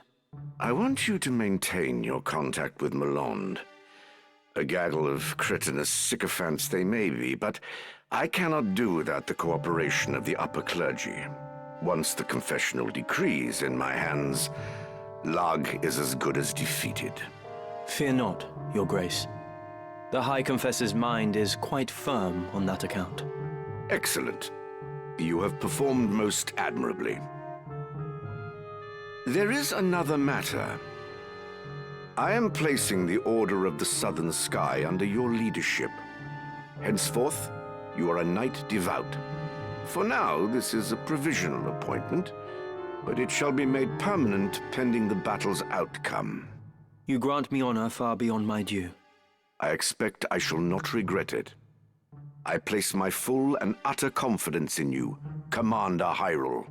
You, and you alone. Your Grace.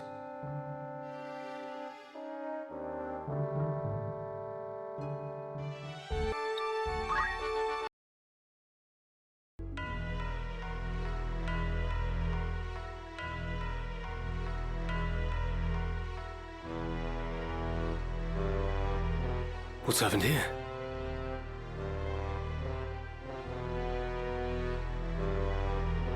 You're unwell.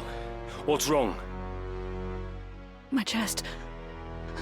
I cannot breathe. Be strong. God's preserve, what ill magic is this? They have befouled the air. A poison extracted from moss fungus spores. Lord Brother! I will be well. The antidote wards off the worst.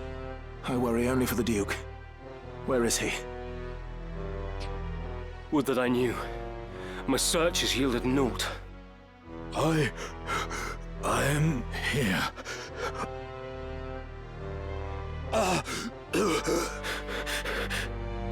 Your Grace, are you harmed? Someone! Summon an apothecary! At once!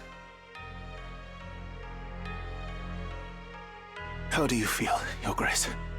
Every breath is like choking on water. And my head, it is as though it was split in twain. But the symptoms seem to subside. I just need some time. I see. Unfortunately, time is one thing you do not have. What? Oh. What are you? Dystog! Be silent, brother. You've betrayed me. You killed your father to gain control of your house, and now you have killed me.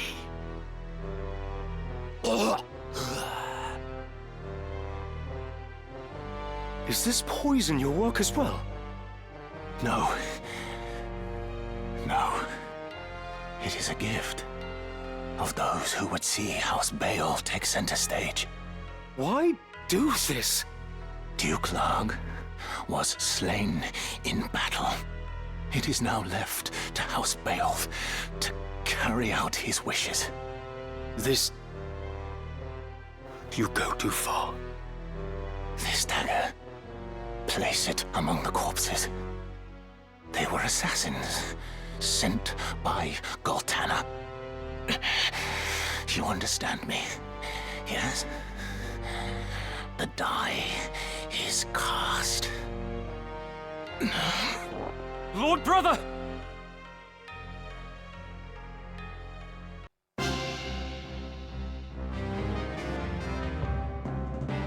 Of course. The sluice. With the sluice open, the lake's waters will flood everything downstream. Battle will be impossible.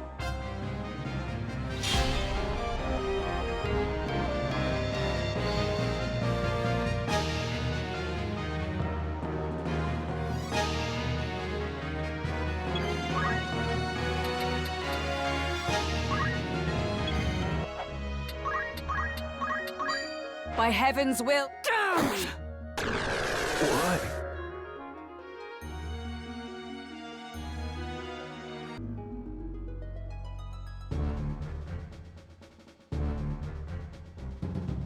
Right. All that remains is to open the sluice gates, and the battlefield will be flooded.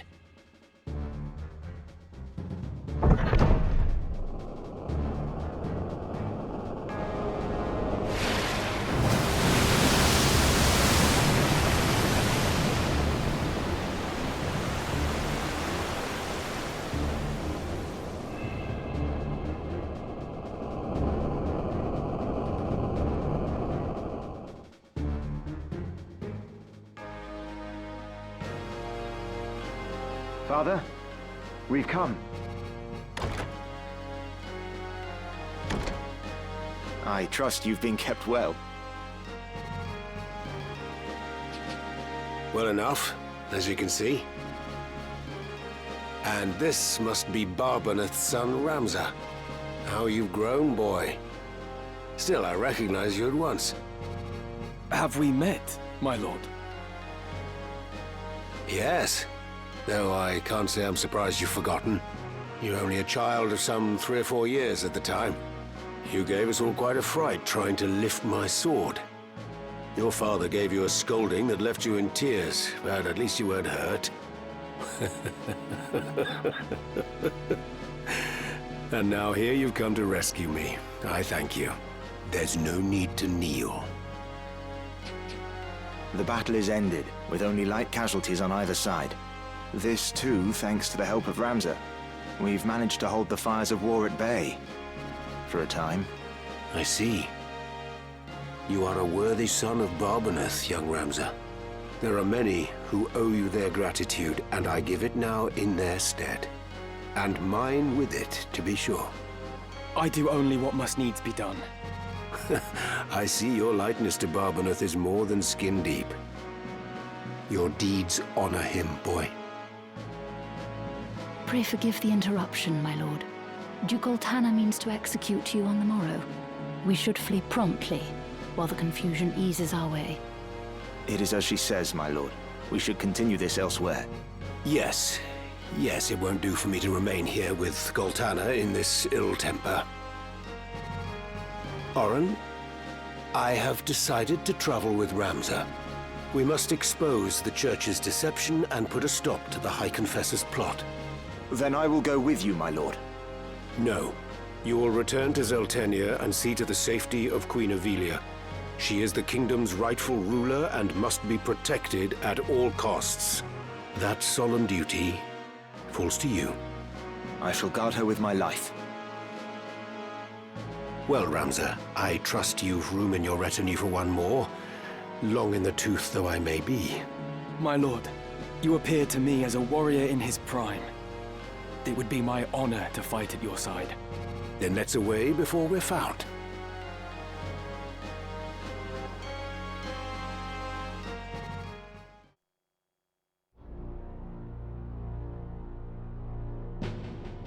For the sluice to be opened when victory was within my grasp, I suffered a plague of fools.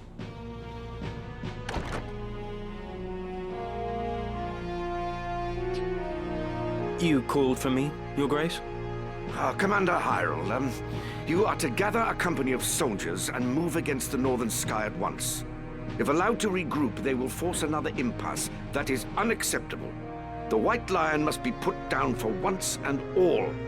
But, my lord, the water from the sluice severely hinders movement. Even should we assemble a company, we would be hard-pressed to contend with our foe. What's sauce for the goose is sauce for the gander. This is an opportunity we cannot let pass. What better time to strike than now, when they will not be expecting an attack? I'm afraid I must refuse. What did you say?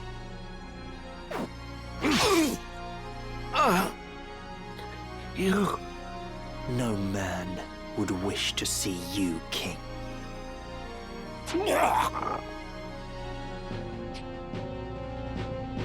Come.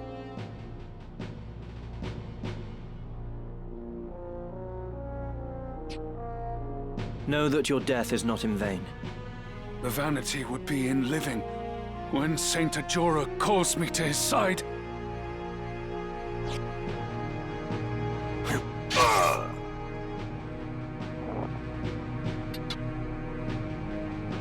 The real Count Orlando has escaped with Ramza. This is as you desired, yes? It is. We can but hope that Ramza does not fail us.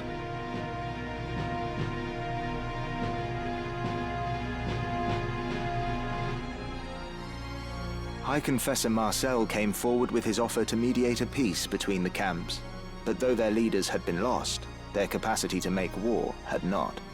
The High Confessor's offer fell on deaf ears. Meanwhile, seeking to end the Church's machinations and rescue his sister Alma, Ramza and his comrades made for Marquis Elmdor's domain, Limbury.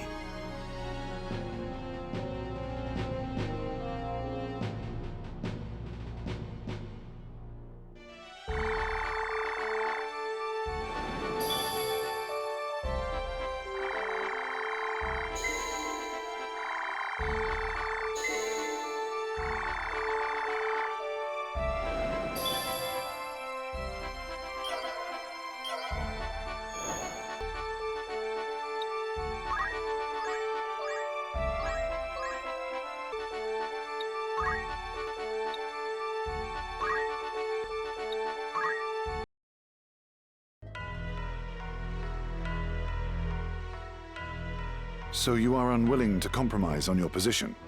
Ivalice's reunification under its rightful king was Duke Larg's ardent wish. We've no intention of laying down arms until the Black Lion's men bend the knee to King Orinus.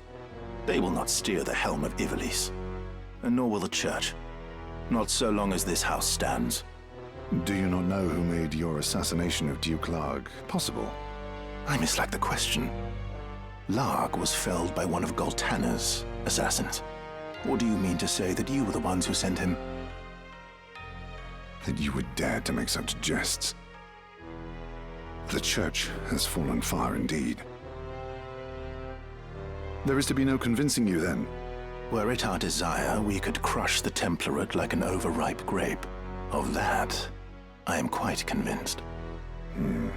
Tell me, this poison employed at Besselat, do you know what it was? I am told it was an extract of moss fungus spores. An insidious thing, moss fungus. It takes a great quantity to kill a man, but the toxin never leaves the blood. The smallest, most undetectable of doses will prove lethal if repeated often enough.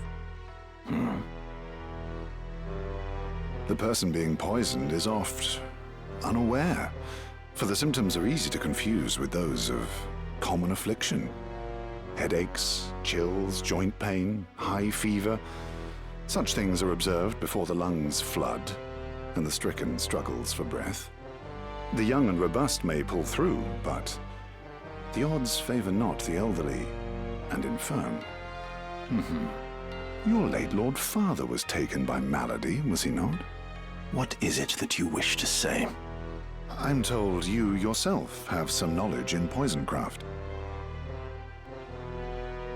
What of it?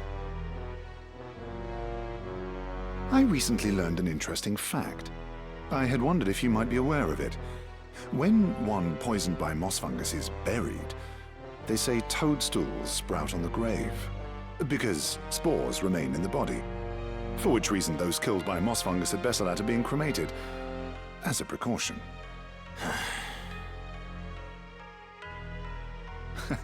Forgive me, I digress. Yes. There was another matter. A gift from High Confessor Marcel.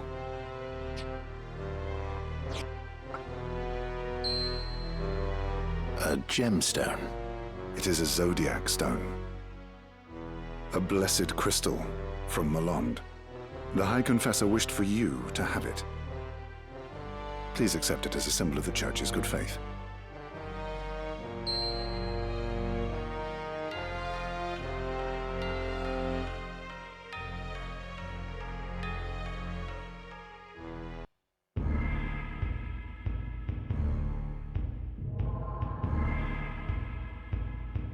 Not a soul to be found.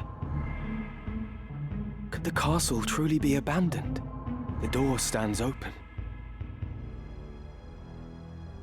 This sinister air. I have felt it before. Yes. The battle with the Cardinal. With Wiegraf.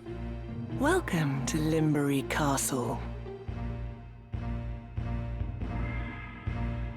We'd begun to think you'd never arrive. What a waste that would have been. We've such a warm reception planned.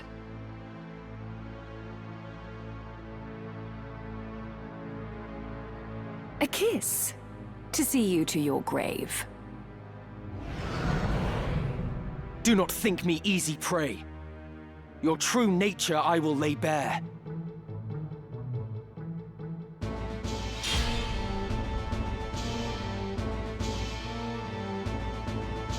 My move.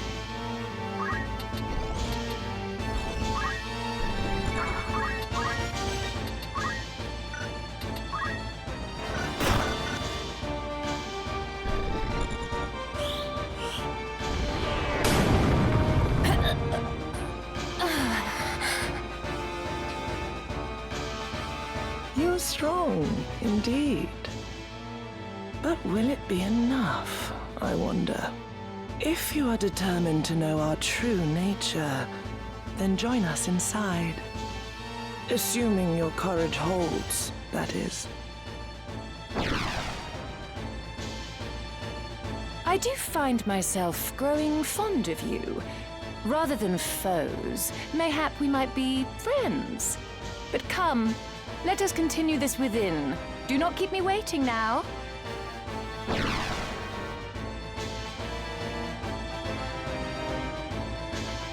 Do they think this some sort of game? Damn them.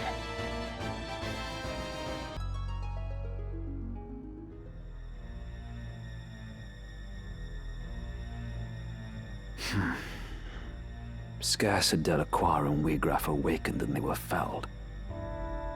'Tis a passing shame. Do not worry over it. So long as Orosite exists and desire rules men's hearts, more shall awaken. But not necessarily in the manner we require. As happened with Scorpio. That may be so with the young heretic and his companions. Despite possessing Orosite, they are resistant to the allure. Our stones, however, shall serve as intended. Even as we speak, one now rests in the hands of its new host. Ere long, he will become one of us. His lust for power guarantees it.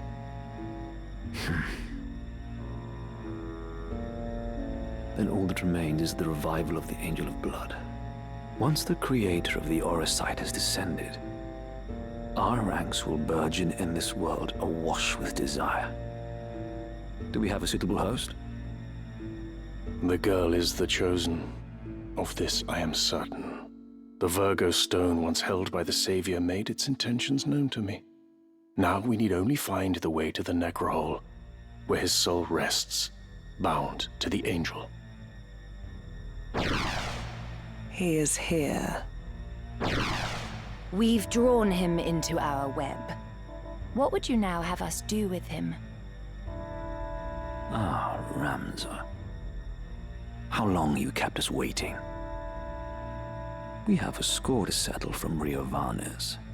Have care, Elmdor, he is a worthy foe. Underestimate him and you will fall like the others. Fear not. This will be all business. I will strike him down and reclaim the stones. You've matters of far greater import. You must find the gate to the Necrohole. Be at ease. I will not disappoint you.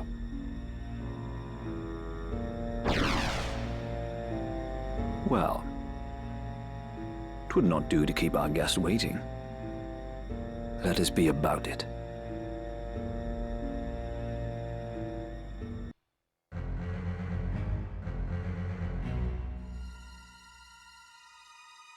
How good of you to come here, Ramza. In recognition of your courage, I would make you a proposal. If you would but relinquish the Orosite you carry, I shall allow you to walk away. There need not be further bloodshed. What say you? You think I would even entertain such a proposal? You mock me. Once I've dealt with you, I will see to Fulmarv. Your wicked schemes are at an end. My, such confidence. You have grown bold indeed. But have you the bite to match your bark? Come then. Prove your words are not mere bravado. My stone is yours, if you've the strength to claim it.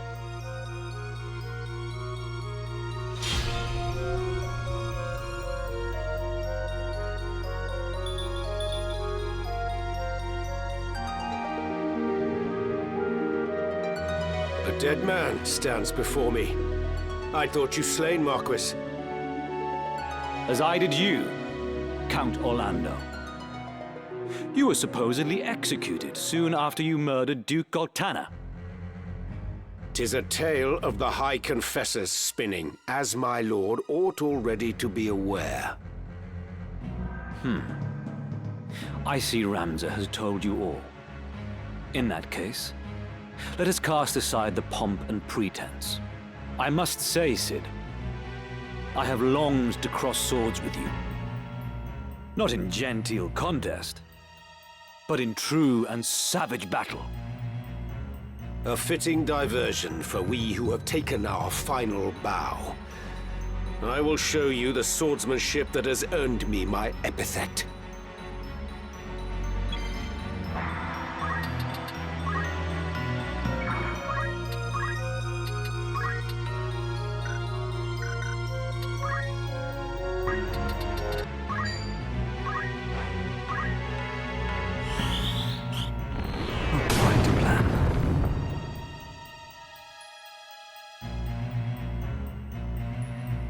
You are strong. More than I can overcome. As much as it galls me, there is no denying that.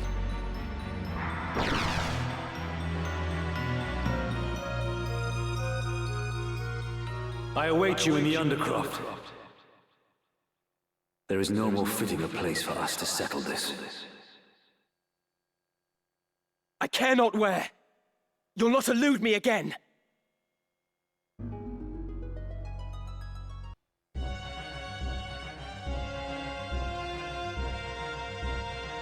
Marquis Elmdor, I know not what has befallen you, but it matters no longer, for you are no longer a man. Using the power of the Auracite, you are become a Lucavi. I need no other reason to strike you down. Whatever the cost, I will rid the world of your evil.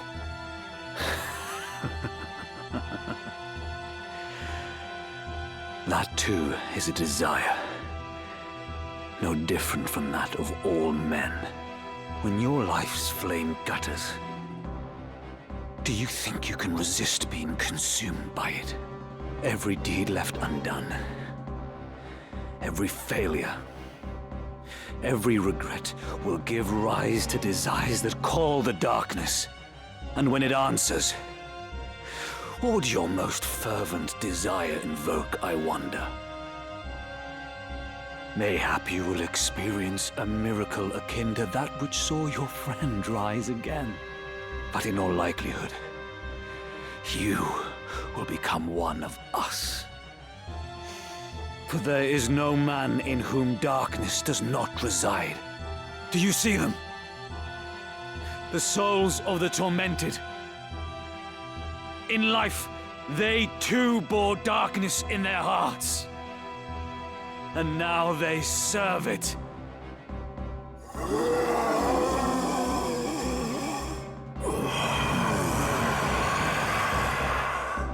What say you, Ramza? Will you not join them?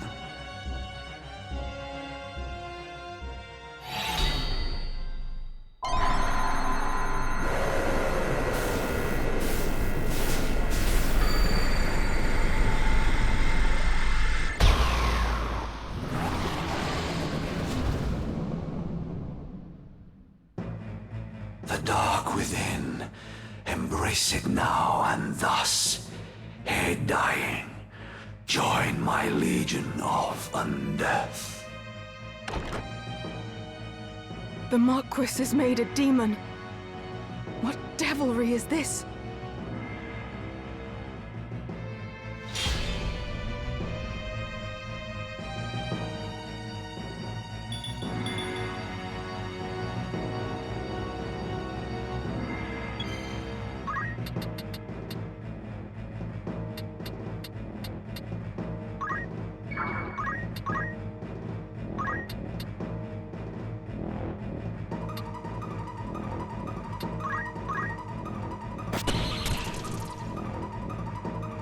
Death beckons you.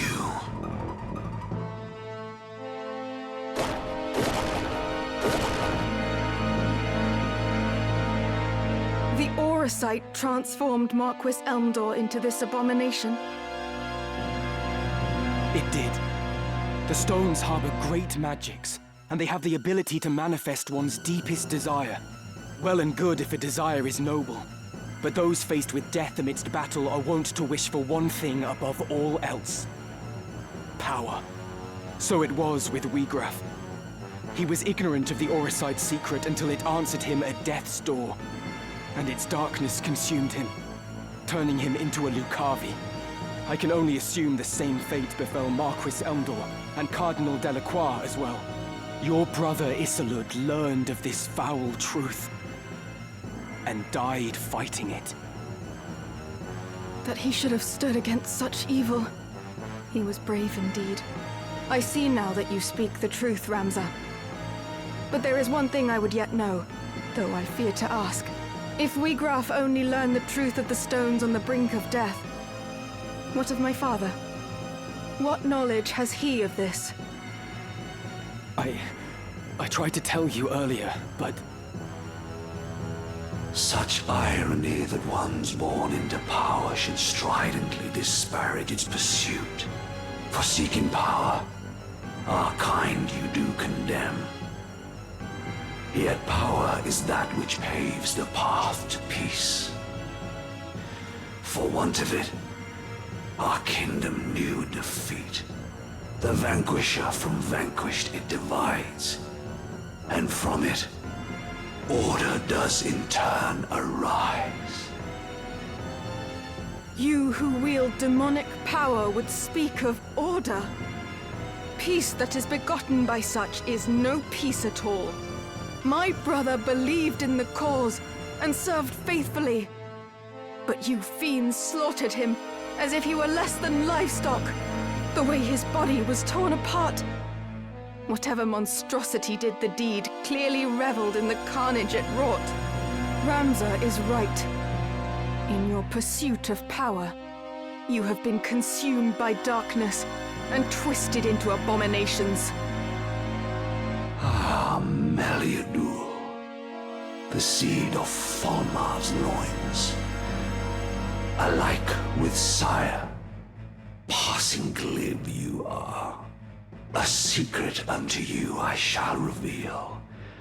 From where this stone did come into my hand, upon me 'twas bestowed by your lord father, and now the name of he who slew your brother. Again, it was Lord Falmar did the deed.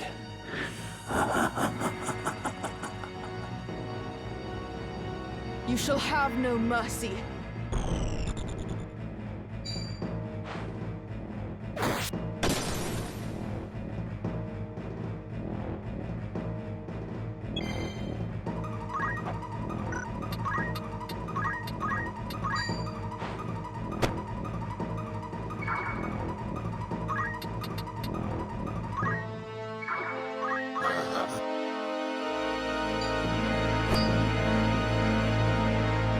Ramza, forgive me for treating you as a heretic. From the first you tried to tell me the truth, but I refused to listen. I'm truly sorry. Any would struggle to believe such a far-fetched tale. I might have done the same in your place. So let us leave it in the past, and fight as comrades now. Together, we will avenge Isolde. Come on.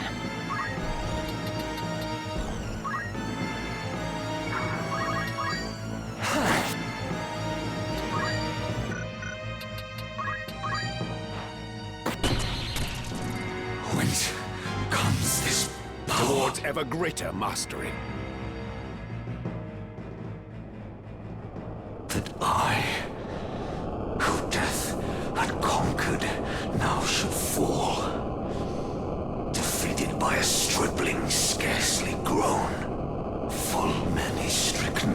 thirst for power still yearn, their mournful cries for succor going unheard. Forgive me, Volmarv.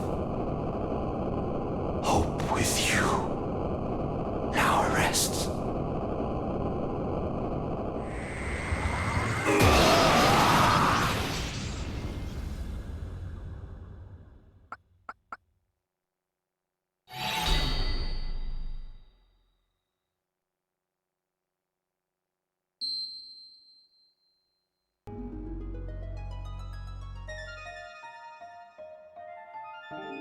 My mind reels to think such terrible power lay concealed within this tiny crystal.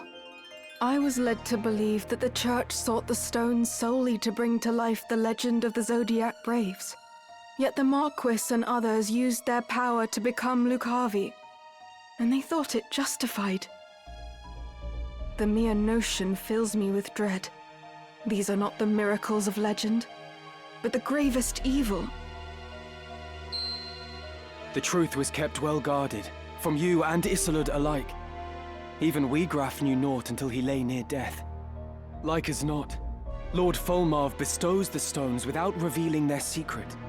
'Tis only when the bearer has struck a pact and risen as a Lucavi that he brings them into the fold. Which leads me to wonder, how many have thus joined him? What is it that they seek? That my father seeks? I cannot see their ends. If we are to judge from the massacre at Riavanes, they possess power enough already to drive an army to its knees. Yet still they do not use it, or even flaunt it openly.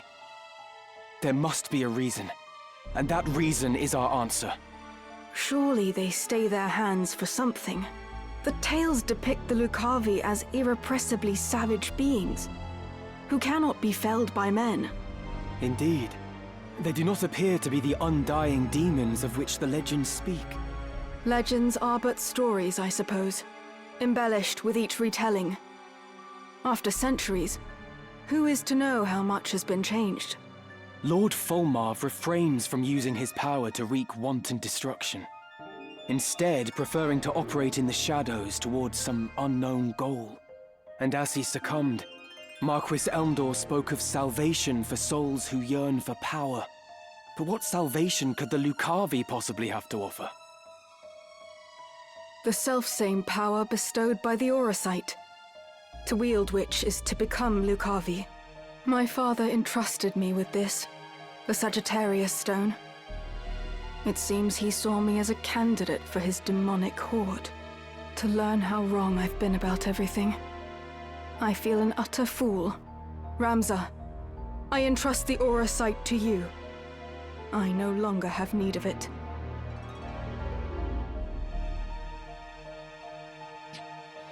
But in return, I ask a favor. Take me with you. It is my duty to stop my father. Your aid would be most welcome, Meliador. Let us journey together. Wherever my father may be at present, he will eventually return to our headquarters in Molond. That is where we must go. But ere we set forth, there is something important I must mention. At my father's orders, the Capricorn Stone has been delivered to someone who I can only assume is another candidate. Your brother, Count Dicedog. What? My brother?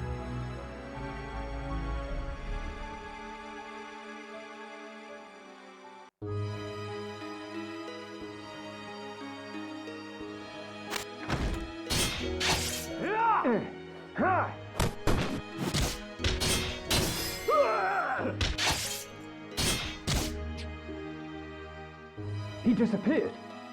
Search the Eastern Hall. He was injured when he sprung his cell. He couldn't have run far.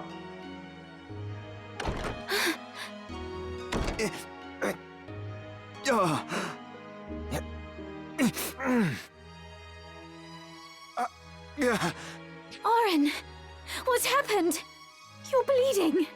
Your Majesty, there is something I must tell you. You mustn't speak. I beg you, hear my words. 'Twas not Count Orlando who murdered Duke Goltana. The man found dead beside the Duke was an impostor, planted to frame my father. My father had been imprisoned here on charges of treason. But he fled with Ramza Baelv ere the killing took place. He fights now to frustrate the High Confessor's plot. I did not think the Count a man who would plot up rebellion. The door won't open! Queen Ivalice, are you safe? Please open the door, Your Majesty! But if not your father, then who? Why go to such lengths to frame him? It was... Your Majesty, has he harmed you? We found him! He's in here! Leave us. My lord? Stand up, turn, and walk back through the door. But, Lord Commander, It was not a request. As you command, my lord.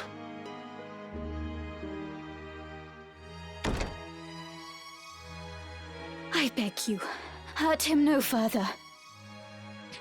This is a foolish thing you've done, Oren. Traitor! You have no right to speak to me! You act as though you did not wish for what I did. Look around you. Do you see any earnest tears? You were not alone in praying for the demise of that blustering oaf. Far more rejoiced than not, in fact. I even made your father out for dead. You should thank me.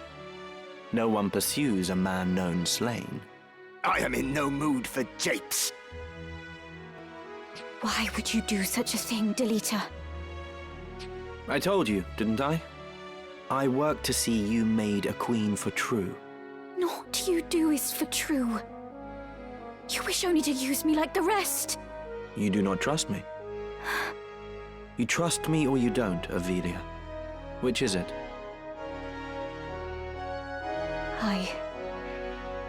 I want to trust you. I do. But it is not such an easy thing. Return to your chambers. I would have words with Oren. Please do not hurt him. I won't. You have my word.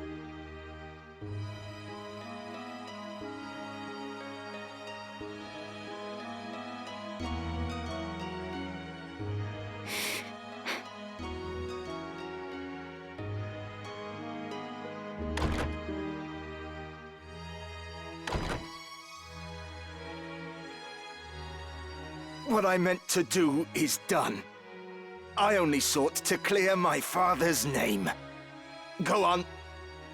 Just make it quick. Stop your whimpering. I do not mean to kill you. That would be a waste. What use could you possibly see in me? Your loyal service. Again, you jape. I would die before I bent my knee in your service. No. No, you would not. As was the will of the Black Lion, I am going to bring down the northern sky. And when that sky falls, the land of Ivalice will again be made level. Then I build a new kingdom for Ivalice. The High Confessor will face judgment as well, of course. I am not the Church's hound. Are you mad? Far from it. You know what I do is right. It is undeniable. Undeniable.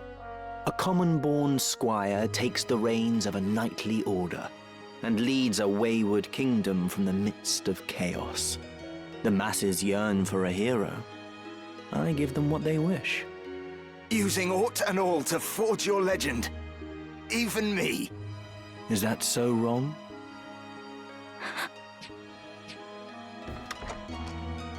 What? Do you mean to kill me? I know full well the High Confessor himself sent you, Valmafra.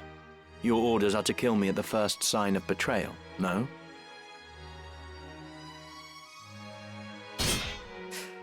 Do it then. stab me with that dagger. What's the matter? You need only plunge the blade into my heart. If you will not, then do not blame me for this. Ah!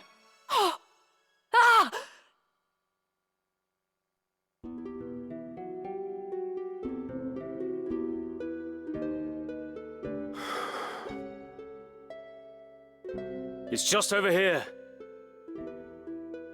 Beg pardons, my lord, I cannot keep your pace.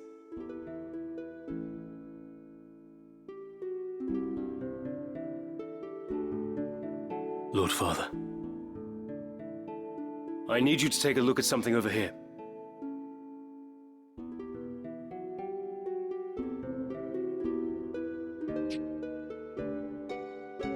Catch. Oh? Can you tell me the name of that mushroom? Of course. It's moss fungus, my lord. Poisonous stuff. Not the deadliest, but not something you'd want in your stew either. It gets you in the end. So I hear.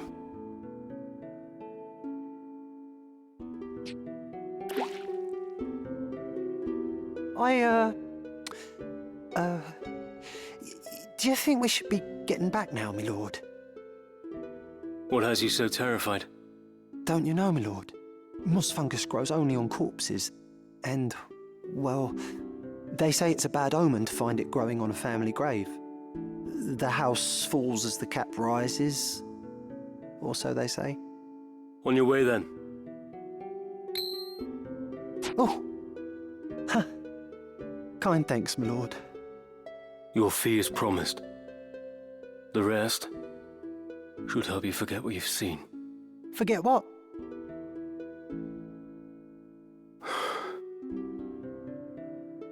Lord brother.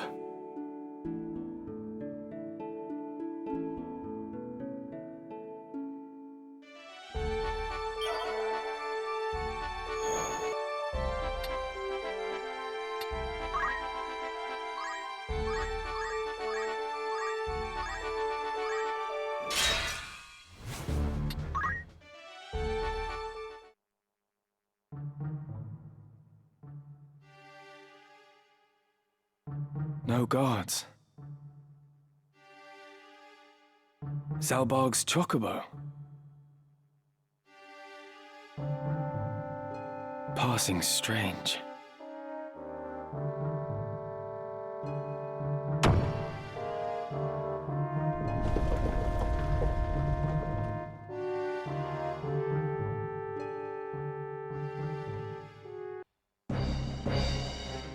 Have you taken leave of your senses, Zalbarg?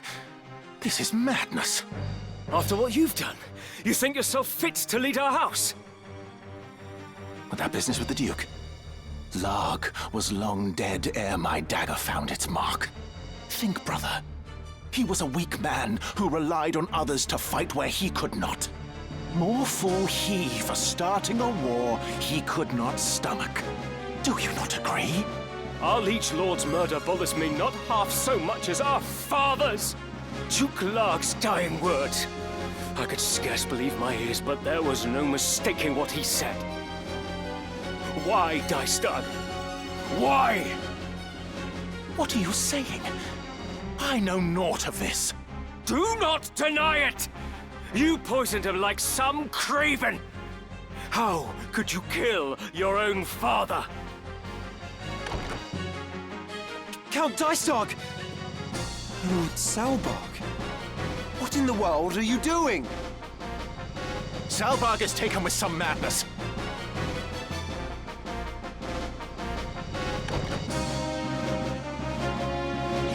Seize him! Seize him at once! Lord brother! Zalbarg!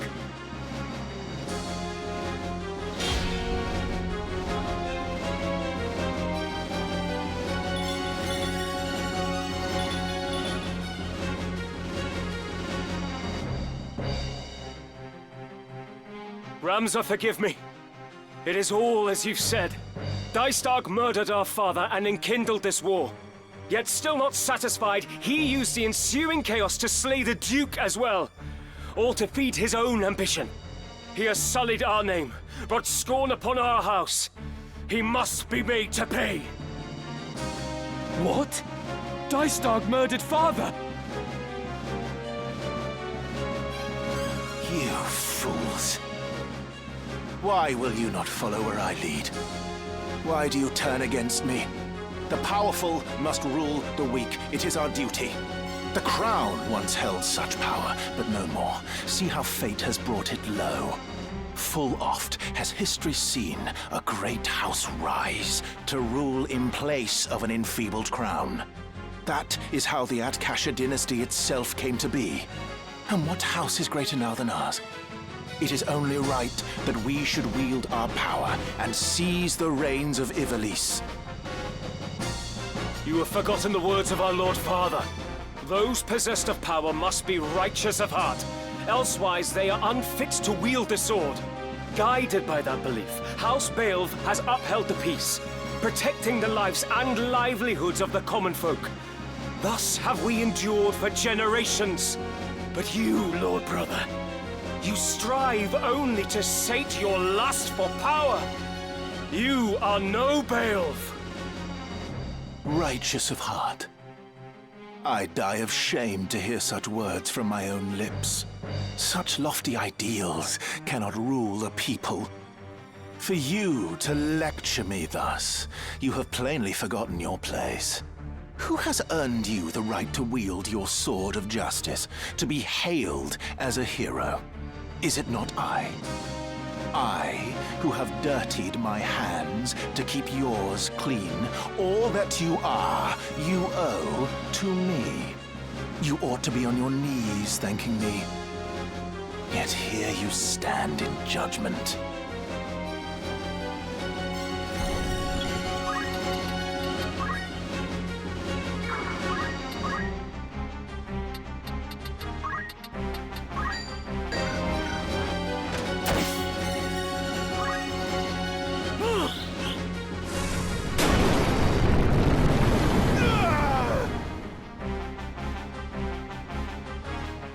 Save your words, Ramza. Our brother hears them not. He has made his excuses, but his are crimes beyond forgiveness. Only punishment remains, and it falls to us to deliver it. Excuses? I have no need for excuses. You speak of crimes, but I've done naught wrong. Done naught that is aberrant for men. What choices I made were so that we might survive in this savage world. If living were a sin, why did the gods create us? Man is a covetous creature that murders his own kind for the mere pleasure of it. That is simply our nature. We are compelled to take from one another and kill to that end. If such were a sin, 'tis the gods who are at fault. We at least know this man's true nature, Ramza. To justify his actions, he weaves sophistry and deceives even himself. 'Tis pathetic beyond words. To think, I once held our brother in the highest esteem, but now I see he is lower than the lowest beast. He cannot be suffered to stain the Baelv name any longer! He will not, Zalbarg. My own hands I too shall sully. No. You've ruined everything. My painstakingly wrought plan, all undone, all the sacrifice and sordidness, only to die here.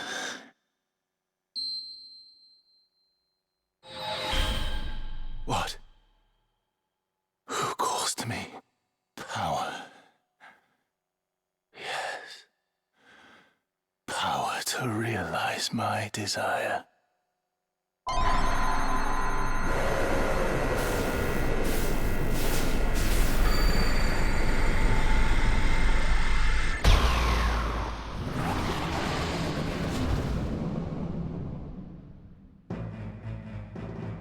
What? What is this abomination? It cannot be my brother. It cannot! So this is what it is to be a god.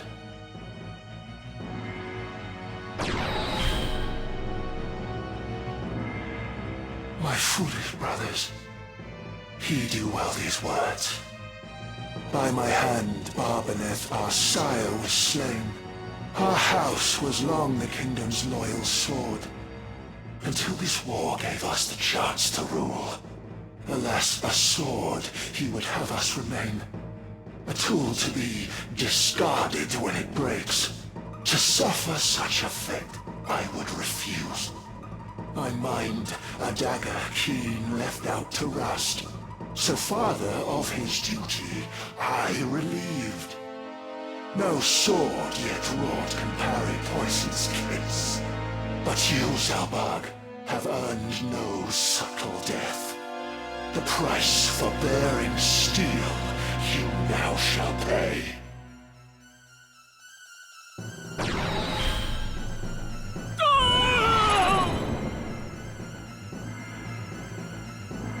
And on the base-born whelp my gaze now falls.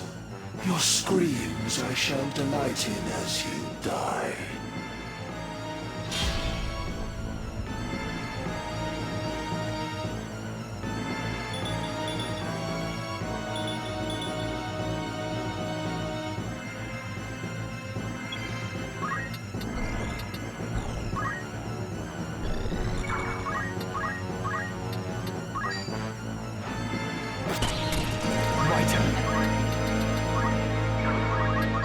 You're finished! Ramsar! Ramsar! Such power at my command, yet still surpassed by mortal man. A curse upon you, Ramsar!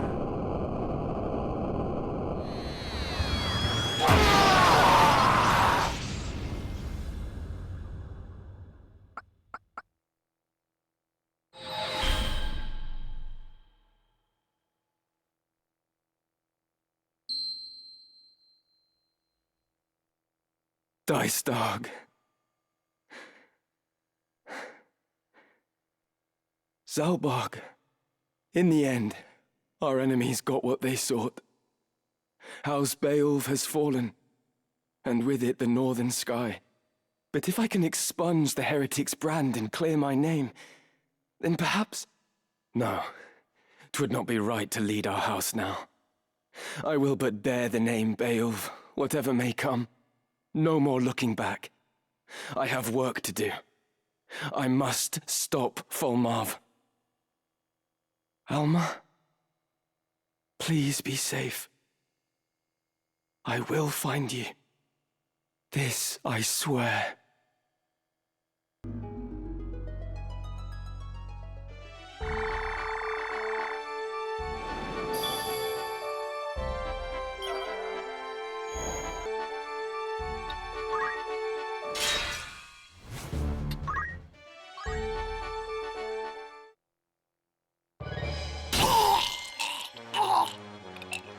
Do you know what it is you do? Had you spoken willingly, your lives might have been spared. I should have preferred to employ measures less extreme, but there's no time for that now. I don't understand. The boy heretic, he has frustrated our every move, and now that he holds most of the stones, your aid is no longer required. But the Knights Templar answered to me, and me alone. Truth be told, though your wound is deep, it is not mortal. Treated soon, you will live, but you must earn your life. Tell me, where is the entrance to the Necrohole? You would know, would be the only one to know. Now, out with it.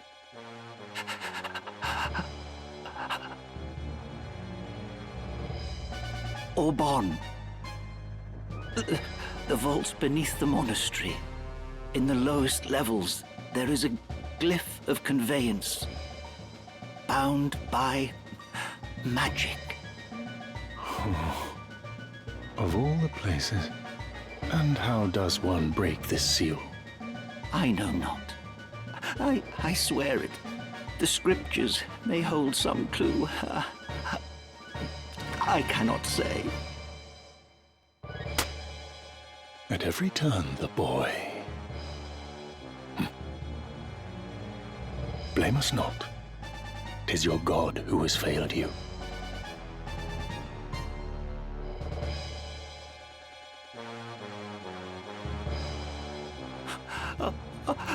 Do not leave me like this. I beg you.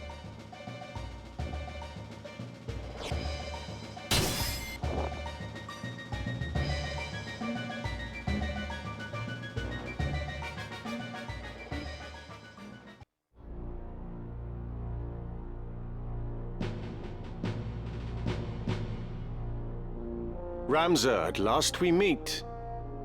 Pray forgive me, I ought to have called upon you sooner, but I have been ever so busy of late. I fear I remain so even now, so let us make this brief. If you would see your sister returned, you will relinquish the scriptures and all the Orosite you possess. Refuse, and I will be unable to guarantee her safety. Are we of an understanding? My patience is grown thin. I surrender naught until Alma is brought before me hale and whole. Did you not hear a word I said? I offered no negotiable terms. Forfeit the scriptures and the stones, or forfeit your sister's life.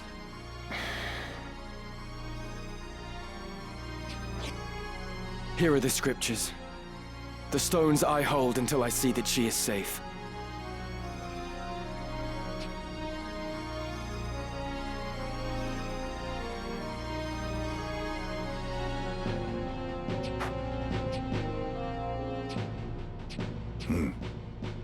Well? I believe I found it. All that remains is to test it at the correct location. Then we have all we need. That said, I find myself loath to let the boy simply walk away.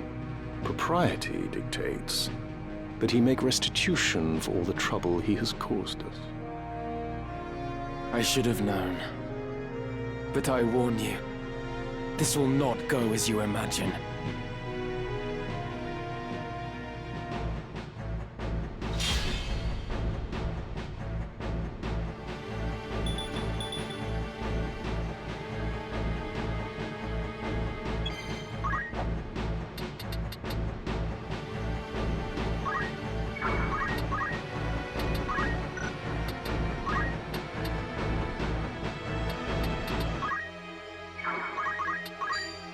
I have you now! No.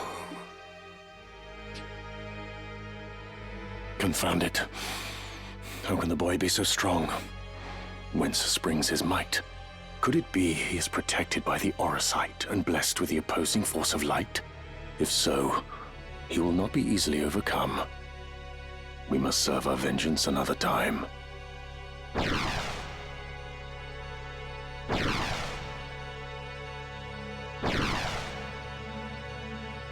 Again they flee! The cowards!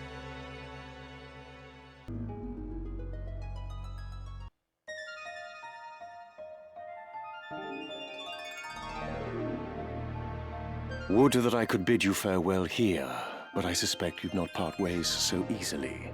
I suppose you must be returned to the Father after all. My thralls will delight to guide you to his keeping.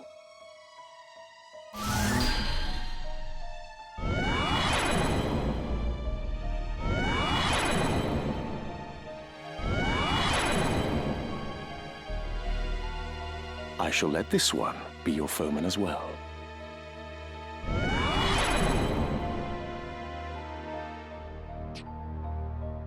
Zalbarg! Once he was your brother, but he is reborn unto us now. You're a heretic already. Why not a kinslayer too? What have they done to you, brother? Zalbarg, deliver me the head of that young man before you. He must not leave this cathedral alive.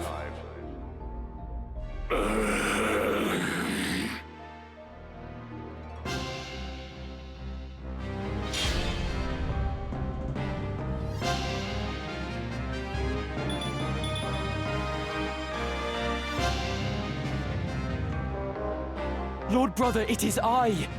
Do you not know your own blood?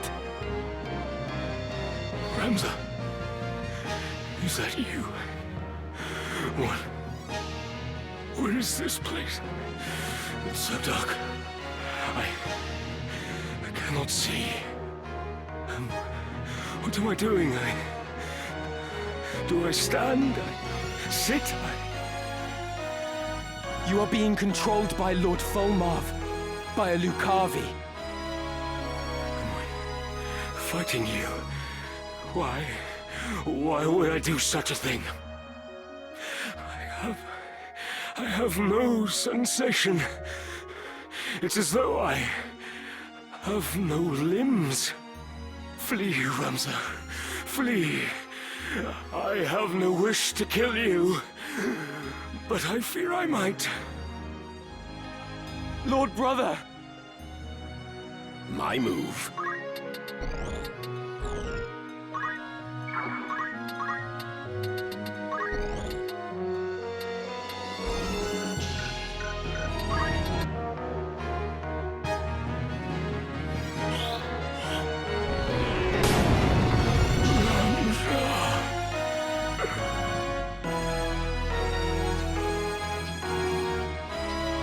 Forgive us, Ramza. We have caused you pain. You must keep Alma safe. The two of you must live on. Light. Where once all was darkness, light has returned. Farewell, my brother. And thank you.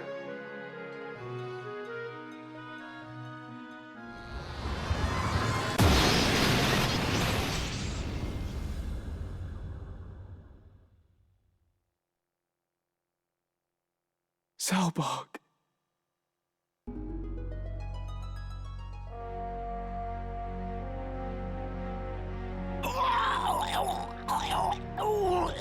Someone, please.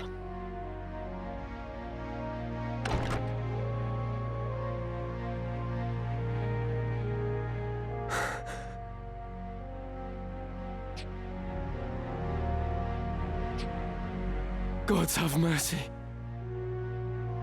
Please. They must be stopped.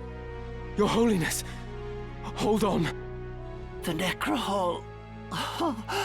To the Necrohall. The Necrohall? Is that where Folmarv is headed? But where is it? Beneath Orborn. You must stop them.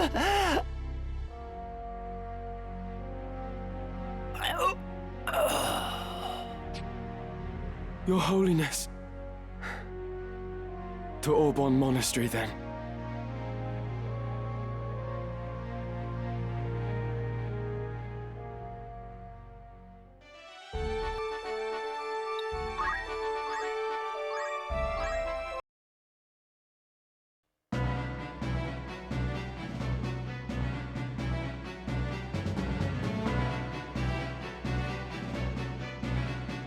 We have waited for you, Ramza. How very far you've come. But no farther.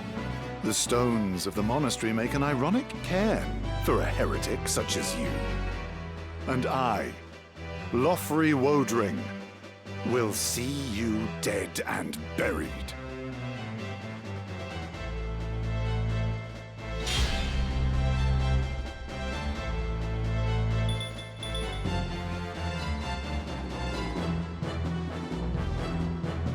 Lothry, was it? Are you not aware of the true nature of the man you serve? Whatever do you mean? If you speak of our execution of the clergy at Malond, That was but a part of our grand design. After all, the salvation they offered their flock was false. They sought only to seize Ivalice for themselves by placing a puppet on the throne. We are unlike them. By the power of the Zodiac Stones, we will bring the people true salvation. So even his most loyal are kept in the dark. You are but an unwitting servant to the Lucavi. The demons of legend. I've not the patience for your japes, boy. Lord Falmarv is the one true savior. The second coming of Saint Ajora, who shall lead all men with boundless benevolence. A noble's whelp such as you could never understand the burdens of the common man, much less ease them. My move.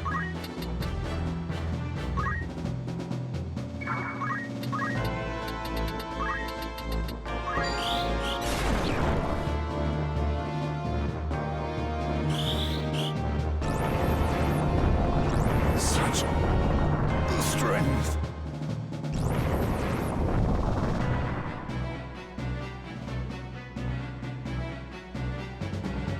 So it ends here. But I am not finished yet. For you, Ramza, I shall cast open the very gates of hell. Val Leonda, Keorias de Sonda, Zorda, Las Laumos, Mefeolio Sonda, Alexandora, Reeve of Time. By oath unto you am I bound, transcending eternity. Cross you now the vastness of time's gulf. Throw wide her gates, that we may pass.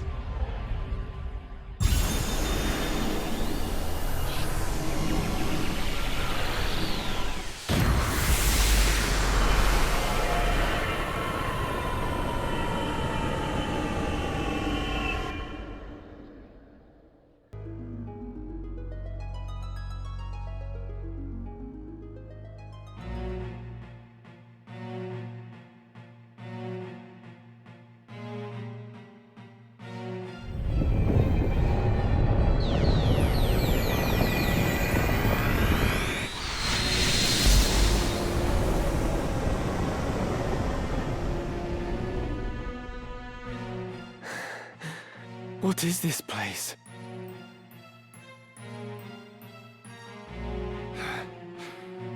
The Necrohall of Malond. Never again will you see the skies of Ivalice without the glyph. At the gate, there can be no return.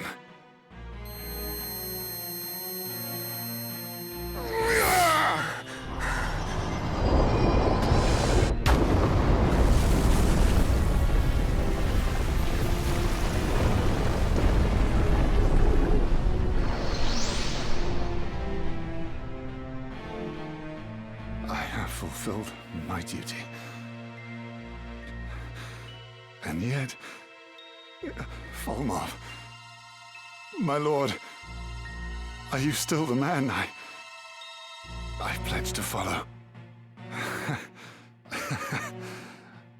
To harbor such doubts at the last. How pathetic. Hurry on, Ramza.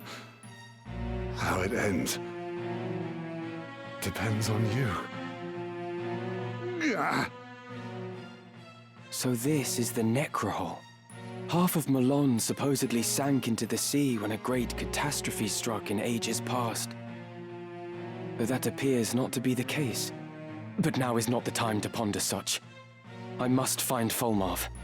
Alma, please be safe.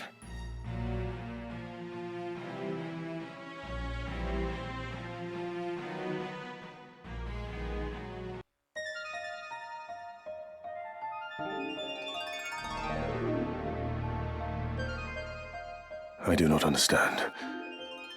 Why does Virgo not awaken? This is his resting place. His spirit lingers here. I can sense it. What could be amiss?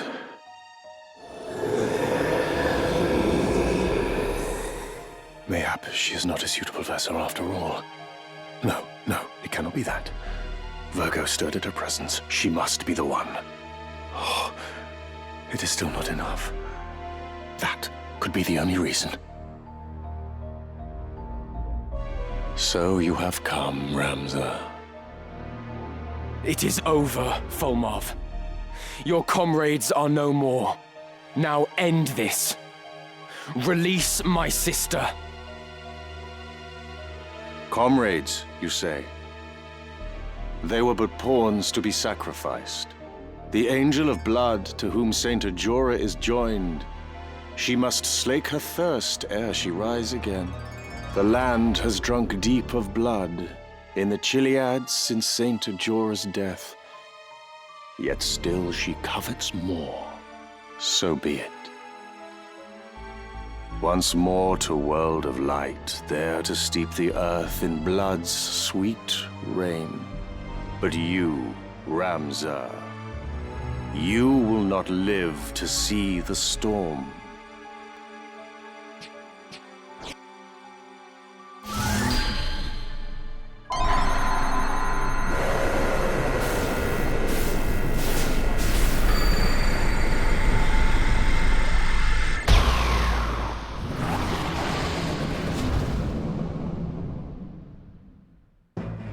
The stones lend you their strength, I see this now.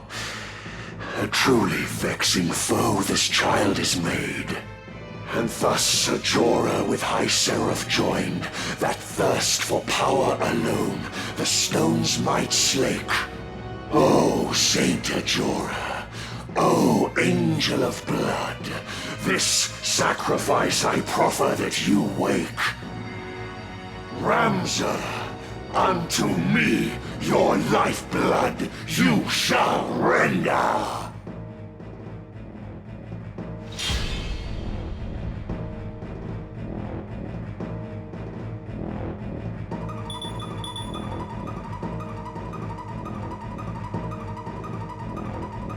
Alma, I'm coming, but you must wake.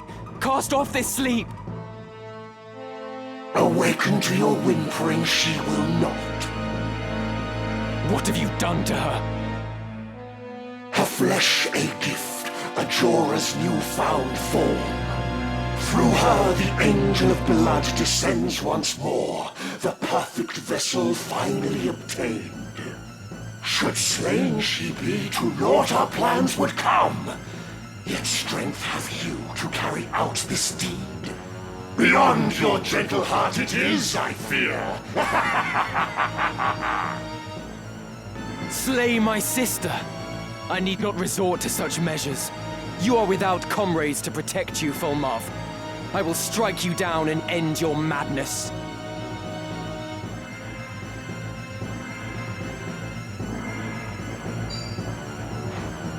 Bow to my will.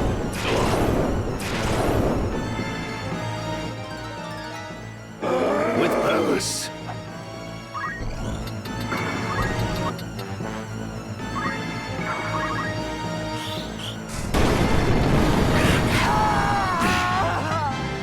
A step forward. That I too should succumb to this mere child.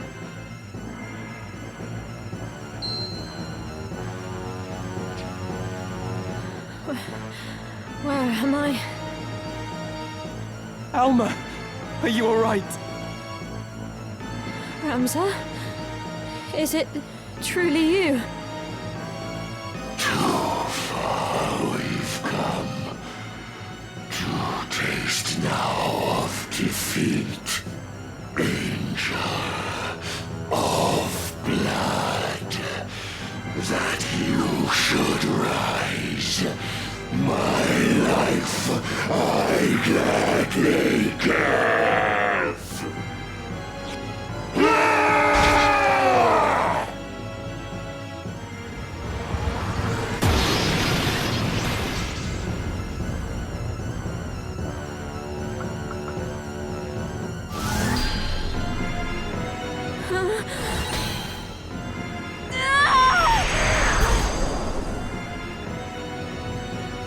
I am come once more. Alma, no.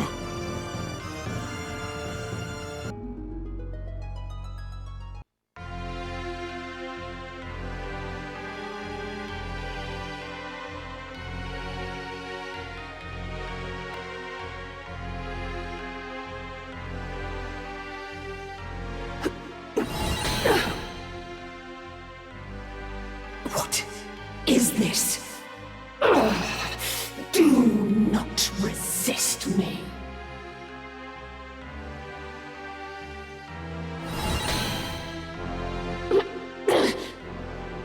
Ramza! Please! Help me! Alma! Ramza! Help! No! You cannot! You must not! No!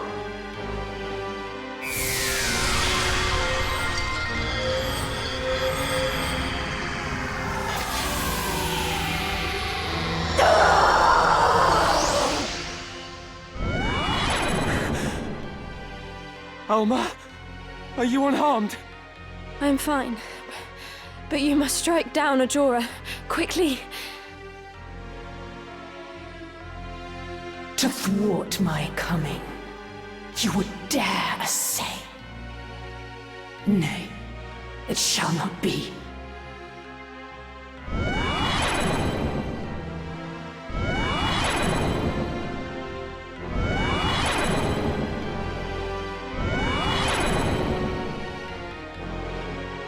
I suffer spite from neither lord nor serf. Your unmaking you have sealed.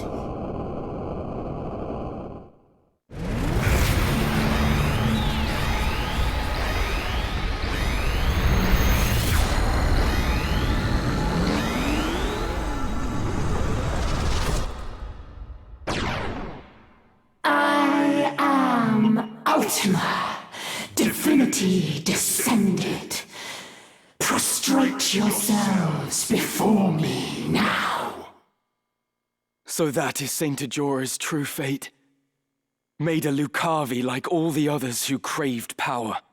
You will not leave this place! I will defeat you! I swear it!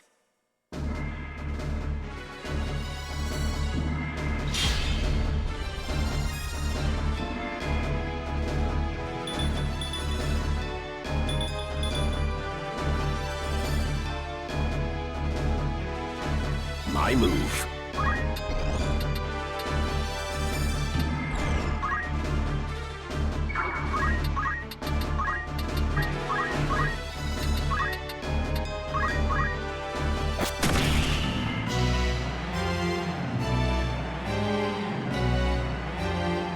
Impossible.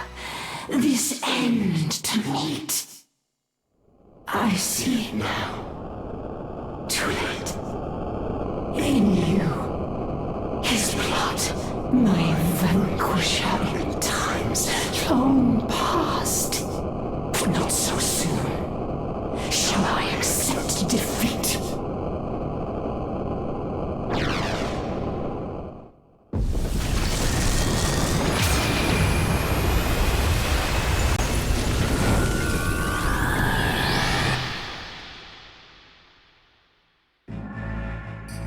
In that accursed blood, the price of your defiance you shall pay.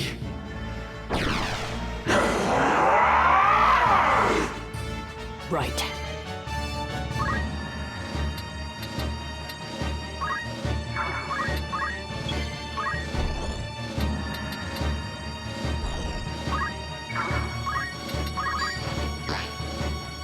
Now then.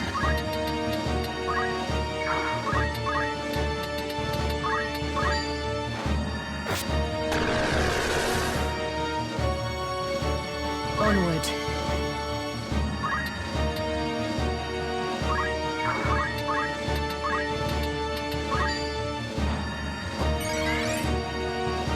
Your fate is sealed.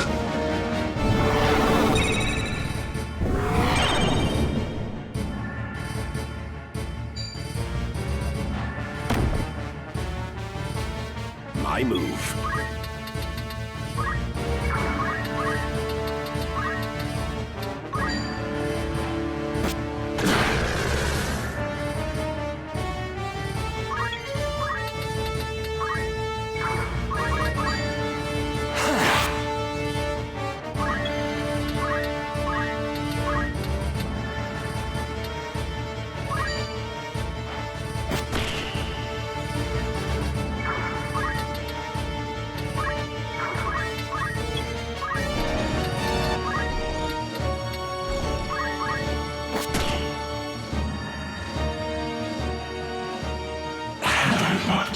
More power.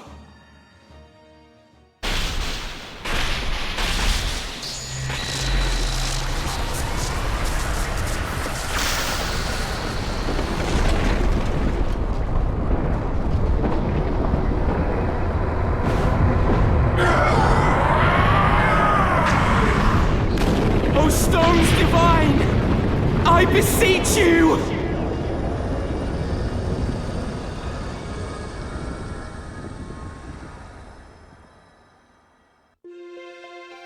What now, Ramza? Given all that has come to pass, I fear we cannot return to our old lives.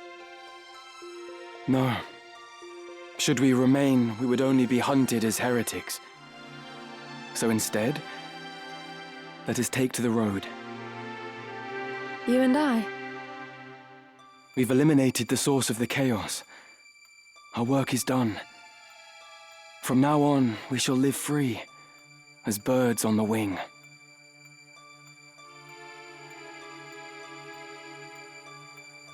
Blessings of the Great Father descend and guide your body's return to the earth. May the grace of Saint Ajora lead Alma's soul to the eternal shores of paradise. There she shall find peace. Faram. Faram.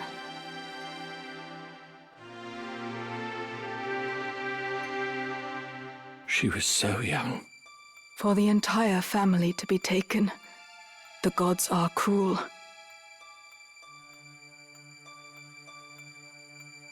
And the youngest son, Ramza, branded a heretic and denied even a burial. Such tragedy. For 3 centuries, House Beowulf stood, but no more. A stark reminder that nothing lasts forever.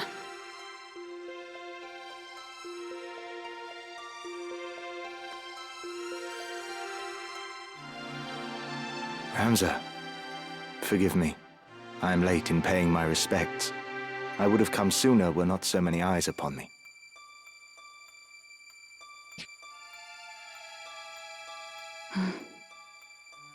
Ivalice has wed Delita, and she has relinquished the throne to him, making him king.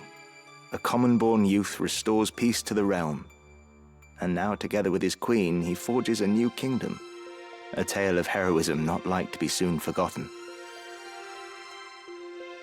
Mayhap Delita is the man you believed him to be.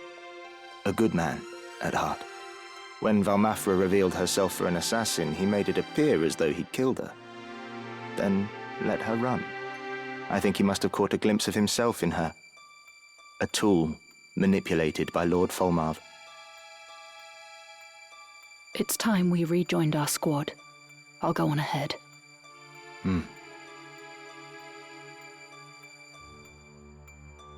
My father. Did he die bravely?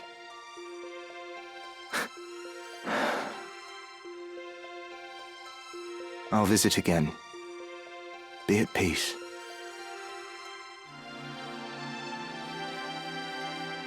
Are you truly dead? I still cannot believe you're gone. After everything.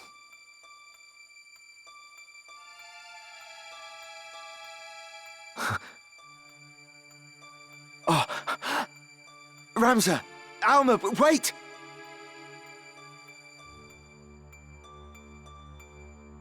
They're alive.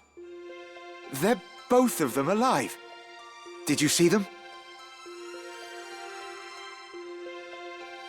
Thank you, Ramza.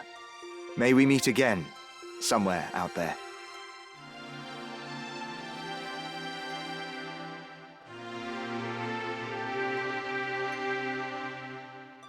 There is naught to bind us now. Not the Beowulf name or the legacy. We may leave all that behind, to walk a path of our choosing. A path of our choosing. But will we be able to find our place? I do not doubt it. For aside from each other, we have time. To forge new friendships, to start families of our own.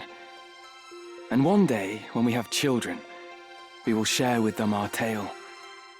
The first chapter in a new legacy.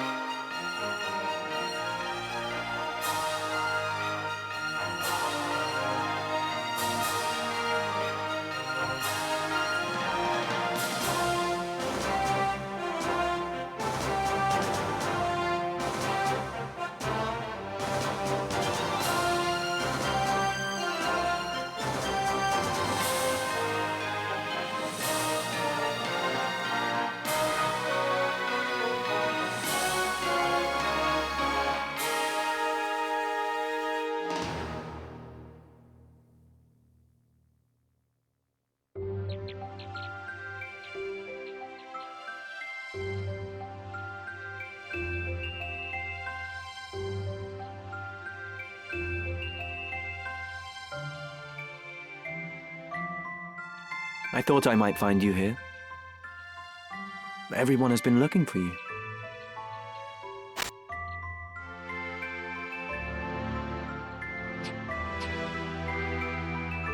Today is your birthday, is it not? I brought you flowers. A token of my eternal love. Ophelia. How could you? You use them. Them and all the others. And someday you'll cast me aside, just as you did Ramza.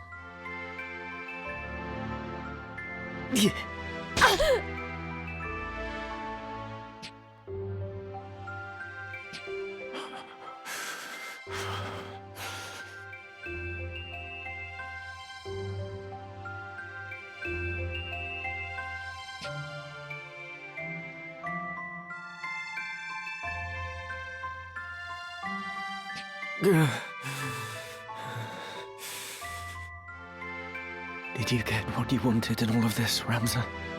I got this.